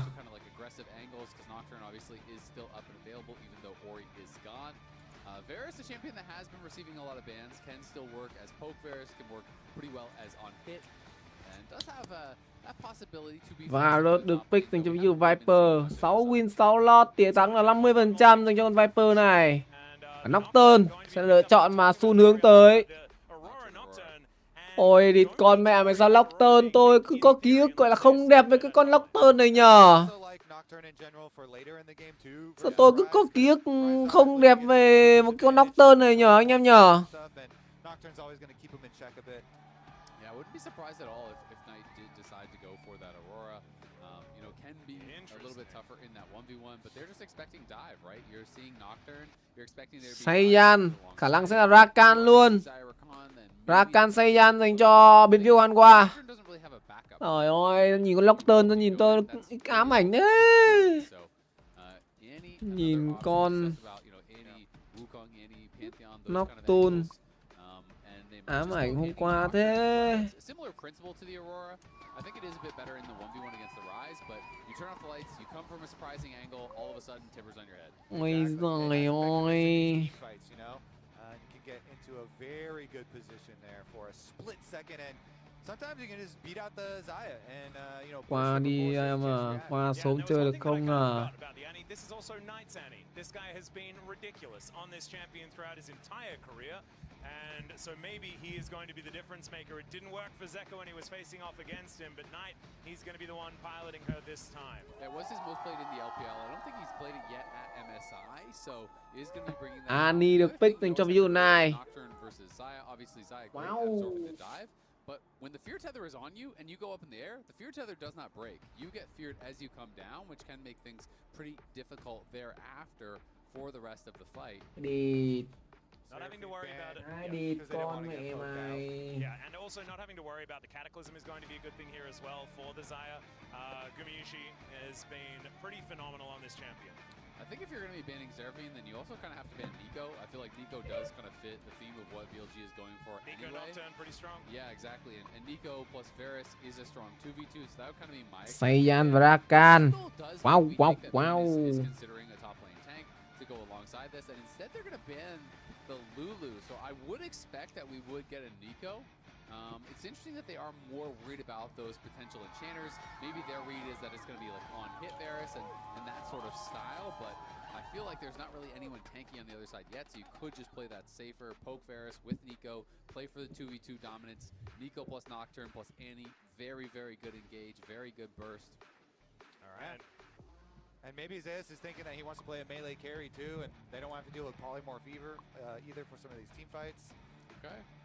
All right, it's just going to be an Alistar locked in here for On. A lot more playmaking available for him as well. How's, you know, the blind Silas talk for Zeus? Could be an angle. Every time I see the Alistar, I just assume that we're looking for a Silas angle. That the Olaf is a consideration here. Olaf được pick dành cho rớt. Không, quyết định đổi sang xin giao rồi. Quyết định là đổi sang xin giao rồi anh em ạ. Nocturne. Một cái ký ức không đẹp với con Nocturne anh em ạ. Wow. Anh em cho em giữa đi vệ sinh cái. Is it just a Scion? That's what I'm trying to figure out. I think it's possible.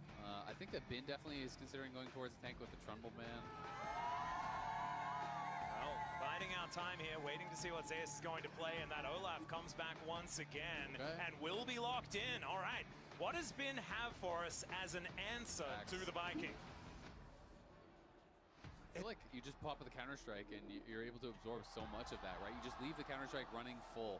Also, I think the Jax is better versus the Xin too. You know, if jungle's Olaf là lựa chọn dành cho rớt.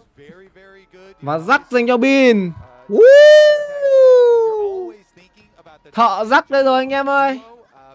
Thợ rắc anh em nhá. Đâu mà. Jax, you know, not that meta these days, but when you think of Bin, you think of Jax. This guy has been. Đang. I also think of Gwen. That's from some old wounds, but might come back sometime in this series as well. We have seen sprinklings of Gwen so BLG far. trường 1.5 map. Some people might have trauma. Bin has definitely done some stuff throughout his career so far, but those are your drafts. A blind Olaf from Zeus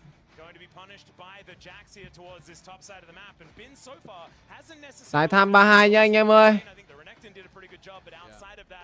Lại HLE. Cái lồn. It is so interesting that the blind Olaf has come in a couple times now. Doran also played it in their series against G2. Not a pick that you pretty much ever see blinded in pro play, but it has now. Tài tham 3-2 nha anh em nhá. Canh ăn cao đi một xíu. I do think when you are going up against this Jax as the Olaf, the pressure is on you to make things happen early. The counter strike obviously is a fantastic tool to deal with it, but if you can force that counter strike out, there are opportunities to potentially look for that all in. But if you do not make that happen, Jax is going to become very difficult to deal with, and Bin is even going Ignite, so this is going to be a spicy top lane. And Zeus is not playing Flash, so it's actually Bin with the double combat summoner advantage. It is just Ghost TP here from Zeus. Nào, cùng đến với cả game thiếu thứ 3, nơi mà Nai sẽ cầm cho mình một con tướng có thể nói là thuần ăn thịt anh em ạ. Sun cũng vậy. Một con bò có bất khuất. Đi qua Canavi quyết định là bỏ.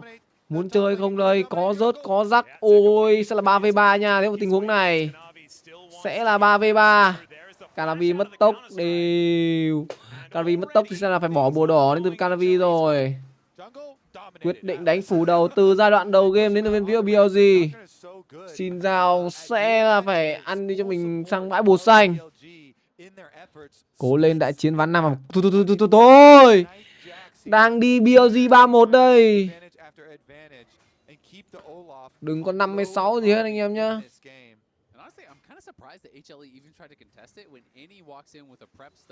Nocturne is incredible on the Raptors, and you have a Ignite Jax that has Counter-Strike at level 1. That is just a tough 3v3 to actually ever win out in. And, you know, as good as Xin is, you know, in kind of like fair duels with people, when you don't have Flash, it is easy to pick that champion.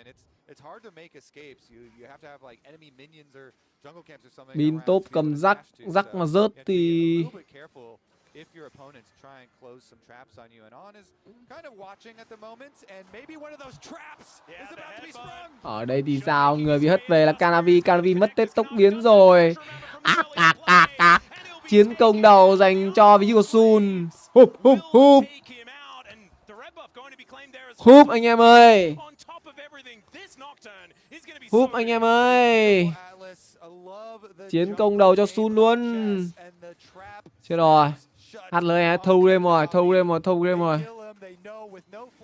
Khả năng là thâu game đến từ bên phía Hanwha rồi.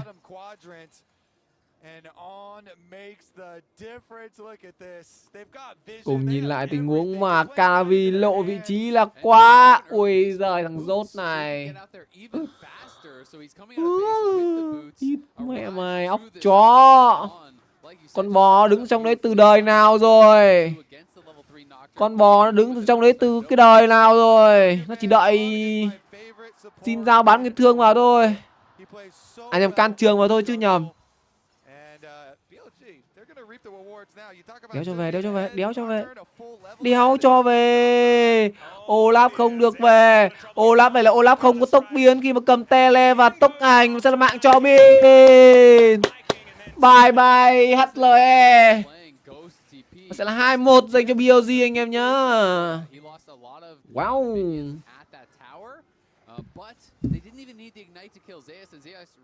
Tele lên à. Ui mẹ tele lên thì chết mạng nữa anh em ơi.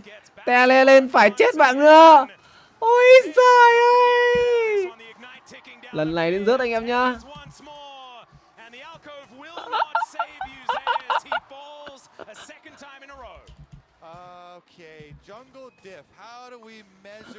Ôi giời ơi.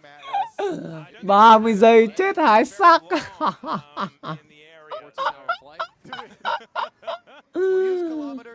Đi con mẹ. Hai xác trong vòng 20 giây. Chính xác hơn là hơn 20 giây một xíu. Khi mà có tele từ rớt.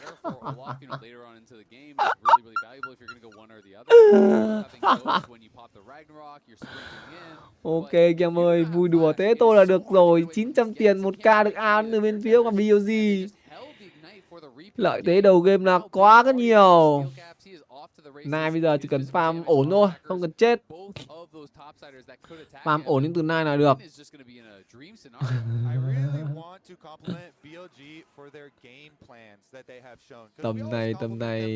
Tầm này tài tham lại khê cho anh em rồi. Anh em đi tài tham lại khê rồi, anh em mà tí nữa con on này nó bất khuất nó mở vào thì đúng là cướp. Anh em ơi. Nào hất tung được một đó là JK, đi lại đây cũng hất tung được ai, can trường vào từ VU Canavi. Và on mất tốc. Canavi muốn vào cướp bãi chim. Nhưng mà khả năng là sẽ phải bỏ. Sẽ gian rồng mà thôi. Ra ăn cho mình con rồng công nghệ. Lỗ chó.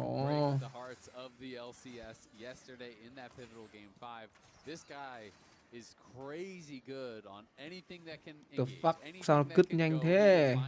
Sao anh em gọi thả cứt nhanh thế anh em ơi? Giặc trên này sao? Bin muốn đi đây? Bin muốn đi delay lính à? Bin muốn đi delay lính à? À không, chính xác hơn là rớt chứ. Sun ở đây. Sun hoang tưởng vào, Sun cướp rồng. Mất rồng đến từ vị trí của Canavi. Delay đang gặp nguy hiểm, delay về được. Ôi giời, ở đây thì delay chết. À nhập Canavi chết mạng cho Viper. Hết. Chính thức là chấm hết. Tele được dùng ra đến từ ví dụ Rakan. Rakan dùng tele ra, sợi xích tội lỗi hụt. Canavi ơi, chừng trị Canavi còn không làm được thì Canavi đòi làm cái gì? Quả đấy Canavi còn chưa có cả ulti nha, bán cái thương chưa có.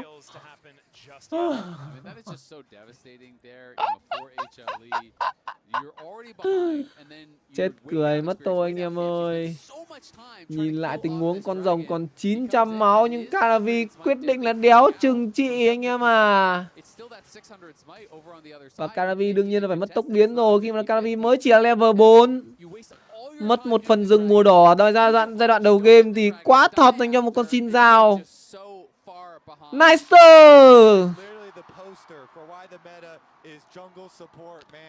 Nice anh em ơi.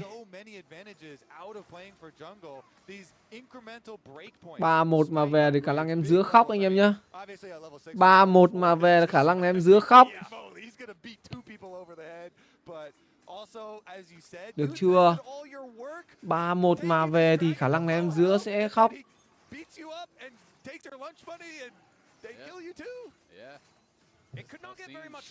Khóc mạnh luôn đấy chứ. Khóc gọi là khóc lụt sông luôn đấy anh em ạ.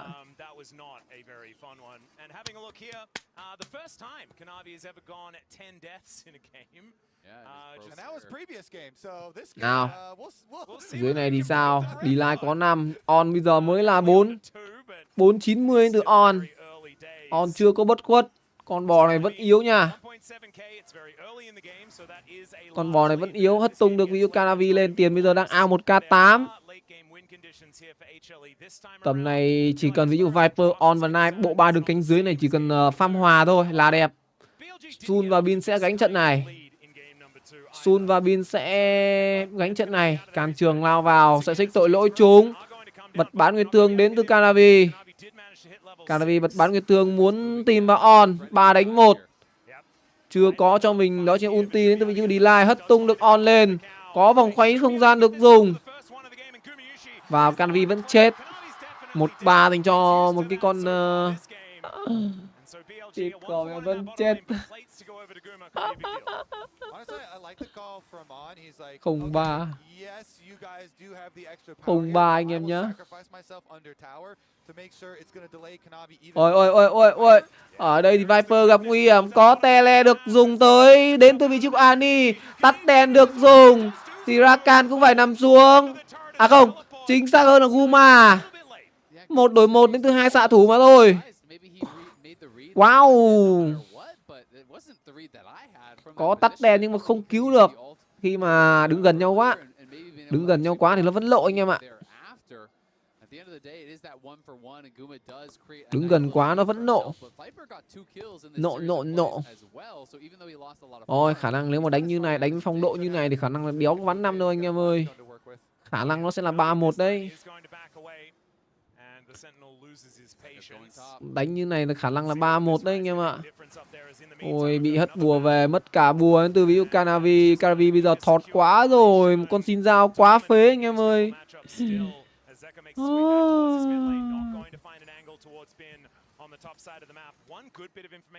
Xin dao quá phế. 0-3.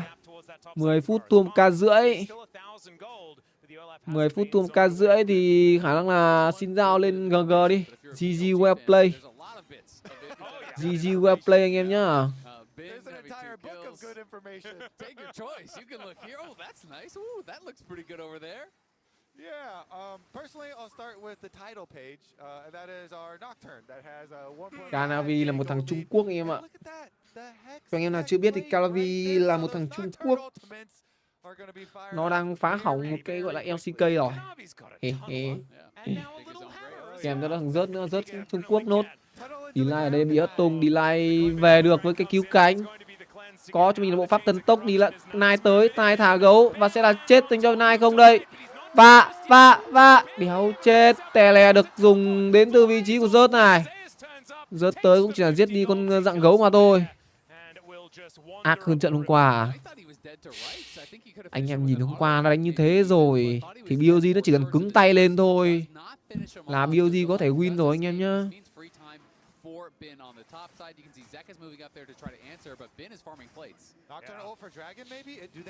Trên này thì sao? Bin bị cấu còn nửa cây. Rồng 2 sẽ có dành cho bên phía HLE. Ok, lần này thì trừng trị ăn rồng được. Lần này thì trừng trị rồng được anh em ạ.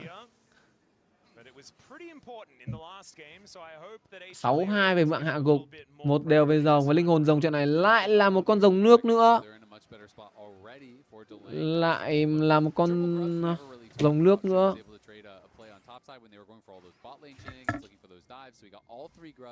Bin has a winning side lane. You have this Jax who is going to be set up for success in the 1v1 later on in the game anyway, now enabled by those grubs.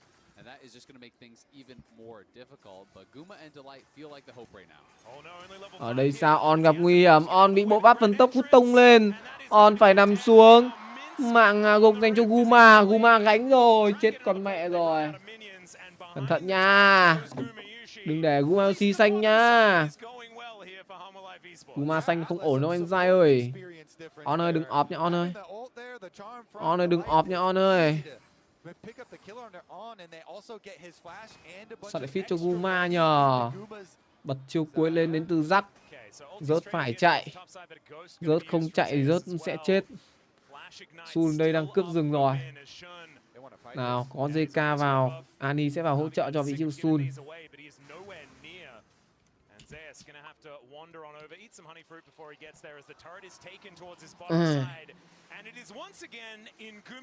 Đó, bùa được cướp thành công, trụ một đường dưới đã có.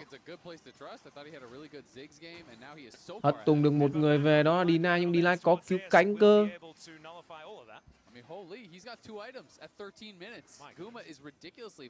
Hơi khê nhờ.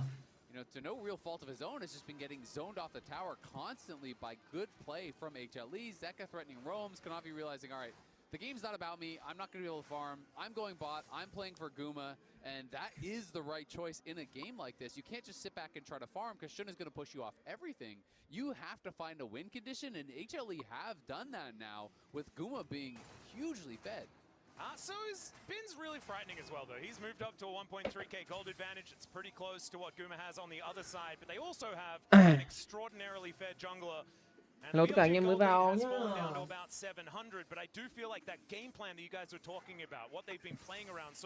Anh em muốn vào nhóm nhớ nhắn tin qua Telegram nha anh em ơi.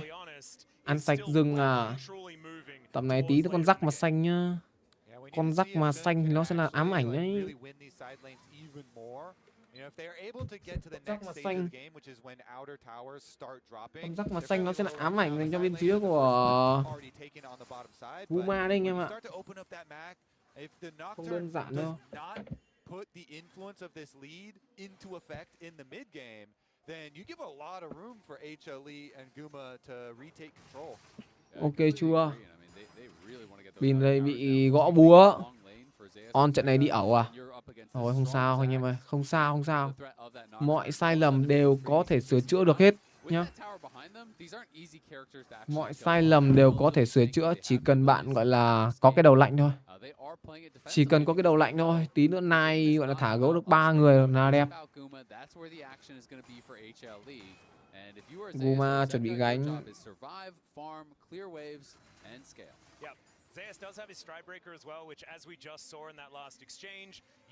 Một ca tiền đang ao đến từ bên phía của BLG mà thôi, chỉ là một ca. Con số chưa hề chắc chắn. Con số chưa hề chắc chắn nha. Với con số này thì vẫn cần bên phía BLG giãn cách ra nhiều hơn. Ít nhất là từ 4 đến 5k. May ra là mới có thể gọi là an toàn được. Không thì khê lắm anh em ạ. Cuối game Seiya nó bắn cho gãy người. Cuối game Guma bắn cho gãy người đấy. Bởi vì sao? Guma chỉ có một cái giật lông. Mà cái giật lông đấy nguy hiểm lắm. Rồng nước sẽ xuất hiện sau 30 giây nữa này.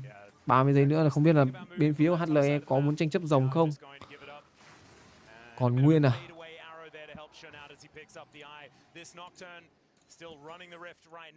Còn Nguyên à, đã chết đâu anh em.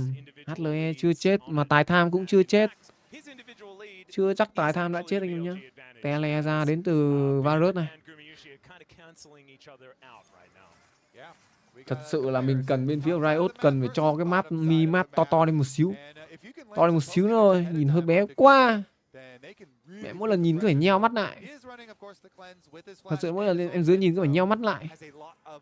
Rai và Ani đang ở trên kia. Có tele từ Rai và Ani luôn. À không, chính xác hơn thì Rai chỉ có cho mình cái vòng xoáy không gian.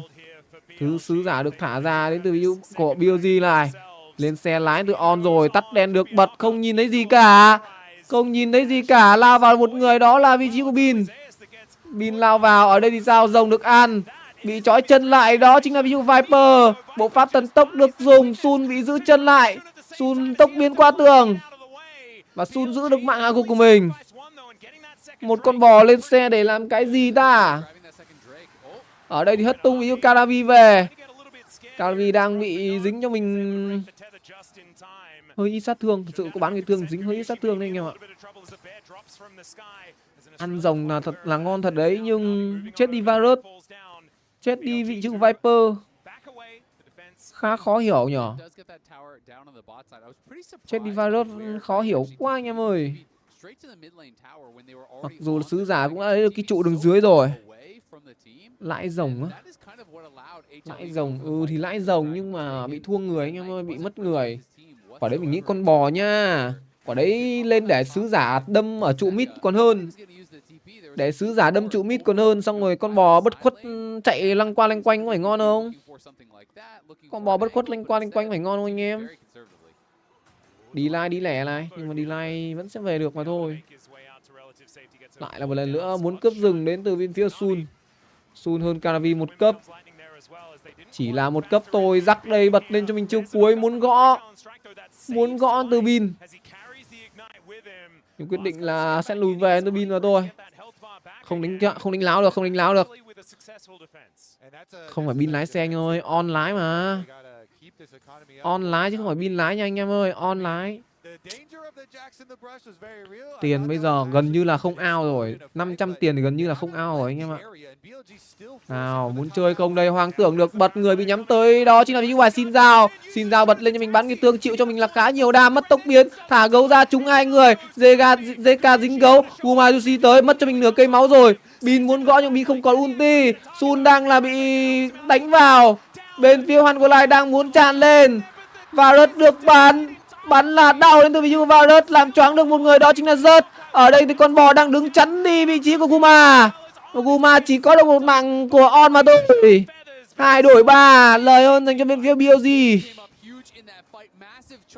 Được. Được anh em ơi, được.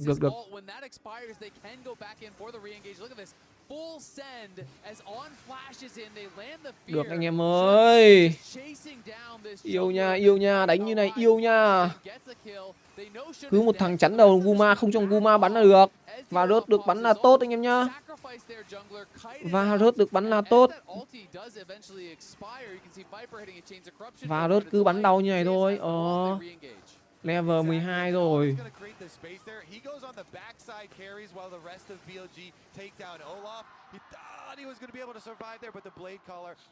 Thật sự Deny trận đấu này chơi một con tướng 2 trận đấu Deny chơi những con tướng hỗ trợ thì nó đang chưa phát huy quá nhiều sức mạnh dành cho bên phía của Hanwha. Nó vẫn chỉ là những đóng góp từ phía sau mà thôi. Như trận trước thì Guma cầm cho mình một con cơ mưu. Thật sự con cơ mưu trận đấy phế lòi điên luôn anh em nhá. Đóng lồng thì tem cũng chẳng có đam để giết. Mà không đóng lồng thì con cơ mưu thành là một con phế vật.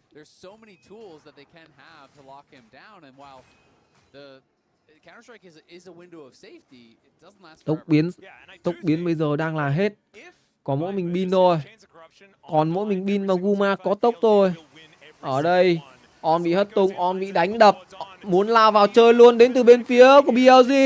Tele tới. Ở đây vòng xoay không gian có JK đến. Làm gì? Bin đến không? Sẽ lùi vén từ hai đội. 36 tỷ đam à? 36 tỷ đam à? Rồng còn 40 giây nữa kìa. Con rồng sẽ được đánh nhau ở pha rồng này này. Rồng sẽ đánh nhau ở pha này này anh em này. Right. JK khả năng sẽ là mục tiêu. JK thả gấu. Đúng rồi. Hay quá, vấp cỏ JK ơi. JK cứ vấp cỏ như này anh yêu lắm JK ơi. Ngày hôm nay trận đấu này thì JK đã vấp cỏ. Xin Giao ném cho mình ngọn giáo sao băng. Nhưng mà không dám qua. Cho 10 triệu không dám qua anh em ạ. Cho 10 triệu không dám qua anh em nhá. Được chưa? Rồng đang được gọi ra từ bên phía của Hanwha. Khi mà Rai không có cho mình tele. Canavi đang rớt Baron, rớt rồng. Sun còn 4 giây nữa sẽ hồi cho mình, đó chính là một cái ulti nhá. Tắt đèn 4 giây nữa. Rồng sẽ đặt ăn lại đến từ bên phía của BLG. Quyết định của Hanwha là bỏ. Và rồng 3 sẽ có dành cho BLG. Một con rồng free anh em nhá. Và khả năng là hai đội sẽ đánh nhau ở con Baron thôi.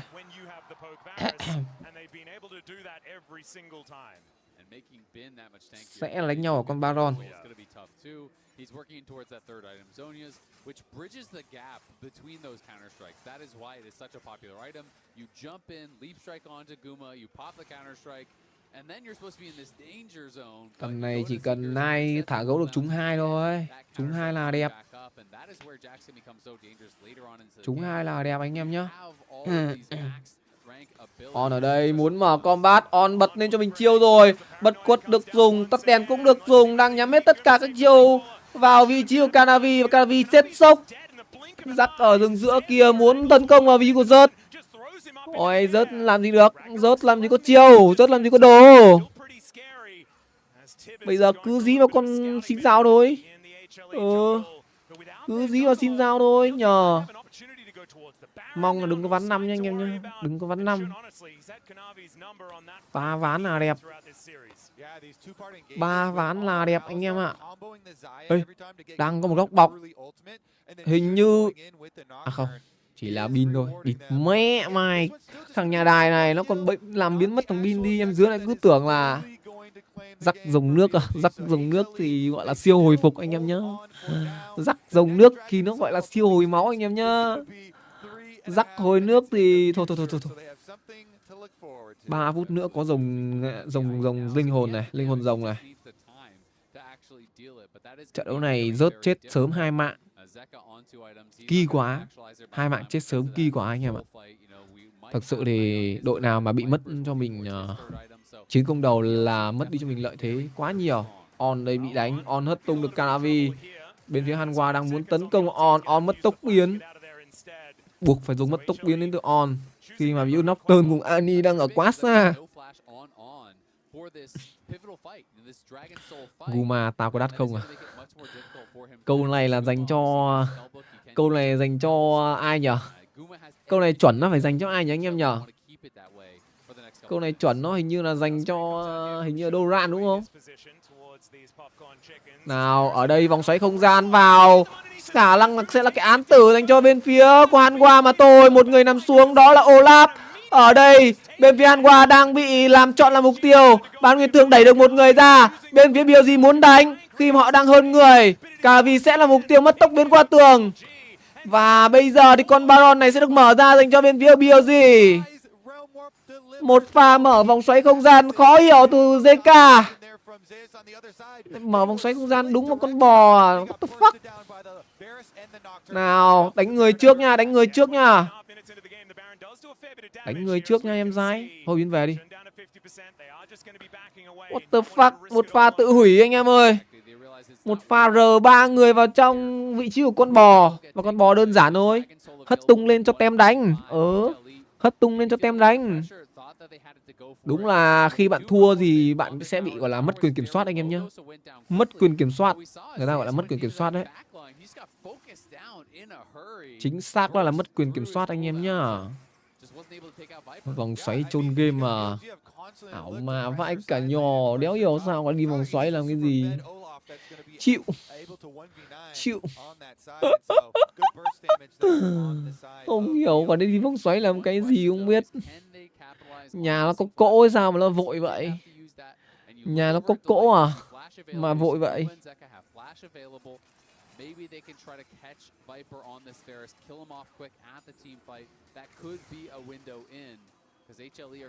Nào, rồng còn gần phút nữa sẽ ra. Linh hồn rồng nước.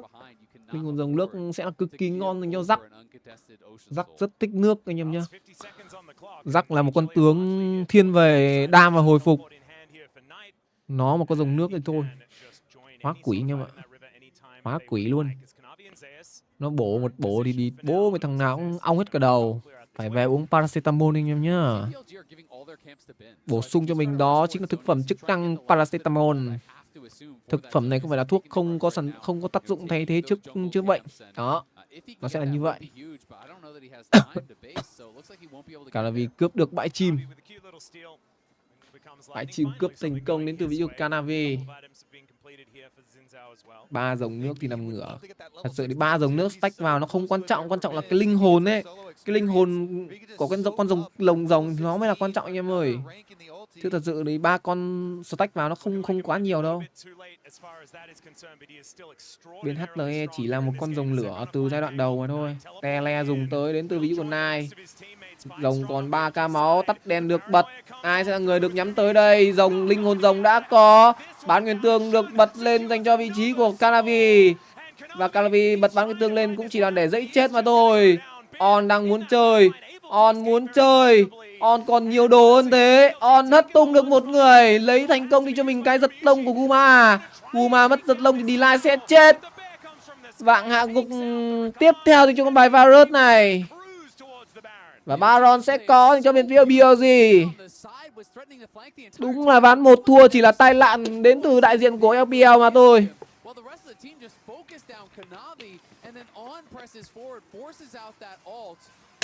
Ván 1 thua đúng chỉ là tai nạn đến từ vị trí của BLG mà thôi.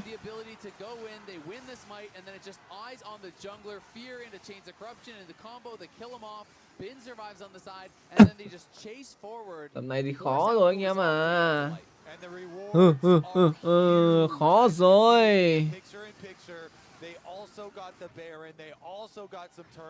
Baron Power Play sẽ có. Tiền bây giờ đang là 5k. Một con số đủ lớn để có thể slow ball được một trận đấu. Thua liên tục 10 mã. I love CBM.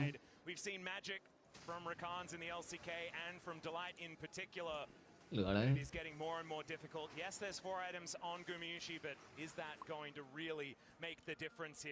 Yeah, I mean, it's going to be extremely tough, you know, but there is always a chance.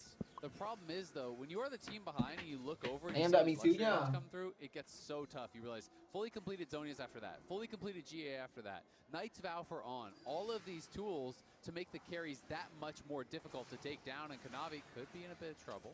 Level 14 to level 16 here, as shown with the last level Nào, in that paranoia. có Baron dành cho bên phía BLG rồi. Liệu họ sẽ lấy được bao nhiêu cúp công trình đây? Khi mà bây giờ thì Sun cũng đã có cho mình là giáp thiên thần. Một cái giáp thiên thần đến từ Sun. Delay bị cấu máu là đau. Phải về. Ôi giời ơi, sao đánh không đánh BLG tổng à? Lừa. Ghim chôn dân hả anh em? Tele được dùng ra từ on. Có tốc chạy đến từ một cái tele này nha. Sợi xích tội lỗi trúng vào Guma. Guma mất thanh tẩy. Trụ một đường giữa sẽ có dành cho bên phía BLG. 5k6 tiền ao. Baron còn 1 phút 08 giây. Trụ 2 đường dưới này thì Bin cũng đã cấu được 1/3 rồi. Bây giờ thì Guma khả năng sẽ phải lùi. Ui, ở đây thì sao? Tốc biến lên bán nguyệt tường đến từ vị trí của Kanavi. Nhưng mà đường dưới này thì Bin cũng đã solo thành công với vị trí của Olaf. Và sẽ là phải bỏ trụ 2 đường giữa đến từ HLE mà thôi. Bây giờ họ sẽ phải co cụm vào để thủ. Khó hiểu đến từ vị trí của Kanavi khi mà một trận đấu 1-10. Và trận đây thì sẽ là 0-6. Liệu con xin giao này sẽ có kết thúc với tỷ số là bao nhiêu đây? 8k4 tiền được out cho một con Baron này.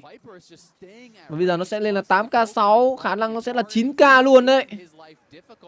Ui, một con Baron out 5.000 tiền. Chưa tính những mạng hạ gục nữa thì nó phải gọi là gần 6.000 anh em nhá. 2 trụ nhà lính. Ôi, bây giờ khả năng là BLG muốn endgame luôn, là BLG vội rồi. BLG muốn vội rồi. Nào, muốn đánh ra, muốn tìm vào vị trí của Bin trước. Bin ở đây bị hất tung, có hoang tưởng được bật, sợi xích tội lỗi trúng. Bin đang là người bị confirm vào nhưng Bin không chết khi mà Bin có cho mình là linh hồn rồng nước.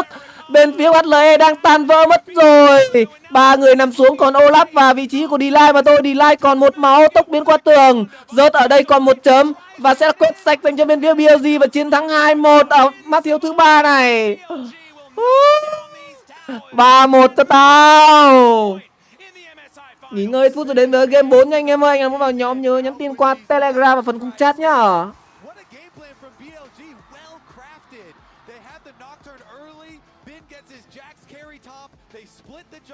They split the map, and Shun is able to bring it home. Analyst as our BLG strikes, man. What a game plan from him like this. You know what?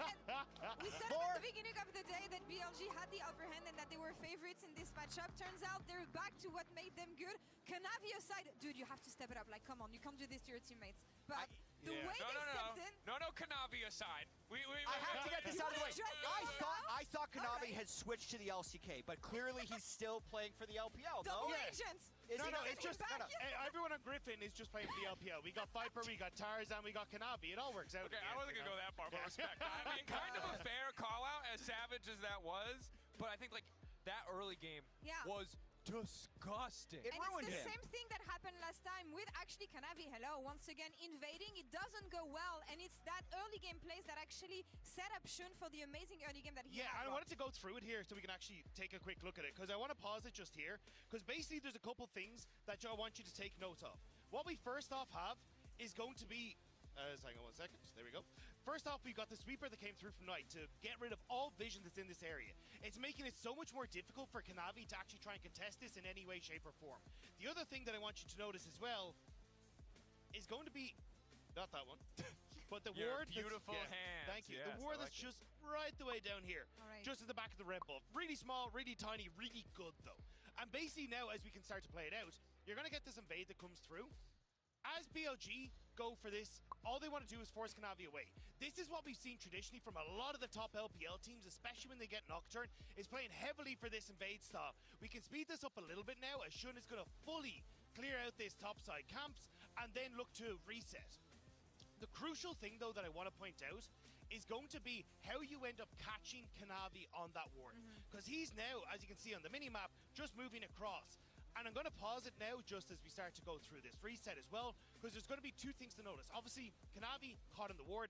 The second thing is going to be the buy from Shun. As Shun spots Kanavi in his jungle, he doesn't go for the traditional longsword. He goes for boots. This man wants to get into his jungle as quick as humanly possible to make sure that he can bully Kanavi once again.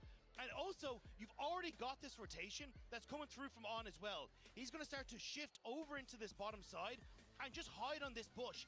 But because he ends up hiding in the bush there, the red buff aggroes to him in the bush. It looks like the red buff is aggroing as per usual. So as we play it out, Kanavi doesn't suspect anything. Kanavi thinks he's basically gotten away with this, and he's going to be able to get the red camp, answer for some of the pressure that's already there. But here, boots on Shun, he gets out fast enough.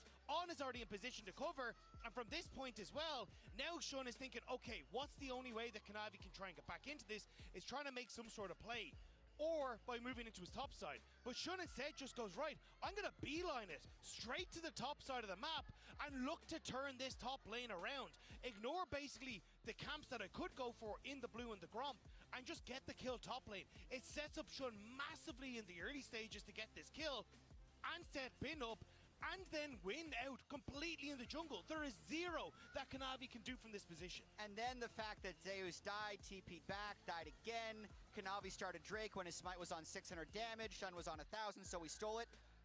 This is the type of game that 95% of pro teams ask for a remake if it's a script. Like, that's how disastrous that beginning was, because it just all went in the favor of BLG. Then it did kind of get close. Just the cherry on top, another smite win for BLG. It's been a mental breaker, I feel like, for HLE here. They're back against the wall with BLG on the match point. Gigabin on Jax, impossible to stop them. Danny really happy about these boys backstage, but they're making it happen again. They're making it happen the same way they did last time. Empowering jungle, empowering top lane. I'm just wondering, what can HLE fight here with? Because they only have one game to do it. The only good news, again, is you're not going to have to handle this problem again. He gets one game on Jax, and then we can look ahead, right? It was the Gigabin performance, but I don't think that that was the biggest issue, right? The Olaf going south was a lot of jungle intervention. It was a bit of disrespect to the potential Jax pick, but I want to highlight two things. One, the jungler. That's the elephant in the room. We'll acknowledge him. He's over there. His name is Kanavi. He's struggling to play League of Legends, probably because he doesn't have hands anymore. He has like hooves or whatever elephants have. But he's going to get his hands back. I believe that. The rest, it's the bottom side of the map. Delight and Kuma have been good. They've been trying so hard. The signature Rakan felt like it might be enough, but they really need to clean up the rest of the map. I believe HLE have the tools, but it's the jungle's tough. They have the tools, but on the other side, they have a player that used to stand alongside them once. Viper with BLG, one game away from the very first career Grand Slam, one game away from doing it here in Daejeon, in his hometown, in front of his audience. Bin wanted to prove that he can be better than this. He's doing it, but for me here, I'm looking at Viper and that man and what he's about to accomplish here today. And he's done it with everything. He played mages to get here. Now he's played 380 carries so far in this tournament, or in this final. For me, if I'm looking about an HLE comeback, I just scroll through side selection. I needed to see if I'm HLE, they have to give Zeus counterpick. Blind picking the Olaf there was so sketchy, and the later you get to Fearless, with how much these top laners want to throw down and how much the jungle has impacted early game, you have to put that guy in a favorable position. Yeah, I do think, though, I want to hit back on that Viper piece, because it is so important. Like, the fact that he has disappeared, he went to the LPL, got a world championship at EDG, came back to Hanwha. It was Viper Life Esports for so much of that, and now he's moved back over to the LPL, playing against his former team of BLG. He has to see if he can do it now in this game. It might be an LCK crowd here in Daejeon, but it's Viper, the hometown boy, and BLG who lead the charge and take us to match point in this grand final. One game away from hosting the trophy. Let's see if they can do it.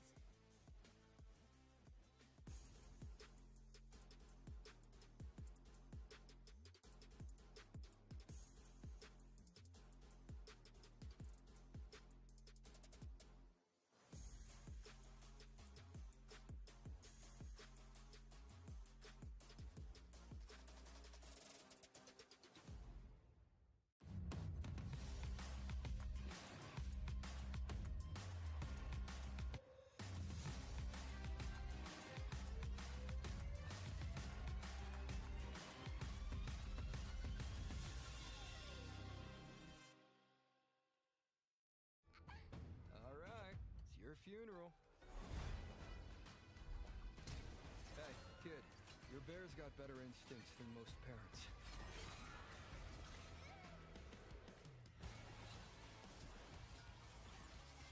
This is salvation.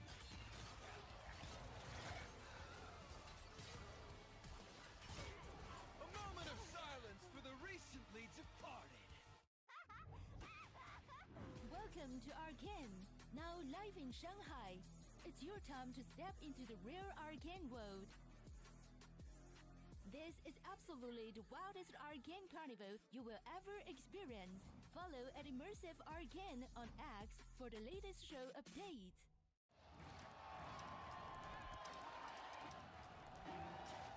Red Bull gives you wings. Tired of the off-season blues once Worlds is over? Fear not, because League of Legends is coming to the very first Esports Nations Cup, where players split from their clubs and compete for national pride. Will China test every limit imaginable?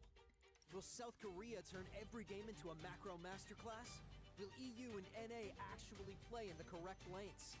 The final event of the year is not to be missed. Esports Nations Cup 2026. See you in Riyadh.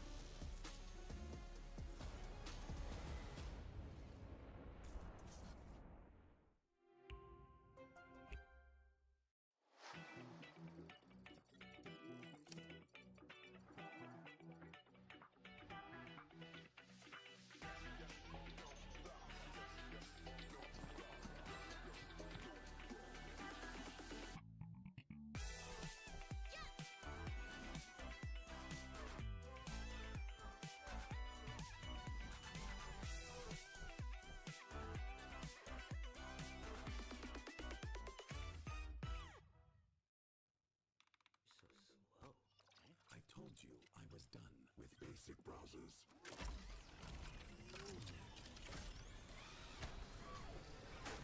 Your setup wants Opera GX, and you're holding it back.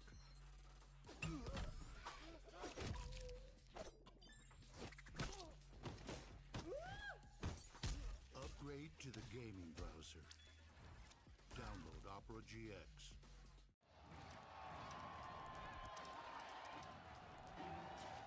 Red Bull gives you wings. With my new phone company, Menace Mobile, our pricing structure will be so confusing, it can only be described as evil. That isn't evil. It's just typical phone company stuff.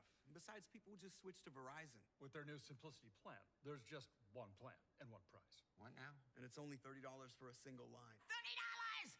So you're all choosing Verizon. Traitors! Introducing the Simplicity plan, $30 for a single line. Can you hear me now?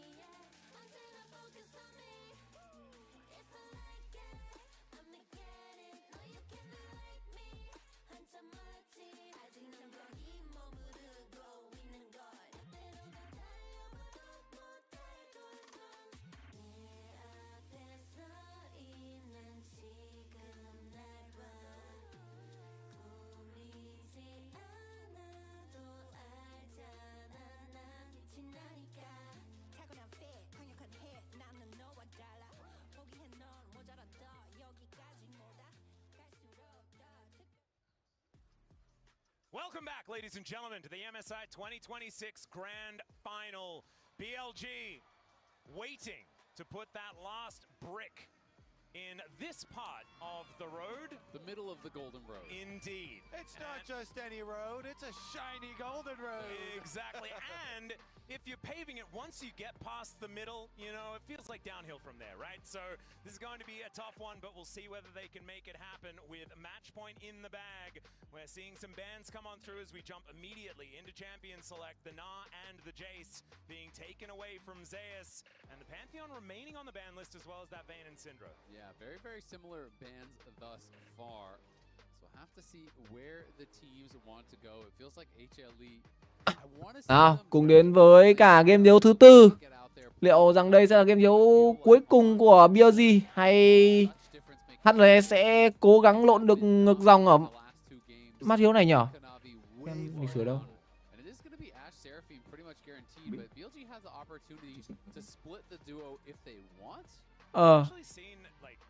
Lịch sử đâu nhở?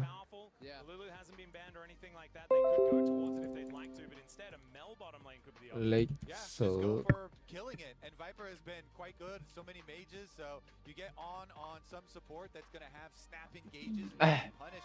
Mèo được pick dành cho bên phía BLG, còn bên phía của HLE sẽ pick cho mình đó chính là Seraphia. Còn Ad nha, còn Ad dành cho Kuma nha. Pai.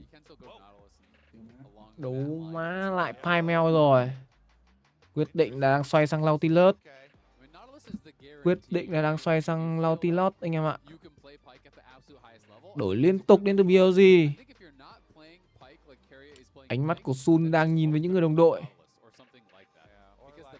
Và khả năng sẽ là cơ Sante dành cho Bin. Và bên phía của Hanwha này một con...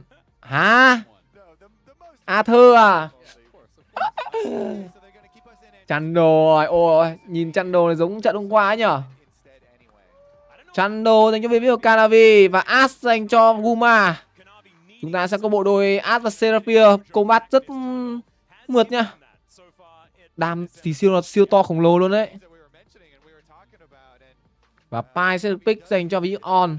Thôi rồi, khó rồi. Gì nhỉ? Seraphia. Check.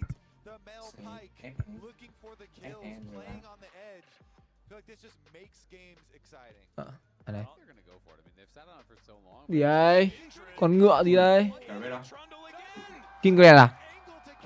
Và Kingred dành cho Sun anh em ạ. Sun vác tướng tủ ra rồi.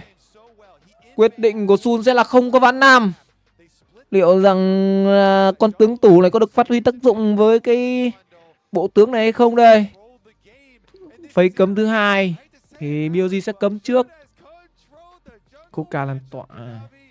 Phây cấm thứ hai thì BLG sẽ cấm trước. Huấn luyện viên Danny sẽ cấm gì dành cho những người học trò của mình? Sẽ phải cấm đi top của rớt đấy. Đó là Aurora. Sẽ là muốn khóa vào ví dụ JK, không cho JK được thỏa sức sáng tạo được.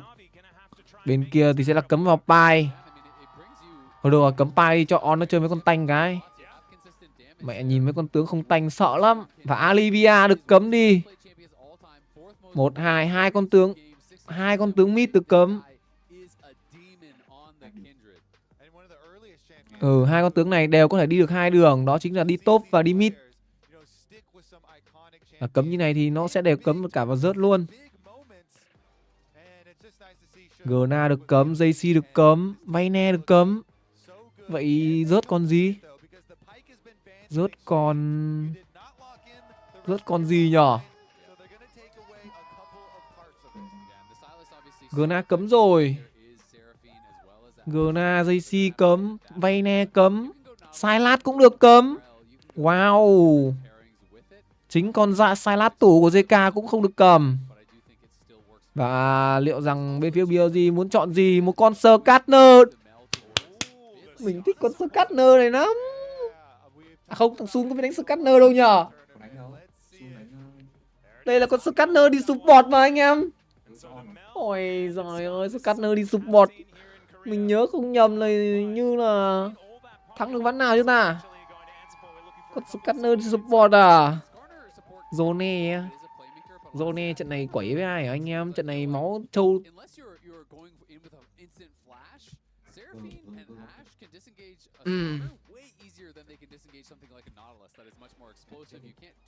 Ôi Swain. Swain dành cho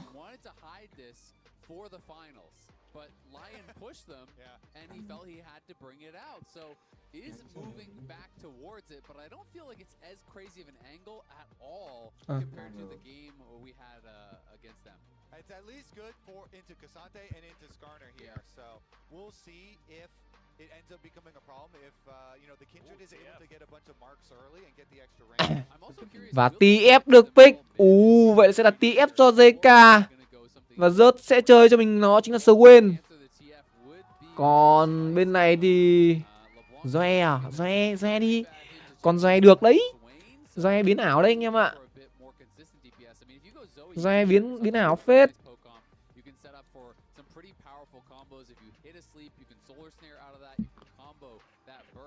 Một lần. On time. Thalia. Một con Thalia được pick. Wow. Để mình check Canavi nào. Để mình check Canavi xem có biết chơi Trundle không. Còn Trundle được cầm 4 lần thì thắng là 75%. TF trong tay của JK.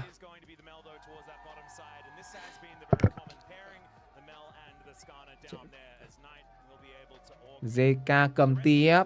Một con tướng khá ít người được cầm. Ui 2 lần 100% à. Không sao, trận đấu này chúng ta sẽ tin vào tướng của Sun đi. Đéo cần bảo hiểm anh em ạ. Chim to luôn. Trận đấu này là một mã lên cho anh em mã gì nhỏ. Check xem nào. Check sảnh như nào. Ôi, Vanilla của BLG ăn khá thấp. Thôi, mình vẫn sẽ hướng cho anh em một cái tài tham 33 anh em nhé. Tài tham 32, canh ăn cao. Ok chưa? Canh tài tham 32 đi. Khả năng là hai đội sẽ câu kéo nhau đến chết đấy. Đến ít nhất là con rồng linh hồn rồng đấy. Hoặc không sẽ là phải rồng ngàn tuổi. Cùng đến với game đấu thứ tư. Cũng sẽ là game đấu cuối cùng luôn. Sun trận đấu này sẽ cầm một con tướng xạ thủ đi rừng. Đó chính là một con tướng tủ của anh ta, Kincred. JK cầm cho mình TF đi mid để đối đầu với vị trí của Nai. Còn cặp bot dưới kia thì Viper và On sẽ chơi cho mình một cánh yếu. Ơi, lấy được cái tốc biến đầu tiên từ phía JK. Tốt này. Đầu trận gọi là cứ câu đồ là đẹp rồi em ơi. Và Sun sẽ farm cho mình một vòng rừng từ xanh qua đỏ. Trundle thì cũng sẽ là từ đỏ qua xanh. Hai người đều farm từ trên xuống dưới hết. Kuma trận này cầm Ash thì sẽ là carry chính luôn. Liệu rằng con Ash này có được farm để bắn hay không? Khi mà Ash trận đấu này cầm cho mình một cái tốc biến là một cái tốc hành à. Bin trên kia cầm cờ Sante. Một chất tướng tay ngắn. Chất tướng tay ngắn thì đương nhiên là sẽ thua với vị trí Swain rồi. Swain rớt. Chưa chơi đó. Nào. Cùng chờ là để xem trận đấu này ai sẽ là người gọi là phạm cho mình những cái sai lầm đây. Nhưng mà hai trận đấu trước thì người mắc sai lầm đó chính là ví dụ Canavi đều có một cây đây cực kỳ phế. Một trận chết thì như là 8 mạng với con Xin Giao và một trận chết 10 mạng với Quinaja. Tiền đầu trận thì HLE đang làm tốt hơn. Dòng 1 sẽ là dòng công nghệ. Mình thật sự là từ khi cái meta đổi là bắt đầu là dòng chúng nó bắt đầu bỏ cho bên đội đỏ ăn khá nhiều nha. Mong là trận này BLG không làm vậy. Ít nhất On phải farm được đến cái giam cầm cơ. On phải có giam cầm cơ thì mới chơi được anh em ơi. Bin trên này thua thế quá khi con Swain tay quá dài. Thật sự là con cờ sân tê này nó chỉ có tác dụng trong những pha có bắt 5 năm thôi. để đẩy tách được đội hình của đối phương ra. Bật máy quét và phát hiện ra được một con mắt đến từ vị trí on. Ở đường giữa thì Talia của Lai cũng đã ép được cho vị UZK phải farm trong trụ. Và ít nhất là phải biến về ở turn đầu tiên rồi. Cua sông trên sẽ được ăn dành cho bên phía của Sun. Và cua sông dưới dành cho Chandler.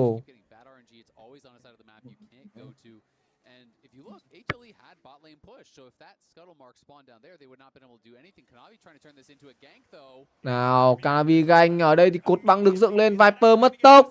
Ở đây thì Kinred hook được một người về. À không, chính xác hơn là Cờ Sante hook được vị trí của Canavi về. Scanner chứ. Còn Scanner hook được vị trí của Canavi về. Và Canavi phải đổi mạng với cả Viper. May mắn là Viper có cầm tele nha, nên là lính cũng sẽ không mất được quá nhiều đâu. Chỉ thua thiệt là ở cái mạng chiến công đầu mà thôi. Ở đây Bin muốn chơi, Rớt khả năng là muốn chạy. Quyết định của Rớt là bỏ, không chơi với con Crsante đâu. Đường giữa này thì đổi bài farm liên tục đến từ JK. Hai người chơi đường giữa này đều rất cần tiền. Ở đây giao tốc biến lên muốn chơi đến từ vị trí của Bin. Ui nhưng mà khó rồi. Khi mà Rớt cũng dùng cho mình cái tốc biến. Hai người đổi tốc biến cho nhau. Chandler đang farm bãi đá nha. Bin cần phải cẩn thận. Farm xong bãi đá thì khả năng là Bin sẽ là người gặp nguy hiểm đấy. Bin quyết định là về em dai ơi. Nhà mình đông người. Ê, top này đông người nhá. Top này đông người nhá Bin ơi. Chết rồi, khả năng là Bin không biết rồi anh em ơi, khả năng là Bin không biết rồi, khả năng là Bin không biết rồi. Bin không biết như này thì khả năng sẽ là chết. Bin lên quá cao, bị rớt bết. Và rớt bết như này thì sẽ là phải chết dành cho bên phía của Bin mà thôi. Mạng cho rớt. Lồng má. Nó đã không thèm lên farm lính rồi mà vẫn... Bin vẫn chưa tỉnh nhở. Bin... Ê, on ở đây. On đây nhìn ra ví dụ deny nha. Kéo deny về. Deny đang là mục tiêu. Sun ở đây có mạng go hay không đây? Câu trả lời khả năng sẽ là có. Một mạng dành cho con Kingred này. Đồng nguyên ấn của nó đâu? Ở đây thì làm chậm được vị trí của Rớt. Rớt bị đẩy về. Và Sun liệu rằng là không có mạng thứ hai khi mà Sun chưa lên được 6. Rớt ở đây hóa thần. On sẽ chết. Mạng thứ 3. Không, chính xác là mạng thứ 2 dành cho Rớt. Đau đấy. Ôi con sầu bên này nó khỏe thế anh em ơi. Nó hóa quỷ kìa.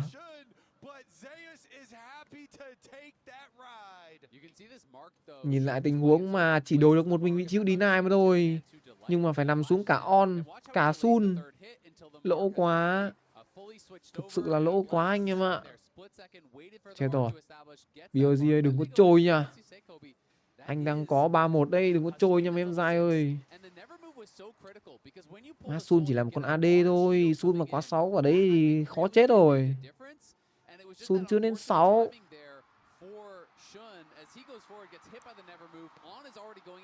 Hình như là vẻ mặt của On này là On hình như On bán rồi anh em ơi. On off rồi. On trận này off rồi. Dòng công nghệ đang được ăn đến từ Canavi. Sun quyết định khả năng là có muốn tranh chấp không? Clear mid trước. Nhưng mà đi qua con mắt này thì sẽ là lộ mà thôi. Bỏ rồng đến từ bên phía BLG. Tiền bây giờ đang ao K5. Khó. Mọi thứ bây giờ đang khó dành cho bên phía của BLG rồi. Không biết là sẽ có ván 5 hay không. Khi mà Sun bây giờ còn chưa có level 6. Chandler cũng là như vậy. Mặc dù Chandler chưa có level 6 nhưng Chandler nó có một cái rất là khó chịu, đó là cái cột băng. Ít nhất là bạn sẽ mất cái tốc biến khi mà nó dùng cái cột băng đấy. Viper thì vẫn chưa xanh. Tại sao cặp đôi Junaram và Lulu khỏe như thế mà chúng nó không dùng nhở?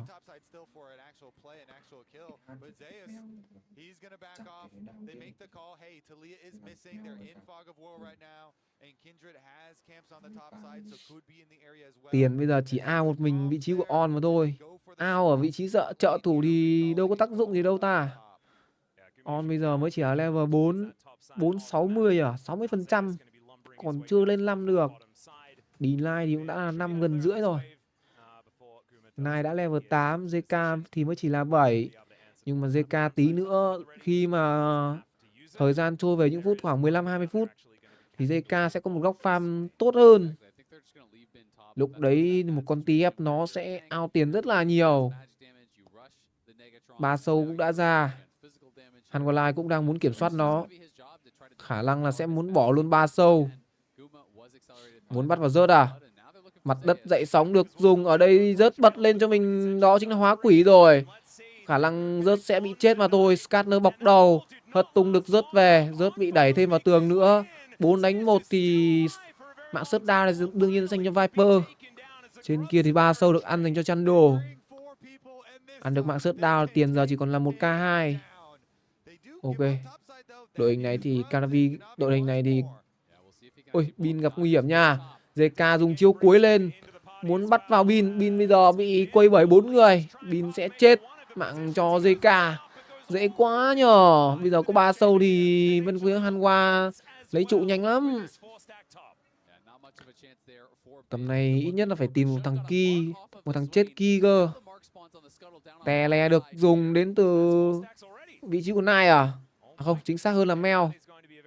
Mel dùng cho mình đó trên cái tè le lên. Đi lại được không? Không đi lại được. Bây giờ cần Viper xanh, Viper gánh. Và cần Guma phải vấp cỏ ít nhất là 2 xác. Tìm được, ui tí nữa mà Scatter kéo tầm khoảng 3 người thôi là đẹp.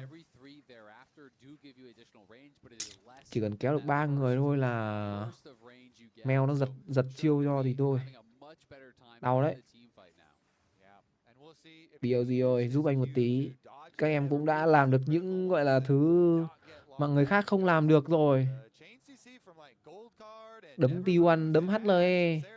Bây giờ thì gặp lại HLE liệu rằng là sẽ có ván 5 hay không đây? Ván 5 thì thật ra thì cũng có lợi cho em giữa thôi, nhưng mà lợi cá nhân thì không quá nhiều. Chỉ là lợi ích cho công ty thôi anh em ạ. On đây cắm mắt phát hiện ra ví Canavi, cột băng được dựng lên. Bên phía Hanwha là 3 người, là 4 người. Và bên phía của BLG chỉ là 3 mà thôi. On chưa 6, On sẽ chết. Viper ở đây thì sao? Khúc ca lan tỏa dụng ra, Gumausi chưa bắn được, Gumausi được bắn quá đau. Gumausi nằm xuống, Deny còn 1 chấm máu lùi về thành công. Đéo ai ăn được cái mạng của Guma. À nhầm, Deny chứ nhầm. Không ai ăn được cái mạng của Deny à. JK ở đây vẫn về được. Có giáp được búp. 3 thằng yếu máu rồi dìu dắt nhau về. 2k tiền được ao phút từ đầu thứ 10. Ao tiền quá. Tiền ao quá bây giờ. Hơi khó lật từ nhóm BLG. Rồng 2 sẽ có sau hơn 40 giây nữa. Nó sẽ là con rồng lửa. Tiền thật sự thì 2k này nó có thể săn lấp được bởi một pha combat. Chỉ cần bên phía BLG tận dụng được thôi. Chúng ta vẫn phải đợi On level 6. On chưa có 6. Quả này On mà có 6 thì On kéo được ít nhất là 1 thằng vào rồi. On chưa có 6 anh em ạ. Quả này On không thèm dùng tốc biến bởi vì sắp 6 rồi. Nai tới thì Nai cũng vét được mạng Guma mà thôi. Nhưng mà Guma cũng có mạng của Viper. Nên là Guma chết pha này không lỗ lắm. Các cổ động viên của Hanwha hiện tại đang khá vui rồi. Ở đây có đánh nhau ở đường rồng. JK đây solo kill với vị trí của Nai. Bên phía HLE sẽ là 4 người. On có 4. Mặt đất dậy sóng được kẻ. Nhưng mà nó kẻ không được chia cắt được bên phía Hanwha ra. Hạt thông nổ được dùng đến từ Sun. Ở đây tốc biến lên đến từ Vigo JK làm choáng được một người. Ở đây thì hất tung được vào. Giam cầm được ai nhưng mà không có đám. Tè lè dùng đến từ 2 người chơi đi top. Sun ở đây chưa chết nhưng mà Sun khả năng cũng chết sớm mà thôi. Trời ơi. Có ván 5 rồi. Đánh gì vậy? Đánh HLE à? Lồng mà. 3k1 tiền được ao. Cầm Kindred vào mà Sun vẫn chưa gánh được. Chết rồi, chết rồi. Nó lết rồi. Con Swain lết rồi anh em ạ. BLG lại không ngon rồi à?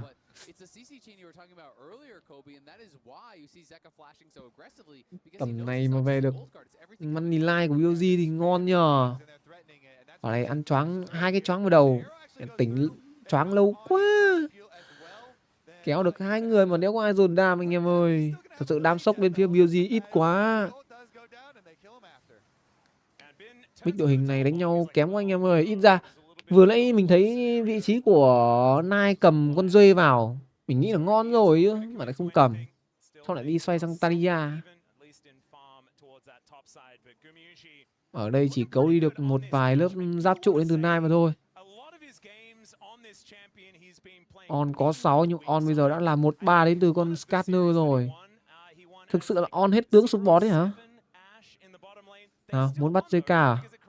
Muốn tìm vào vị trí của JK. Ở đây hất tung ngược vào tường. Hất tung ngược về một phát nữa. Và JK chưa chết. Né được cho mình đại băng tiễn đến từ Yuguma. Và Canavi tới lấy được mạng của On. Lại có bắn 5 rồi. Cái lồn má. Trời ơi là đời. Lại có bắn 5 rồi anh em ơi. Khó thế nhờ. 3k3 tiền được out đến từ BLG. À đến từ Hanwha. Calavi muốn ganh xuống dưới. Bọc đầu rồi. Khó sun ở đây. Quyết định của Calavi sẽ là đi về. Tại sao trận này Calavi không ngu thêm phát nữa nhở? Mình thề luôn trận này Calavi mà ngu phát nữa nhá, là cả cái Hàn Quốc nó tế sống luôn đấy. Ở đây kéo được một người về đó là Calavi. Calavi on tốc biến. Calavi tốc biến đuổi theo. Calavi có mạng nhưng cũng sẽ phải nằm xuống mà thôi. Mạng sớt đao dành cho Sun. Sun có mạng sớt đao. Tiền bây giờ chỉ còn là 2k3. Ok nha, ok nha. Còn 2k3 thôi. 2k3 thì có cơ hội. Tầm này mà nổ hũ được thì... Ôi, tốc biến khúc ca lan tỏa. Định làm cái gì vậy? Ảo game mà Deny ơi. Nhưng mà Viper có phải rốt đâu. Trên này thì Crsante đang được farm lại rồi. JK dưới này đang cố gắng lấy cho mình cái trụ 1 đường dưới. Sứ giả đang được ăn đến từ bên phía của BLG. Đây, pha này mà không, quyết định của Hanwha là bỏ sứ giả như này thì pha tranh chấp rồng sau nó sẽ có lợi hơn dành cho bên phía của BLG nha. Rồng trận này sẽ là rồng gió. Một con rồng có lợi dành cho On. Khi mà On chỉ là một con tướng đi bộ. Crsante cũng có lợi khi mà có con rồng gió này. Đa số BLG đều là những tướng đi bộ hết. Đều cần những con rồng gió này để có thể chạy nhanh hơn. Còn địt mẹo để rồng gió vào cổ chăn đồ đi thôi. Chăn đồ nó chạy cho thì ai mà chạy kịp anh em. Nhưng mà bây giờ tiền đang ao ở hai người trên đường giữa là nhiều quá. 1k tiền, gần 1k tiền được ao. Calavi bây giờ góc chơi là quá rộng. Nào, Hanwha muốn làm gì? Muốn tổ chức một pha combat à?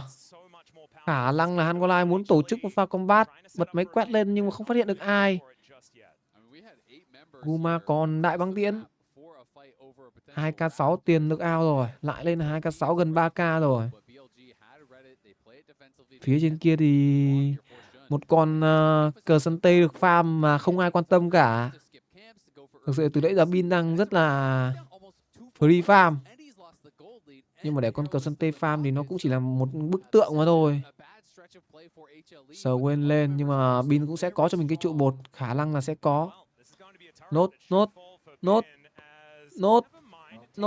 Và sẽ có trụ 1 dành cho BLG.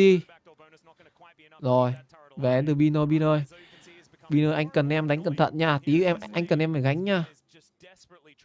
Xuyên quyết định là bỏ. Xuyên không ao quá nhiều tiền so với Canavi đâu. Chỉ là vài con lính mà thôi. Thật sự là mình không biết rõ những cái chiêu thức đến từ con Kindred này cho lắm. 2 con AD trong trận đấu này. Một con AD phép. Không, thật sự đỉnh Mel không phải là một AD mà Mel là một con tướng phép cơ anh em ạ.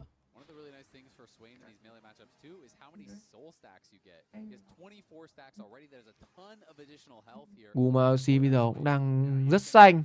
Ao Viper đến 700 vàng. Nhưng mà ao là do là ao khi mà ăn được xác thôi. Rồng đã ra. Bên phía BLG đang muốn kiểm soát. Hangulai cũng muốn vậy. Biến về một nhịp đến từ vị của rớt kìa. Rớt biến về. Ơi, cả sân tê cản rồi. Cờ sân tê cản vị trí của Swain biến về rồi. Không cho Swain lên combat. Quyết định là sẽ là giao tranh 4-4 đến từ hai bên. Rồng gió còn 4.000 máu. On sẽ là người đi trước. Sứ giả được thả ra. Tele được dùng đến từ hai người chơi đi top. Và bây giờ sẽ là như thế nào đây? Khi mà con Swain này đến, nó bật ulti lên. Viper nằm xuống. Bên phía của Hangulai chưa nằm xuống một ai cả. Gumaosi đang bị confirm vào. Guma nằm xuống. Bên phía của BLG chết ai? Người nằm xuống thứ ba sẽ là vị trí của Nai. Ôi rồi ôi, On và Bin có về được hay không đây? Khi mà Caravi đang đuổi, khả năng là khó. Rồng gió lại còn dành cho bên phía Hanwha nữa. Chúng ta sẽ có game thi đấu thứ 5 nha. 5 game thi đấu. Mẹ, nhất thiết ta phải 5 game à? Có cần thiết đến 5 game không vậy? BLG ơi. Quyết định không bảo hiểm là ngu rồi.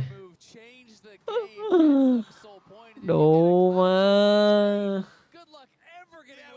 Tại sao đến game 4 HLE nó lại khôn ra vậy anh em ơi? Người tele trước là vị trí của rớt. Rớt tele đến trước. Bin đến sau. JK bọc đầu. Ui, JK làm choáng được này. Và khó dành cho bên phía BLG. Tướng BLG trận đấu này mỏng quá. Mỏng cơm điên. Đã thấy đam lại còn ít nữa. Chỉ có mèo lại còn không có đồ anh em ạ.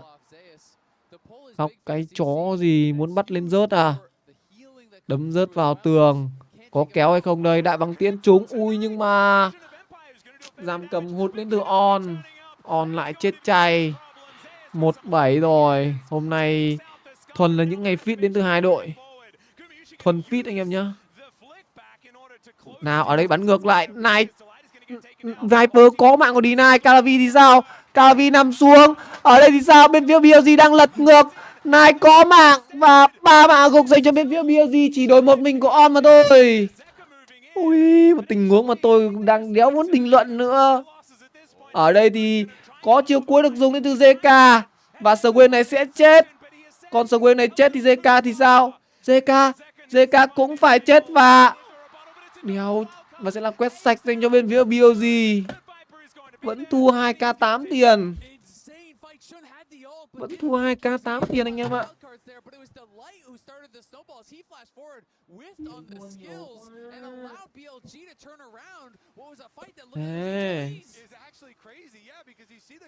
Tiền vẫn thua là quá nhiều.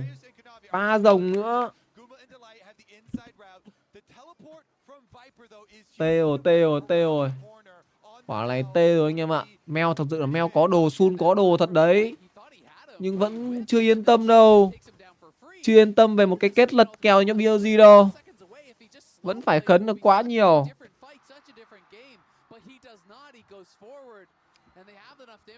Những cái thở dài đến từ ban huấn luyện của Hangulai rồi. Tiền vẫn ao. Nhưng mà chỉ ao một mình của vị trí JK mà thôi. Thật sự là chỉ ao một mình của dĩ JK mà thôi. Được, một con TF ao thì không sao cả anh em ạ. Delay ao à? Delay ao đéo quan trọng anh em ơi. Quan trọng là Viper xanh kìa. Viper ao 1k3 tiền kìa. Anh em cũng đã nhớ một con Scanner lật kèo trong trận đấu của Lion chưa? Con Scanner này nó cũng gọi là gieo sầu vào Hangulai ngày hôm qua đấy. Cũng là một con Scanner kéo 3 kéo 4. Liệu rằng là HLE có tự trôi bản thân hơn không ta? Giống như ngày hôm qua khi mà HLE đã ao đến tận là 5 đến 6k tiền. Sau đó thì những người chơi như là vị trí của rớt cùng với cả người chơi đi rừng, đó chính là vị trí của Canavi tự quăng. Kèm theo là con Zone trong tay của JK nữa. Baron đang được ăn đến từ bên phía BLG nhưng mà có mắt của Hanwha. Hanwha có mắt. Chăn đồ đang là người đi trước. Dám ăn không? Không dám ăn đâu. Baron khạc là đau. Thực sự Baron khạc là đau anh em ạ. Trụ một đường giữa đã có dành cho bên phía của Hungolive. Bây giờ thì Hungolive mở lại vào con Baron này. Không dám mà. Mẹ quả này mà dám mở thì cướp. JK ao quá. Ui, JK mẹ 517. Cây đây của quỷ anh em ạ. Cây đây này mà cho anh Faker cầm thì thôi, khả năng là T1 hủy diệt. Lại rớt Baron một lần nữa đến từ bên phía BLG. Muốn kéo bên phía Hanwha ra để đánh nhau. On đang bết. Ở đây thì mặt đất dậy sóng chia cắt được các thành viên bên phía Hungolive. Tốc biến đến từ vị trí On không dùng được cả giam cầm đã mất từ rất lâu. Bây giờ sẽ phải giao tranh thiếu người. Ở đây thì một đống đan được tung ra bên phía BLG tan vỡ. Và Baron Free quét sạch dành cho bên phía Hanwha. Trời ơi, tại sao đi rớt Baron làm cái gì? Con rồng của chúng mày bị hỏng hả? Thằng Scanner còn chưa có ulti mà. Sao đi giao tranh làm gì ta? Khó hiểu thật. Bây giờ là Baron kèm theo đó là một linh hồn rồng dành cho HLE nữa. Khó càng thêm khó. Và sẽ có game 5. Bây giờ thì chắc chắn là sẽ có game 5 rồi. Vẫn là phải bịp đến từ BLG. Không bịp không chịu được. Họ vẫn cứ phải là muốn chôn game thôi. Đúng là cầm tướng tủ vào, đúng là chỉ để tăng rate thôi anh em ạ. Đây, nhìn lại tình huống mặt đất dậy sóng lại còn chia cả thằng vào On nữa. On còn bị kéo về chết ngược. Đài băng tiễn bắn ra. Rớt là người đi trước. Quê rồi. Bảo hiểm chưa à? Bảo hiểm cái chó gì. Mẹ lính thì ăn to. Bảo hiểm làm cái gì cho nó ăn nhỏ ra anh em ơi. Bảo hiểm thì đừng có đánh con hơn. Mà tại sao nó đéo giết mình luôn từ game thứ 2 luôn đi nhở? Nó phải đợi đến game thứ 4 nó mới giết mình anh em ạ. Liệu có một bước chân lầm lỡ nào hay không đây ta? Có một bước chân lầm lỡ nào đến từ bên phía của Hanwha không ta? Nhưng mà tiền thì không có đến từ BLG. Đang muốn mở từ On bị ăn choáng. Đứng im. On bị ăn choáng đứng im anh em ạ. Không mở được. Kéo được rớt nhưng mà rớt có đồng hồ cát là vào trước đến từ vị trí của Bin. Ở đây thì rớt chết. Và bên phía BLG liệu có một chút hy vọng nào không ta? Quyết định là lùi về từ HLE rồi. Bây giờ mà ăn được rồng ngàn tuổi. Quan trọng là ăn được rồng ngàn tuổi không cơ. Không ăn được con rồng bình thường nào đến từ bên phía của BLG hết. Bây giờ chỉ có trông chờ vào con rồng ngàn tuổi thôi. Đép được cái rồng ngàn tuổi thì tốt. Xong cố cướp là một pha lật kèo. Chiến thắng 3-1 mãn nhãn. On bây giờ ít đồ quá. On chưa có đồ nhiều. On chưa trâu. Thật sự thì tại sao lại để suy nghĩ cầm con Scanner đi top nhở? Nên là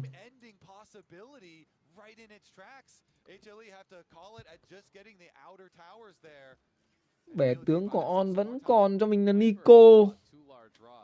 Nico Nautilus vẫn còn mà. Leola vẫn còn mà. Lắc vẫn còn mà. Nhiều vãi cả nho ra. Mà nó không cầm anh em ạ. Đi. Lululami, Sen, Alistar, Rakan, Seraphir, Bạt. Trời là trời. Mỗi lần nhìn con Scarlet này. Con Scarlet này đi rừng thì là ngon rồi. Thật sự để con Scarlet đi sụp bọt nó bị mất đi quá nhiều kinh nghiệm để lên 6. Việc nó lên 6 sớm thì nó sẽ gây ra áp lực rất nhiều với cái giam cầm.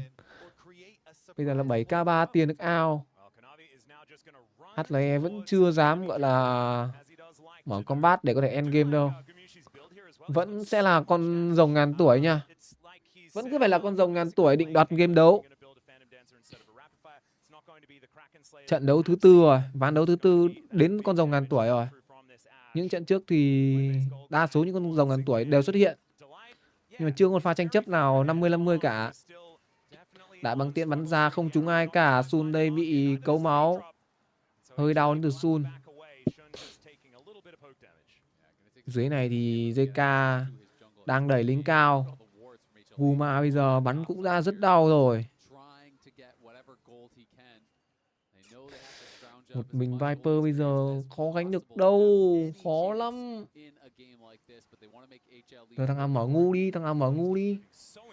Thằng nào giờ vào mở kiểu rốt rốt phát nhờ. Chết chay cái nhờ. Chết chay cho bên phía BLG cái nhờ. Ê, con cờ săn tên nó có tốc biến xong nó bế về được đây không?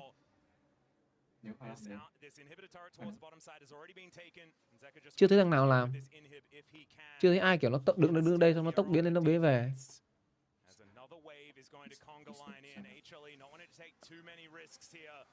Tốc biến thì cũng đã có full đến từ bên phía của Hanwha rồi. Bên phía BLG chỉ có bên phía của Bin là không có thôi. Guma đang làm mục tiêu. Lái xe đến từ vị trí on. Quyết định là vòng về. Rồng ngàn tuổi còn 1 phút 30 giây nữa, nên là bây giờ BLG quyết định là đợi. Không dám mạo hiểm. Thực sự là không dám mạo hiểm vào con rồng ngàn tuổi này. Tầm này chỉ cần chết một mạng thôi thì việc tranh chấp rồng ngàn tuổi sẽ là cực kỳ khó. 8k 7 tiền này, ăn được con rồng ngàn tuổi thì nó sẽ được bù đắp hết. Tele ơi, có tele được dùng đến từ UTF. Sun đang là mục tiêu. Sun dính cho mình chiêu cuối, có đại băng tiễn được bắn vào. Quả này Sun có chết không? Nó có ulti, may thế nhờ. Sun ulti, Sun tự sống rồi anh em ạ. Câu được một cái ulti quan trọng đến từ bên phía của Hanwha này. Chính xác hơn là bên phía của HLE cũng mất 3 ulti. Còn bên phía BLG mất 2. Baron ra. Quyết định của HLE là gì? Là ăn Baron. Là rớt Baron đến từ bên phía của Hanwha. Không còn cho mình những cái ulti quan trọng. JK ở đây núp. JK đang làm mục tiêu. JK bật cho mình tốc hành chạy. Chạy thành công, có cả tốc biến nữa. Rồi, sẽ là bỏ Baron đến từ hai đội. Bên phía Hanwha muốn đánh nha. Bên phía Hanwha muốn đánh nha. Nhìn nhiều giáp tê nhờ. Bin đang đứng tuyến đầu. Bin làm choáng được một cú Mausi nằm xuống. Hết đam đến từ bên phía Hanwha rồi. Nhưng mà bên phía HLE thì bị phía Sun cũng đã nằm. Rớt ở đây thì sao? Rớt đang quẩy. Ui, rớt khỏe quá. Rớt khỏe quá. Kèm theo con chăn đồ nó cứ bổ nữa anh em à. On đéo làm được gì cả. Mèo còn nguyên ulti. Thực sự thì Mèo còn nguyên ulti nhưng Mèo chưa dùng. Vẫn sẽ là ván 5. Vẫn sẽ là ván 5 gọi tên chung kết MSI.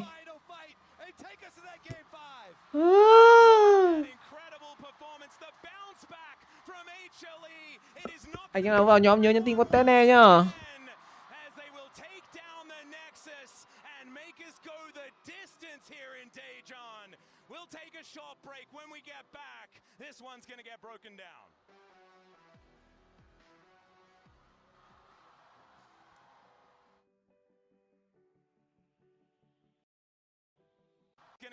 Bounce back. They will take down the next.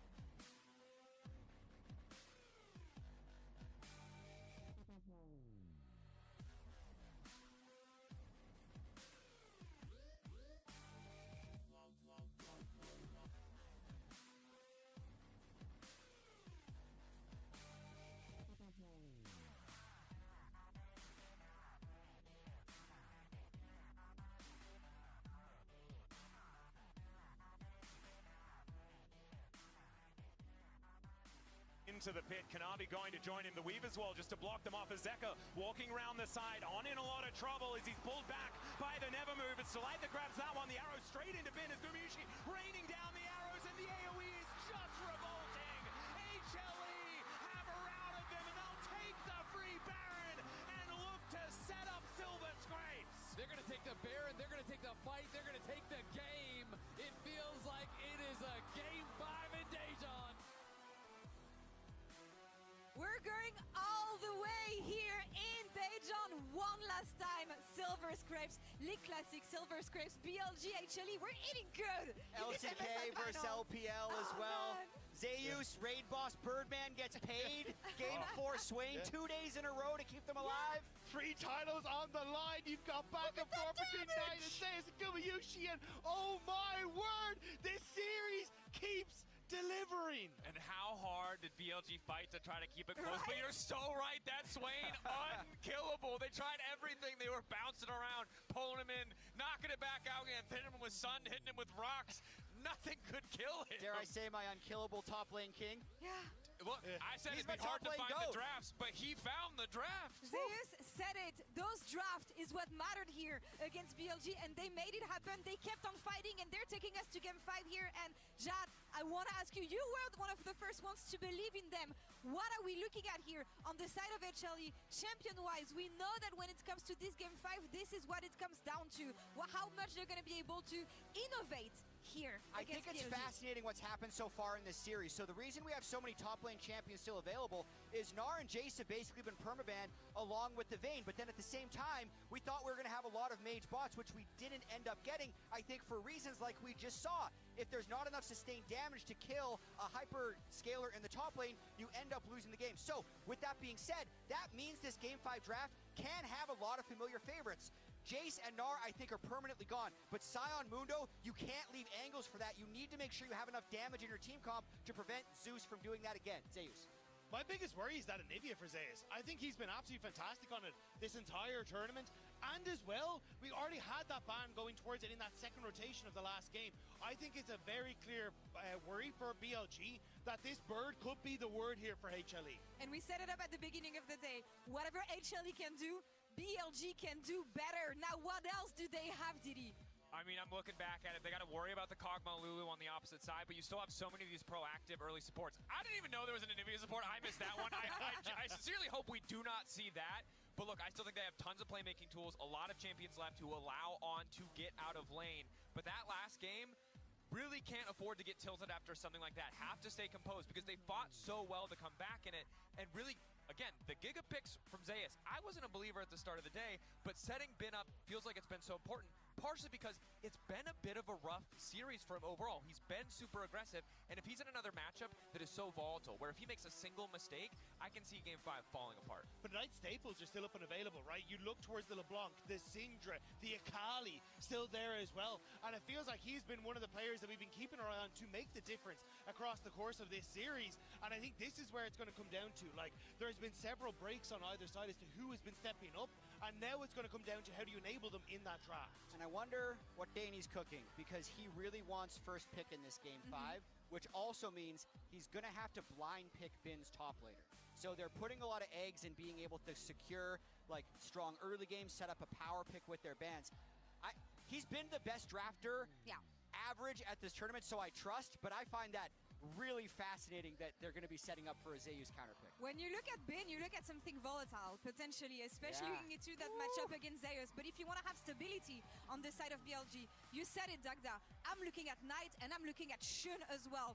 They're the two players who brought success, especially again in those HLE matchups. Yeah, they have been the standouts for me a lot here today. We've had On supporting Shun, but Shun has been doing so much work on the Jarvan, flashing away from some of these engages from the Kiana, having these incredible performances. Unfortunately, his pocket pick of the Kindred did not work out for him in that last game, but when BLG have succeeded, it has been off the back of him finding success in the jungle, leading that gold in towards Knight, and Knight being able to perform on these control mages. It has to happen here again if BLG want to try and pick up that win. Look, I just want some melee picks in the mid lane. Yeah. Give me the Zeka Yone, give me the Akalis, give me the Silases. I want to see these two duke it out because, again, all day we've been talking about where we thought we'd see the focus. Jungle has turned out to be the most pivotal role. Top lane remains that, but oftentimes we've just been looking time and time again at mid lane, coming back to Knight on the Talia, who was so desperately trying to bail the team out. And if he had that champion with all that individual agency, he just might have been able to do it. And on the other side, you're going to have different strength when it comes to HLE. And we've talked about it at the beginning of the day, the fact that you have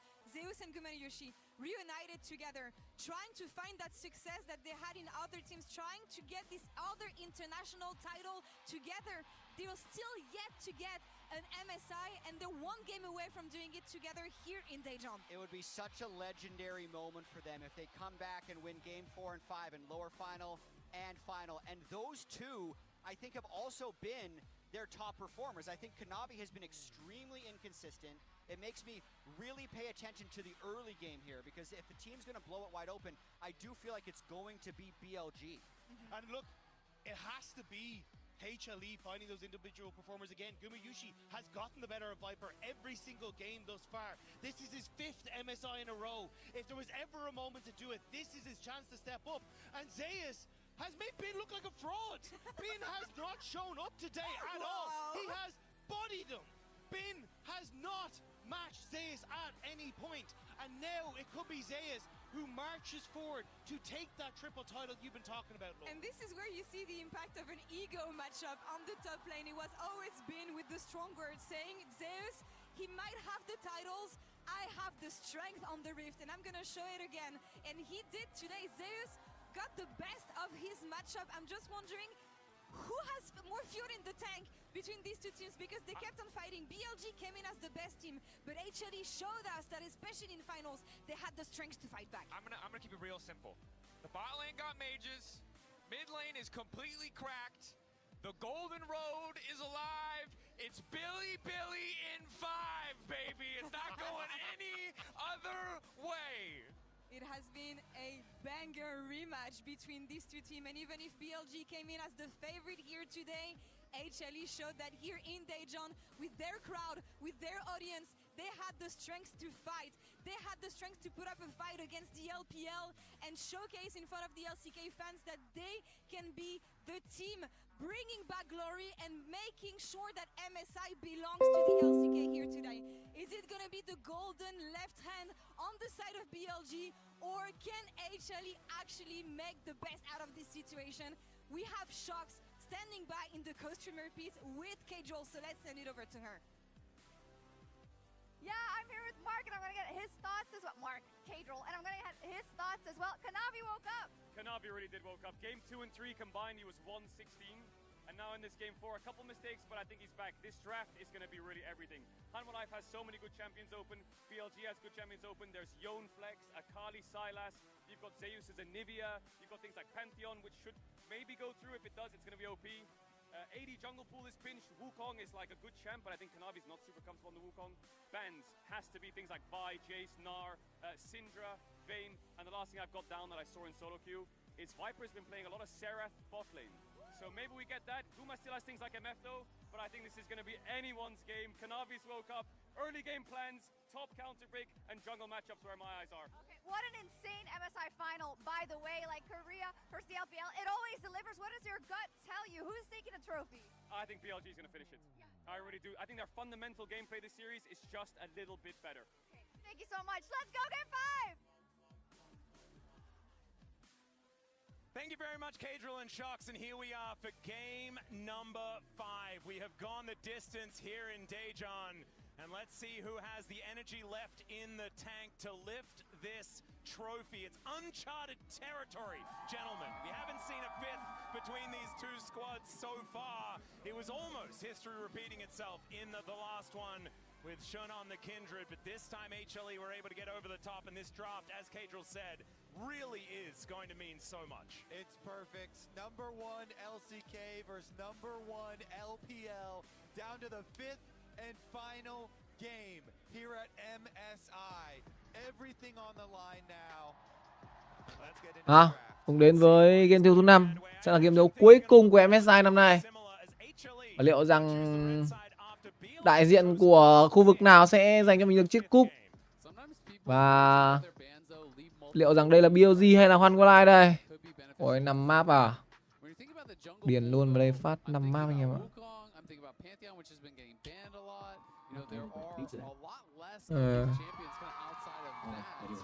Mà 7,5 lít thấm cái đéo gì đâu. 7428, 7535, 7642, x6 lần lên mới được bằng anh em ạ. X6 lần lên thì mới gỡ được. 6 trận BL5 mới gỡ được anh em nhá. 10 game, 20 game, 30 game, 34, 34, 34 là 7, 30, 40 game, 44 game.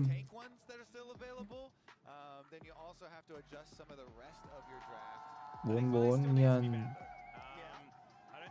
1 bóng, 2 bóng, 3 bóng, 4 bóng, 5 bóng, 6 bóng, 7 bóng, 2, 3, 4, 5, 6, 7. But I think if it is Vi and Pantheon getting banned, then Wukong becomes pretty high prio unless people want to, get a little bit more creative. We haven't seen Poppy played yet, so you can go towards tank angles like Poppy as well, which are great denial style champions. Also, Silas and Akali both 2 tuần 9 triệu. Rồi, quay lại trận đấu đây. Cấm Syndra, cấm JC, bên kia cấm Olivia, cấm đi cho mình đó chính là Vayne. Kệ mẹ cấm đi anh em ạ. Quan trọng là pick thôi. Thật sự là những lượt cấm không quá quan trọng đâu. Có game 5 rồi. Có game 5 như này thì bây giờ thì sẽ là không có cái chuyện bịp nữa đâu anh em nhá.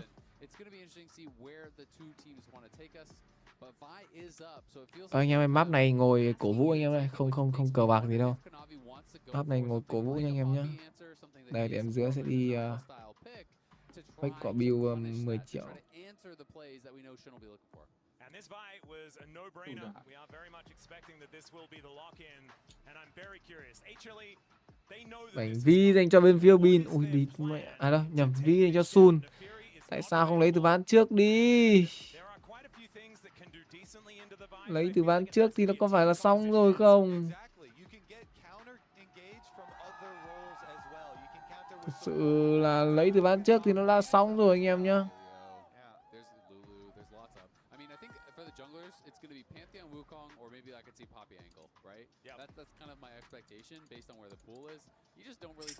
Gì vậy?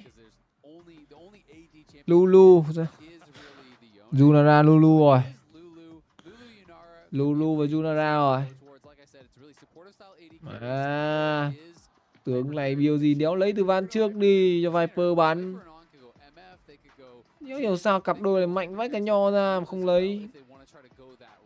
Lấy con Scanner. Lấy Scanner anh em ạ. Đấu xanh. Aura. Aura này khả năng cho Bin rồi, đéo phải cho Nai đâu.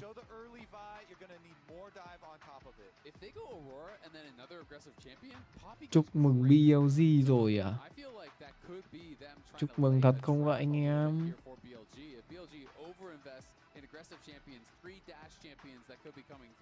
Threat.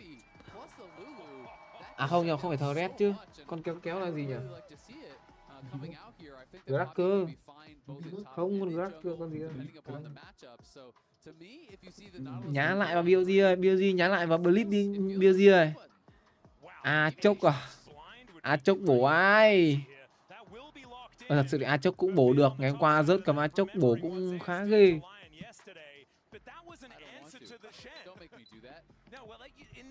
À lạnh quá, phải tăng điều hòa lên anh em ơi. A chốc. Vậy là con Aurora sẽ đi mid rồi. Pantheon. Có Pantheon dành cho bên phía Hoàn Hòa.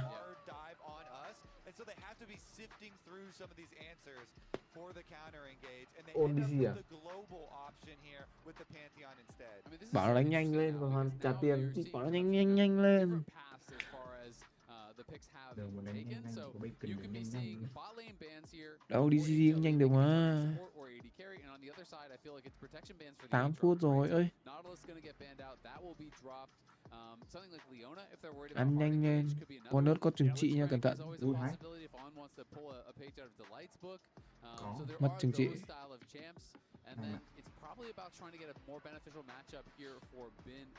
Cấm đi cho mình lau ti lớt. Bên phía BLG cấm gì đây? Nhìn tướng này đang khá thích bên phía BLG anh em ạ. Có Vi có ai chốc như này. Không, thực sự để mà nói, nếu mà nhìn chất tướng đi thì tại sao nó không pick như này từ game 4 đi. Đột mẹ chúng mày. Cứ phải để game 5 mới lôi ra. Khó hiểu vai nhỏ. Cứ phải để game 5 mới lôi mấy cái tướng ngon ra anh em ạ. Yole được cấm đi. Nautilus được cấm đi. Rel được cấm đi. Different champions, so it's just kind of like, which are you most worried about? By banning the Rel, to me that says they're expecting MF, and I feel like they banned the two best MF pairings that I see left in the pool right now. Because yeah, you could go Blitz MF, but it doesn't feel like as strong to me compared to Rel MF or Đợt cấm cuối cùng bên phía BLG. Phá lại thế là gì đây? Obviously MF Aurora, great combo there too. So it is going to be interesting. Làm con da hen. Quyết định cấm da hen lại, không cho rớt chơi. Rớt làm gì có A chốc cho Bin mà.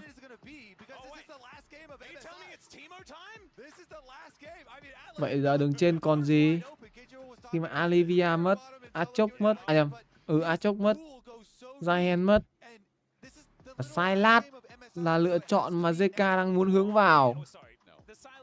Chết mẹ rồi. Con tướng tủ của JK. Cho anh em nào chưa biết thì JK tủ con này anh em nhá.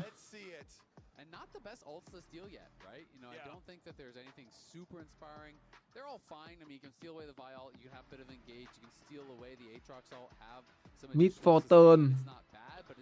Mid for turn được chọn dành cho View Viper.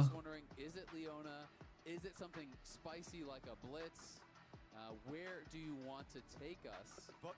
The issue is both those ults are really good for Sylas, so is that what they're giving them pause to think? Nào, lựa chọn của On sẽ là gì đây?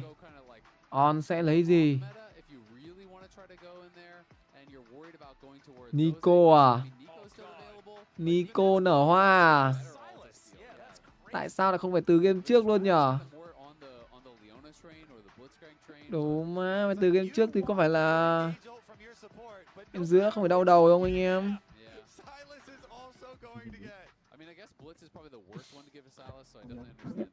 Mà có lên QR không nhờ?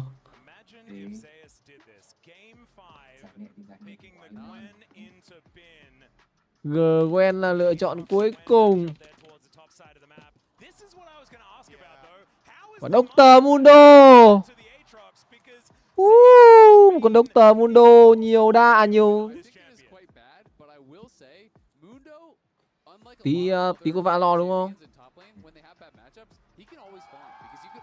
Hồi nốt anh em nhá. Em đánh gì em đánh, anh vẫn là BLG thôi.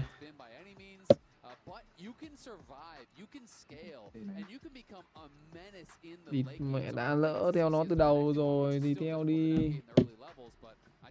Không thì đã hối hận thì cho hối hận một thể luôn đi. Tầm này có thua thì cũng chịu thôi anh em ạ. Không khóc được nữa rồi.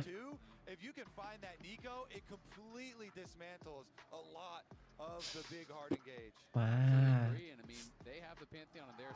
Đầu thế, nhìn đầu thế, nhìn mà đau. Nhìn mà đau anh em ạ.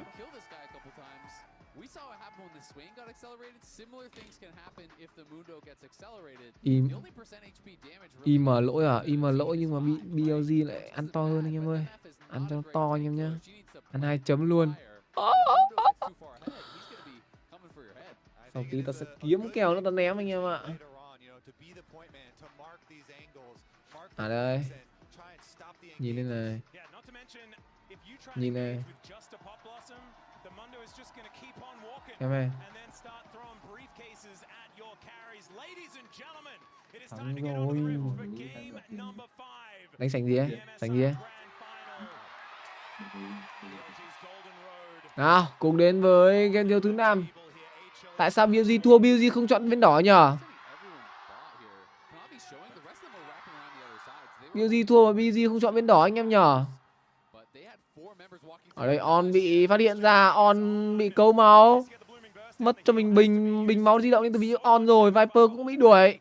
Và bên phía Hàn Walleye đang muốn cướp sang một cái bãi chim. Không cướp được. Sun chừng trị giữ lại được thành công bãi chim rồi. Quyết định của Canavi sẽ là farm bùa đỏ về farm bùa đỏ thôi. Một con Mundo đi top. Con Mundo mà xanh thì chịu. Cuối game không biết ai sẽ là người bắn vào con Mundo đấy. Trừ khi Nico phải sốc được chết 4 thằng kia. Nico phải nở hoa được 4 thằng kia. Không thì khó anh em ạ. Thật sự là không thì khó.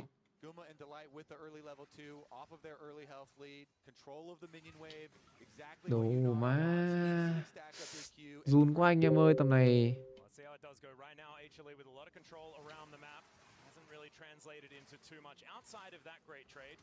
Viper having to take his potion as well. Delight has also been through both of his. And so just a lot of fighting back and forth here towards this bottom side. But the main thing is the Yunara has access to the wave, and that is going to feel a lot better for her as Knight trading really well here with Zeka, trying to even things out. It looked like Zeka went in aggressively. The answer was available. Yeah. We're going to pan down towards Shun here. Thôi cả anh em mới vào phòng live của em dưới nhá. Ở đây sao? Muốn một cốc bọc vòng vào ví dụ JK. JK bọc vòng. Ơi JK còn tốc, còn tele.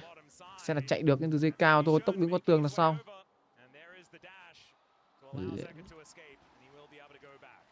At a critical point too, because look at the minion wave there, and it's the jungle trying to pay the mid laner back for him protecting the Raptors. They wrap around, they don't get a summoner spell out of Zeka, and he still has his teleport though, so he teleports right back, and honestly, he can just clean these back up.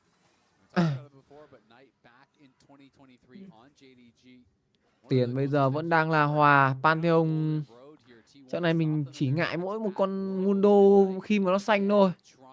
Biến về một nhịp đến từ ví dụ này. Biến về một nhịp đến từ này. Vào chưa? Vào chưa? Vào chưa? People were thinking, especially after the first couple games this series, that they might be well on their way to winning this too. Yeah, so far this year has been LPL's year. You know, with LCK getting eliminated out of first. Đây là ở đây là ấy mà.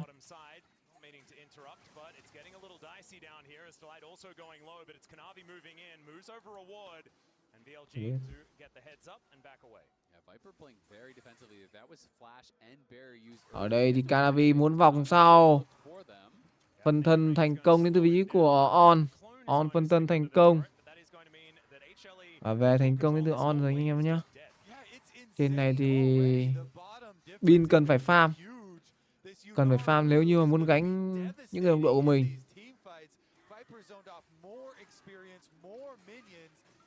Nào, Guma C ở đây. Mất nửa cây hết mana rồi, cần về đây Guma ơi.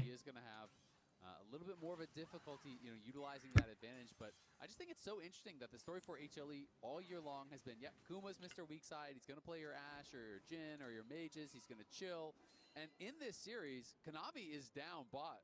Zoning Viper off the tower or diving him, it feels like almost every game. Yeah, and HLE have the luxury of choosing which world's MVP they want to carry their games. That seems nice. There's a few of them that they have available, and Gumayushi today just feels like he's got his head screwed on right. He has been so stable in this series. Team giữa check xem ngày bao nhiêu, 25 tháng 6, hôm nay là mùng 7. 4M một tay này thì cũng mà cướp anh em ạ. JK đây gặp nguy hiểm, hai thế giới được tung ra. Cướp thành công hai thế giới và cũng lùi về được thành công đến từ JK. CK lỗ hơn khi mà sẽ là người mất đi cho mình tốc biến. Nai vẫn còn. Và sẽ là lợi lính hơn dành cho bên phía của người chơi đường giữa của BLG. Viper ở đây bị bắn. Viper bị làm chậm. Vẫn lết về được từ Viper.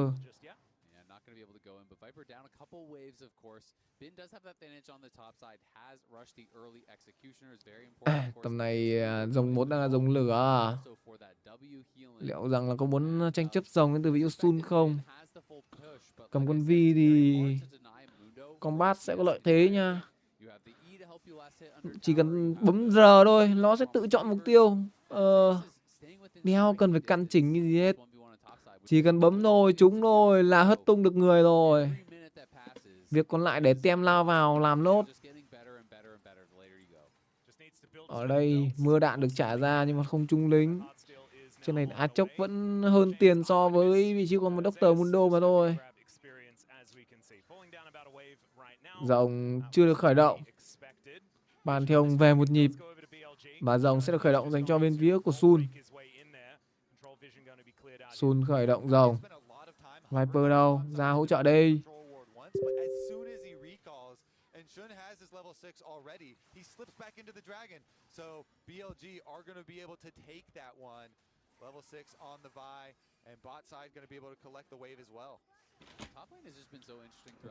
Và con rồng 1 cũng đã có dành cho bên phía BLG rồi.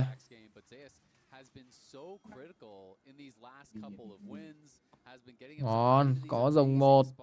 Tiền bây giờ vẫn đang chỉ thua một tí vị trí Viper mà thôi. Nhìn giống đánh nhau đấy nhờ. Đây gồng đấm lên, đấm được một người. Guma CBS tung mất tất cả tốc biến từ Guma. Không có chiêu nào được vào. Đi lại là người nằm xuống. Guma là người thứ hai. Double kill. Chính xác hơn là một mạng cho Viper và một mạng cho Nai. Sao bảo em HLE?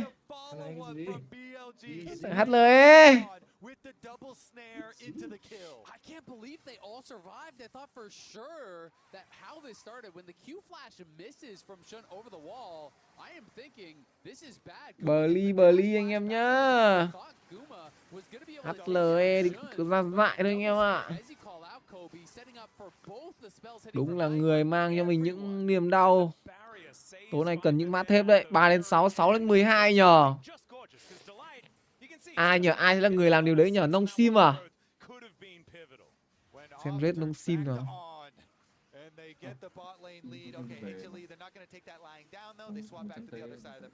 Nông Sim về đâu?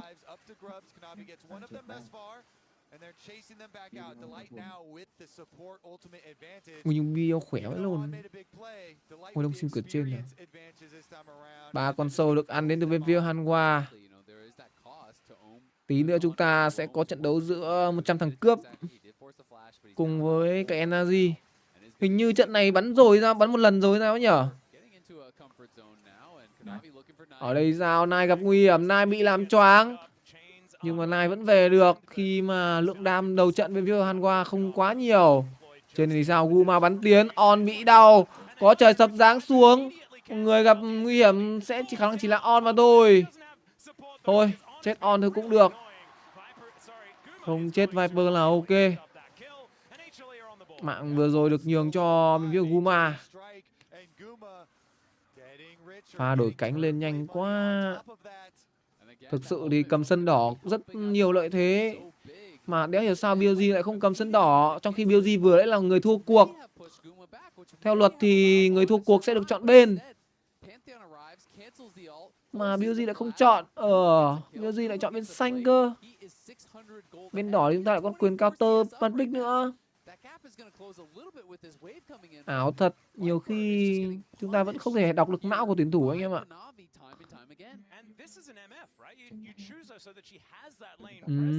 Biết mà. Nhìn con Nico ngon vãi đái. Lấy được một lớp giáp trụ. Tiền giờ chị ao đang là 300. Bin bây giờ ao bị Dr. Mundo 600 vàng. Và ao gọi là hơn 20 chỉ số lính. Sun ở đây. Đi lại phát hiện ra mất rồi. Phá đi cho mình con mắt ăn cóc. Quyết định là không. Lùi về đến từ Sun khi mà Guma cũng đã xuống dưới đây rồi. Deny không? Deny không? Deny không? Phá được thành công vì như JK không cho JK về này. JK sẽ bị chậm một nhịp và mất đi ít nhất là một tơ lính. Khi mà JK còn tele, quan trọng là JK không dám dùng đâu. À có. Mình hơi đánh giá thấp JK anh em ạ. JK có dám dùng tele nha. Cướp thành công được ulti của con Aurora rồi. Trận này thật ra thì cướp nở hoa ngon hơn. Cướp nở hoa ngon hơn chứ. Cho đứng im cho con ấy bắn, nhưng mà thôi. Cứ cướp mẹ của Achok đi cũng được. Cướp mẹ Achok chơi cá nhân thôi anh em ạ, đừng chơi đồng đội. Tiền bây giờ đang ao là 700 tiền. Rồng thì còn 30 giây nữa sẽ xuất hiện. Khả năng là hai thế giới được tung ra. Hai thế giới này là của ai vậy? Là của JK anh em ạ. Hai thế giới của JK được tung ra, cấu đi một chút máu của Nai. Nhưng mà người mất máu nhiều hơn là JK cơ. JK sẽ biến về. Bây giờ JK không còn cho mình tele nữa thì con rồng 2 này sẽ lại một lần nữa thuộc về cho bên phía BLG. Một lần nữa mà Sun xuống đây, áp lực cho bên phía của HLE phải về. Hai rồng đã có, mặc dù được đứng trên bên phần sân đỏ, nhưng lại không có quyền kiểm soát rồng. Hàn Hoa không muốn bỏ, Hàn Hoa muốn chơi. Người bị làm choáng vào là vị trí của On cần phải dùng cho mình đó chứ, nở hoa đi. Bão đạn được tung ra, nở hoa trúng hai người, đó chính là Canavi. Nhưng On đây chết trước, mạng cho Guma. Canavi tốc biến ra vẫn sống. Guma đang được bắn, Guma bắn nết và khả năng là khó cho bên phía BLG rồi. Phải về từ Aurora thôi. Trời sập giáng xuống, khả năng sẽ là cái chết dành cho này. Không còn tốc biến, ngọn giáo sao băng là trúng nhưng mà vẫn không đủ đam. Đi. Sao mà đấy không dồn được con rồng nhở? Cùng nhìn lại tình huống khi mà rồng còn 3.000 máu. Quyết định của hai đội đó chính là đánh người à?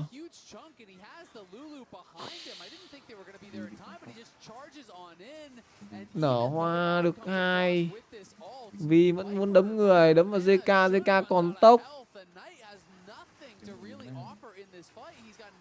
Ôi, Guma nằm xuống. May là lấy được một mạng Guma nhá. May là lấy được một mạng Guma nha. Đây chỉ là con rồng 2 thôi nhá. 600 tiền được ao ngược lại. Bây giờ JK đang gặp nguy hiểm, JK không còn tốc. JK còn ulti. JK có thể cướp được ulti, Pantheon ganh lên, Pantheon cắm mắt. Đường giữa kia thì Zurara đang được farm khá thoải mái khi ao một K3 tiền so với vị trí của Mid Fortune. Mày đam nhiều đấy. Còn Achok này đến bây giờ nó vẫn chưa lên tiếng. Thực sự là Bin trận đấu này đang tàng hình rồi. Mỗi trận chúng ta có một người khác nhau tỏa sáng anh em ạ. Trận 1 thì là vị trí của Viper. Trận 2, trận 3 là Canavi. Trận 4 thì là vị trí của On. Và trận 5 này thì Bin đang tàng hình rồi. Không biết là ai sẽ là người tội đồ trong trận đấu game cuối cùng này đây. On ơi, Bin ơi, cầm con Achok thì chăm bổ đi cái. Cầm con Achok cứ đi farm từ đầu trận đến giờ thôi. Tầm này Gumasi có lính ở đâu là farm hết. 1k5 tiền ao rồi. Dr. Mundo cũng được farm. Để Dr. Mundo farm tí nó càn cho thì không biết nó là như thế nào. Viper bây giờ vẫn phải chăm farm mà thôi. Tướng còn ta, tướng AD còn ta, còn Senna thì là yếu. Còn Jihin. Còn Jihin xong đánh nhở? Còn Jihin xong đánh nhở? Nào. Sứ giả đã ra, tele được dùng đến từ vị trí của Aurora. Ở đây nở hoa trúng hai người. Chiều cuối của Sun nhắm vào Guma Yoshi nằm xuống, có tele được dùng ra đến từ những Dr. Mundo, nhưng ở đây hai thế giới được dùng ra. Viper nằm xuống, Nai ở đây thì sao? Nai có một mạng gục, JK nằm xuống rồi, JK chưa nằm, người nằm xuống đó chính là Yu Pantheon cơ, và JK cũng sắp phải nằm, mạng sẽ dành cho Sun. JK vẫn dậy và nhường mạng cho Nai, lật kèo được một chút dành cho bên phía BLG rồi.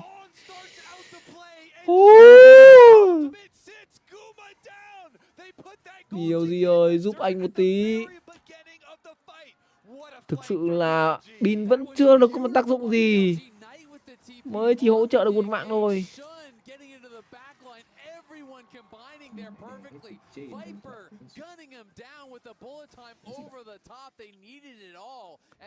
Top gap à? Đây người ta gọi là top gap à?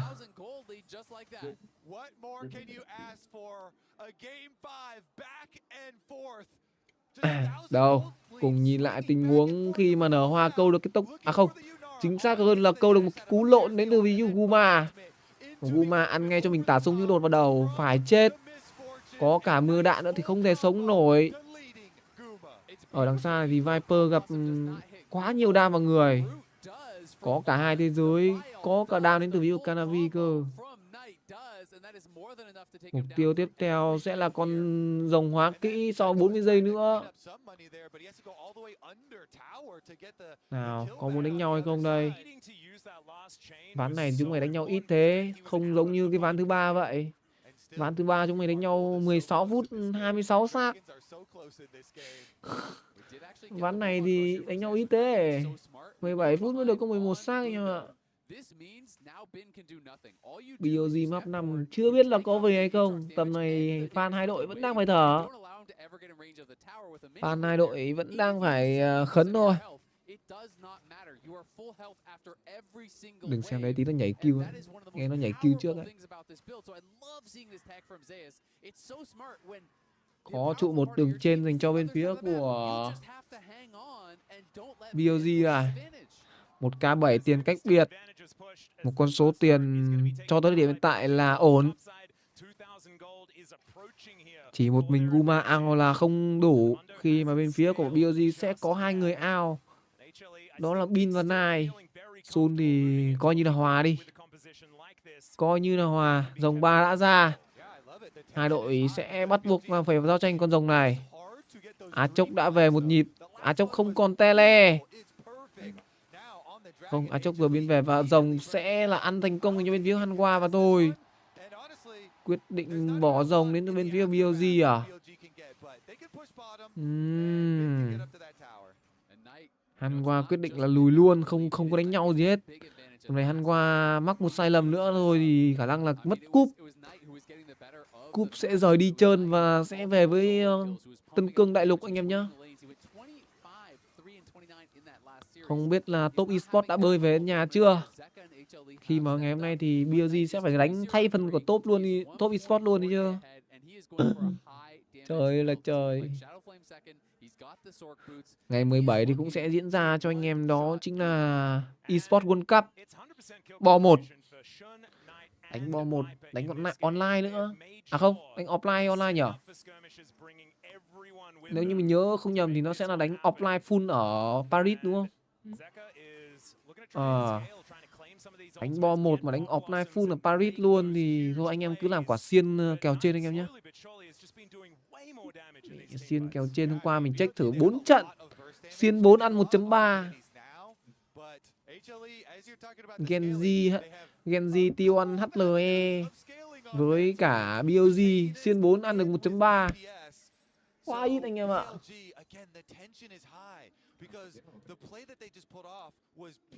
Gặp toàn mấy cái đội lăng tàn bằng thôi. Down to 50% and wanders away from Bin, I would assume. Has his Swifties, so he isn't too perturbed. Exactly, that's the thing. If he can't 100-0 you, he cannot kill you. You will Warmogs back up to full. And it's going to kick in right now. And this is why you can play this style with this build. Đây là VCT mà. You just ignore all trades. If he can't 100-0 you, he can do nothing. Ở đây. Genji KC Tết đúp với cả Sentinel. BLG với MCoy, T1 Gam, G2 báo, AL với DK. AL DK là cân nhất. Và HLE với Brazil, Lion Jin Đông. Ở đây sao? Bật lên cho mình gọi là chiếu cuối từ rớt. Quay trở lại bổ đến từ vị trí Bin. Quyết định là lùi luôn đến từ hai đội rồi. Không đánh nhau nữa.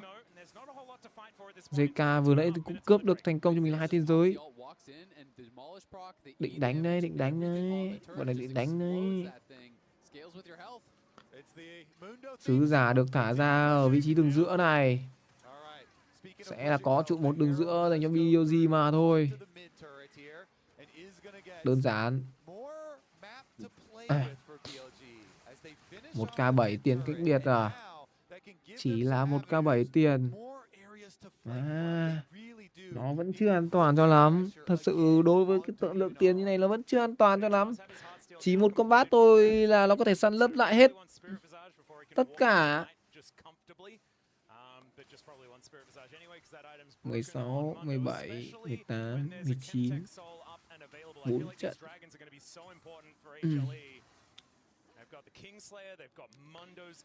Pan Theo biến về liên tục à? Ui, tuyển ra biến về 2 nhịp liên tiếp rồi. Rớt thì ở đây vẫn chưa tham gia một giao tranh nào cả. 000 đến từ thần sấm. Thần sấm vẫn cầm gọi là điện thoại để nghe thôi. Còn Dr. Mondo này buồn cười thật. Nó có cả ô tô để đi nữa.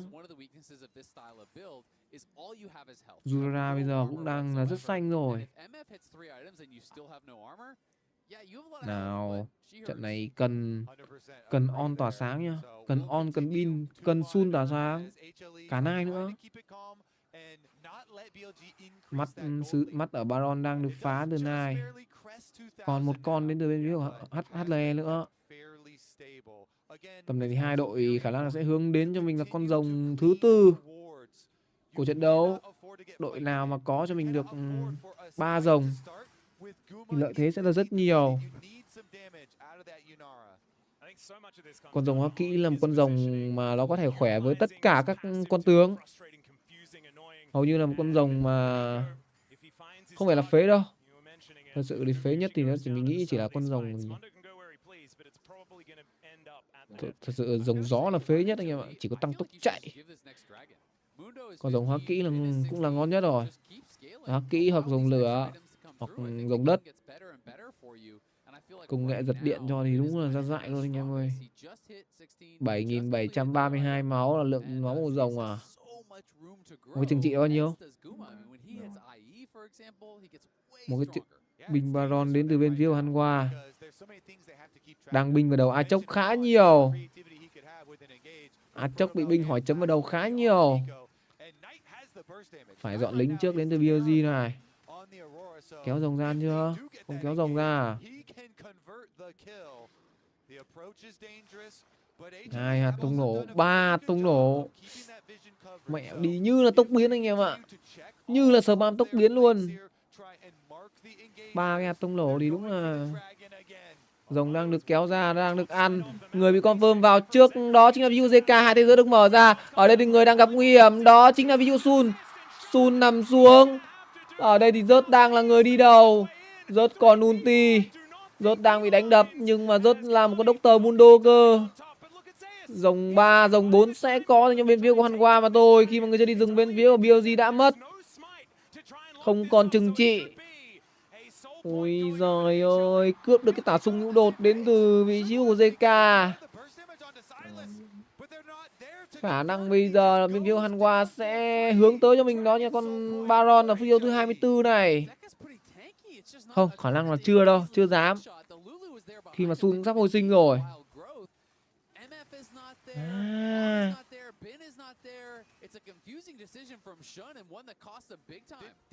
Nhìn lại tình huống mà Sun gồng đấm vào người của JK. Tả súng nhũ đột luôn vào người của JK. Nhưng mà JK cũng tả súng nhũ đột ngược lốt lại. Trời ơi. 1k3 tiền vẫn là số lượng tiền mà bên phía BLG out. Nhưng đó không phải là con số hoàn toàn. Nó chỉ đang phản ánh một điều là BLG vẫn đang có thể chơi được trong trận đấu này. Còn lợi thế thì hiện tại đang thuộc về cho bên phía Hanwha khoảng 60-40 anh em ạ.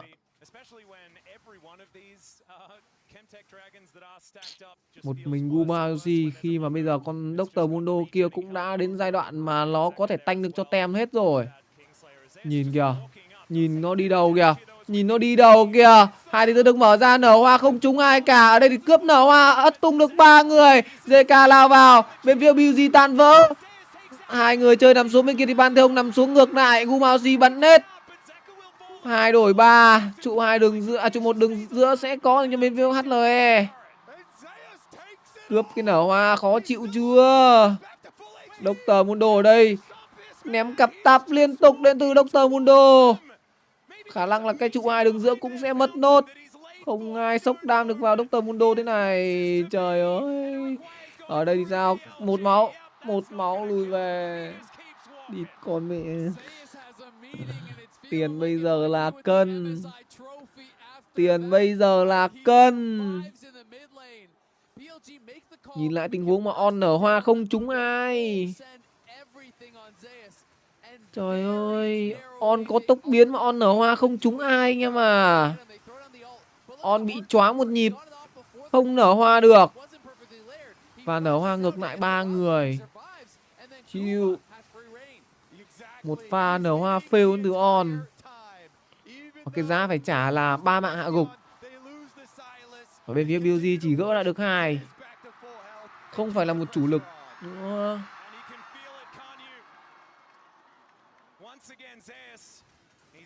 Tiền bây giờ đang bật ngược về cho bên phía Hanwha rồi. Baron chưa được ăn. Rồng còn 2 phút nữa sẽ xuất hiện. Nào, tập này có một bước chân lặng lẽ nào hay không đây? Tè lè được dùng đến từ vị trí của Silas. Ơi, Achok là người đi lẻ. Achok bật lên cho mình ulti, muốn chơi luôn từ vị của Achok. Ở kia thì sao? JK đang muốn chơi vào vị của Sun. Achok, Bin ơi! Bin về được hay không đây? Câu trả lời là khó. Bin bị bắn, Bin bị làm choáng. Ở đi nở hoa không trúng ai. JK được hóa khổng lồ, JK vẫn sống, JK hút máu.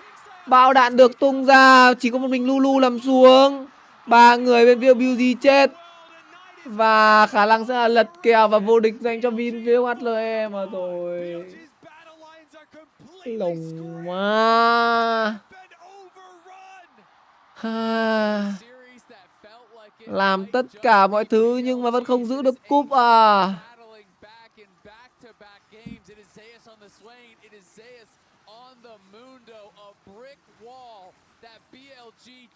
Đội thắng ván 4, Hanwha 1.3. Mao Z thua 1 kill à.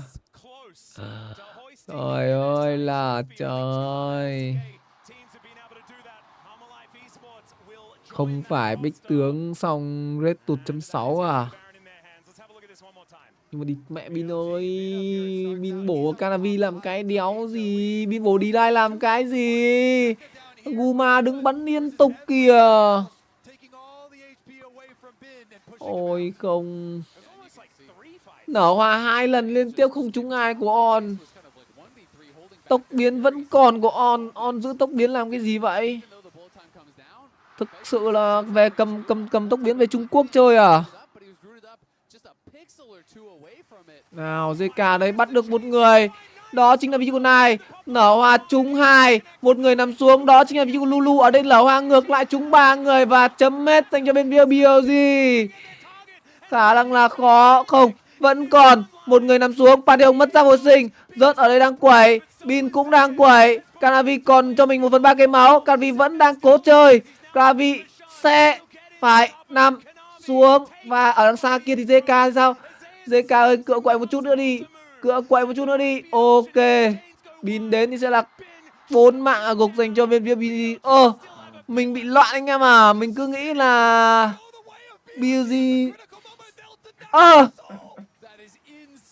Thật sự thì bản thân mình không nghĩ được là pha này BLG thắng được đâu.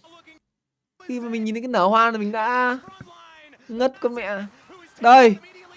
Một cái nở hoa này là mình nghĩ BLG hết rồi. Nhở? Ý, con mẹ nhìn cái nở hoa đấy. Tưởng chết, tưởng xong rồi. Tưởng hết rồi.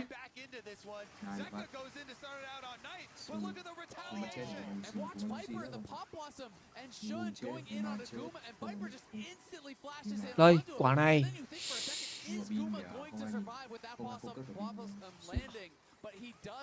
Mà mày quá anh em ơi. Thằng Dr. Mundo nó chỉ là một con tưởng tượng thôi. Nó chỉ làm con tượng thôi anh em ơi. Ui nó bật ulti kìa. Nó dí on tàng hình. Ui thằng on. Mày cười cái gì? Nở hoa cho nó đẹp vào. Cười cái gì hả on ơi? Anh không cần em cười đâu, anh cần em làm tốt lên. Tiền vẫn ao cho HLE. Nhưng mà tinh thần bây giờ lên lại cho bên phía BLG rồi. Cả vì mất cho mình giáp hồi sinh. Giáp hồi sinh còn ít nhất là hơn 2 phút rưỡi nữa mới hồi. Ui ở đây là một giật deny rất gần chết. Nhiều Baron còn 12 giây nữa. Nào. Đép trụ đi. Tiền 2k. 2k vẫn là ổn. Đấy, trừng trị thành công đến từ Sun. Giữ lại được cho mình đó chính là bãi chim. Hạt soi sáng phát hiện ra các thành viên bên phía Hàn Quốc cũng đã về. Mà vẫn căng anh em ơi, vẫn căng. Vẫn 50-50 lắm, chưa biết ai gọi là cầm cúp đâu anh em ơi. Mấy thằng nào kêu Hàn Quốc cầm cúp cứ từ từ nha. Đánh như này vẫn 50-50 lắm anh em ạ. Tầm này Viper thì mình chỉ hơi thấy con Midforter nó tù một cái là nó xả ulti nó phải đứng im. Chứ nó không vừa di chuyển vừa xả ulti được. Như con Lucian. Ê, Sun có giáp hồi sinh rồi nha. Sun có giáp hồi sinh rồi nha. Bên phía BLG đang muốn tìm một gọi là dấu chân lặng lẽ. Liệu nó sẽ là ai đây?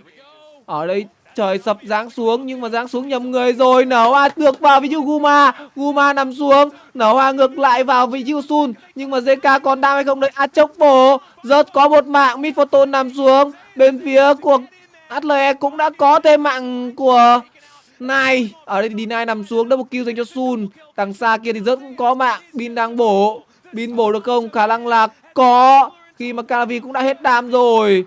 4-3 đổi 4. Và còn một mình Rớt.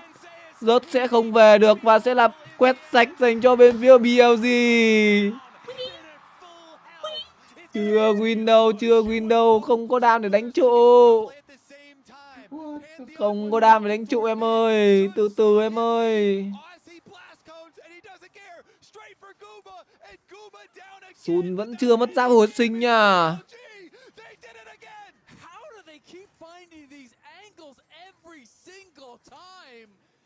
Just straight on to Guma, finding the perfect engage every single fight. Epic game 5 here, it is incredible. Game 5 này là một game điên rồ anh em ạ. Khi mà cảm xúc lật qua lật lại. Đúng là xứng đáng cho một trận chung kết. Quả này trời sập đéo trúng một ai cả anh em nhá. Trời sập này là trời sập bắt ếch rồi, vô ếch.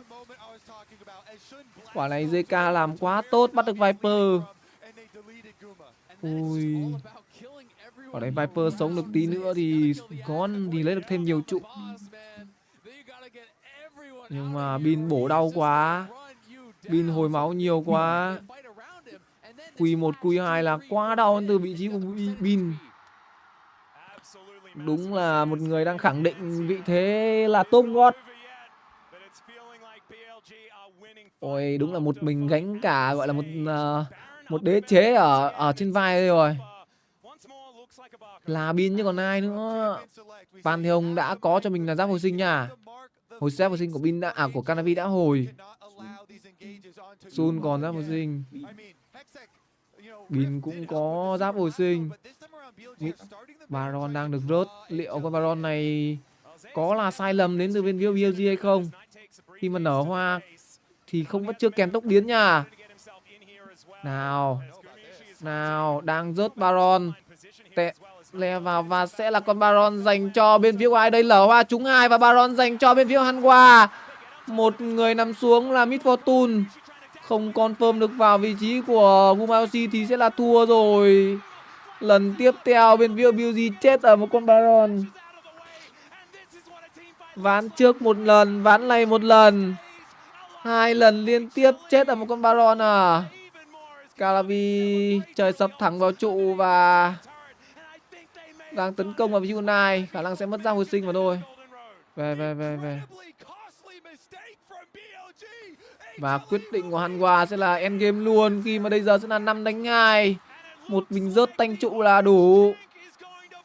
Không hiểu những tình huống 50-50 tự nhiên đi rớt Baron làm gì nhờ. Cướp nở hoa không nở trúng. Ở đây giết được một người. Nai giết một nhưng mà đánh trụ đến từ bên phía của Hanwha. Và sẽ là vô địch dành cho bên phía HLE. Và cúp vẫn ở Hàn.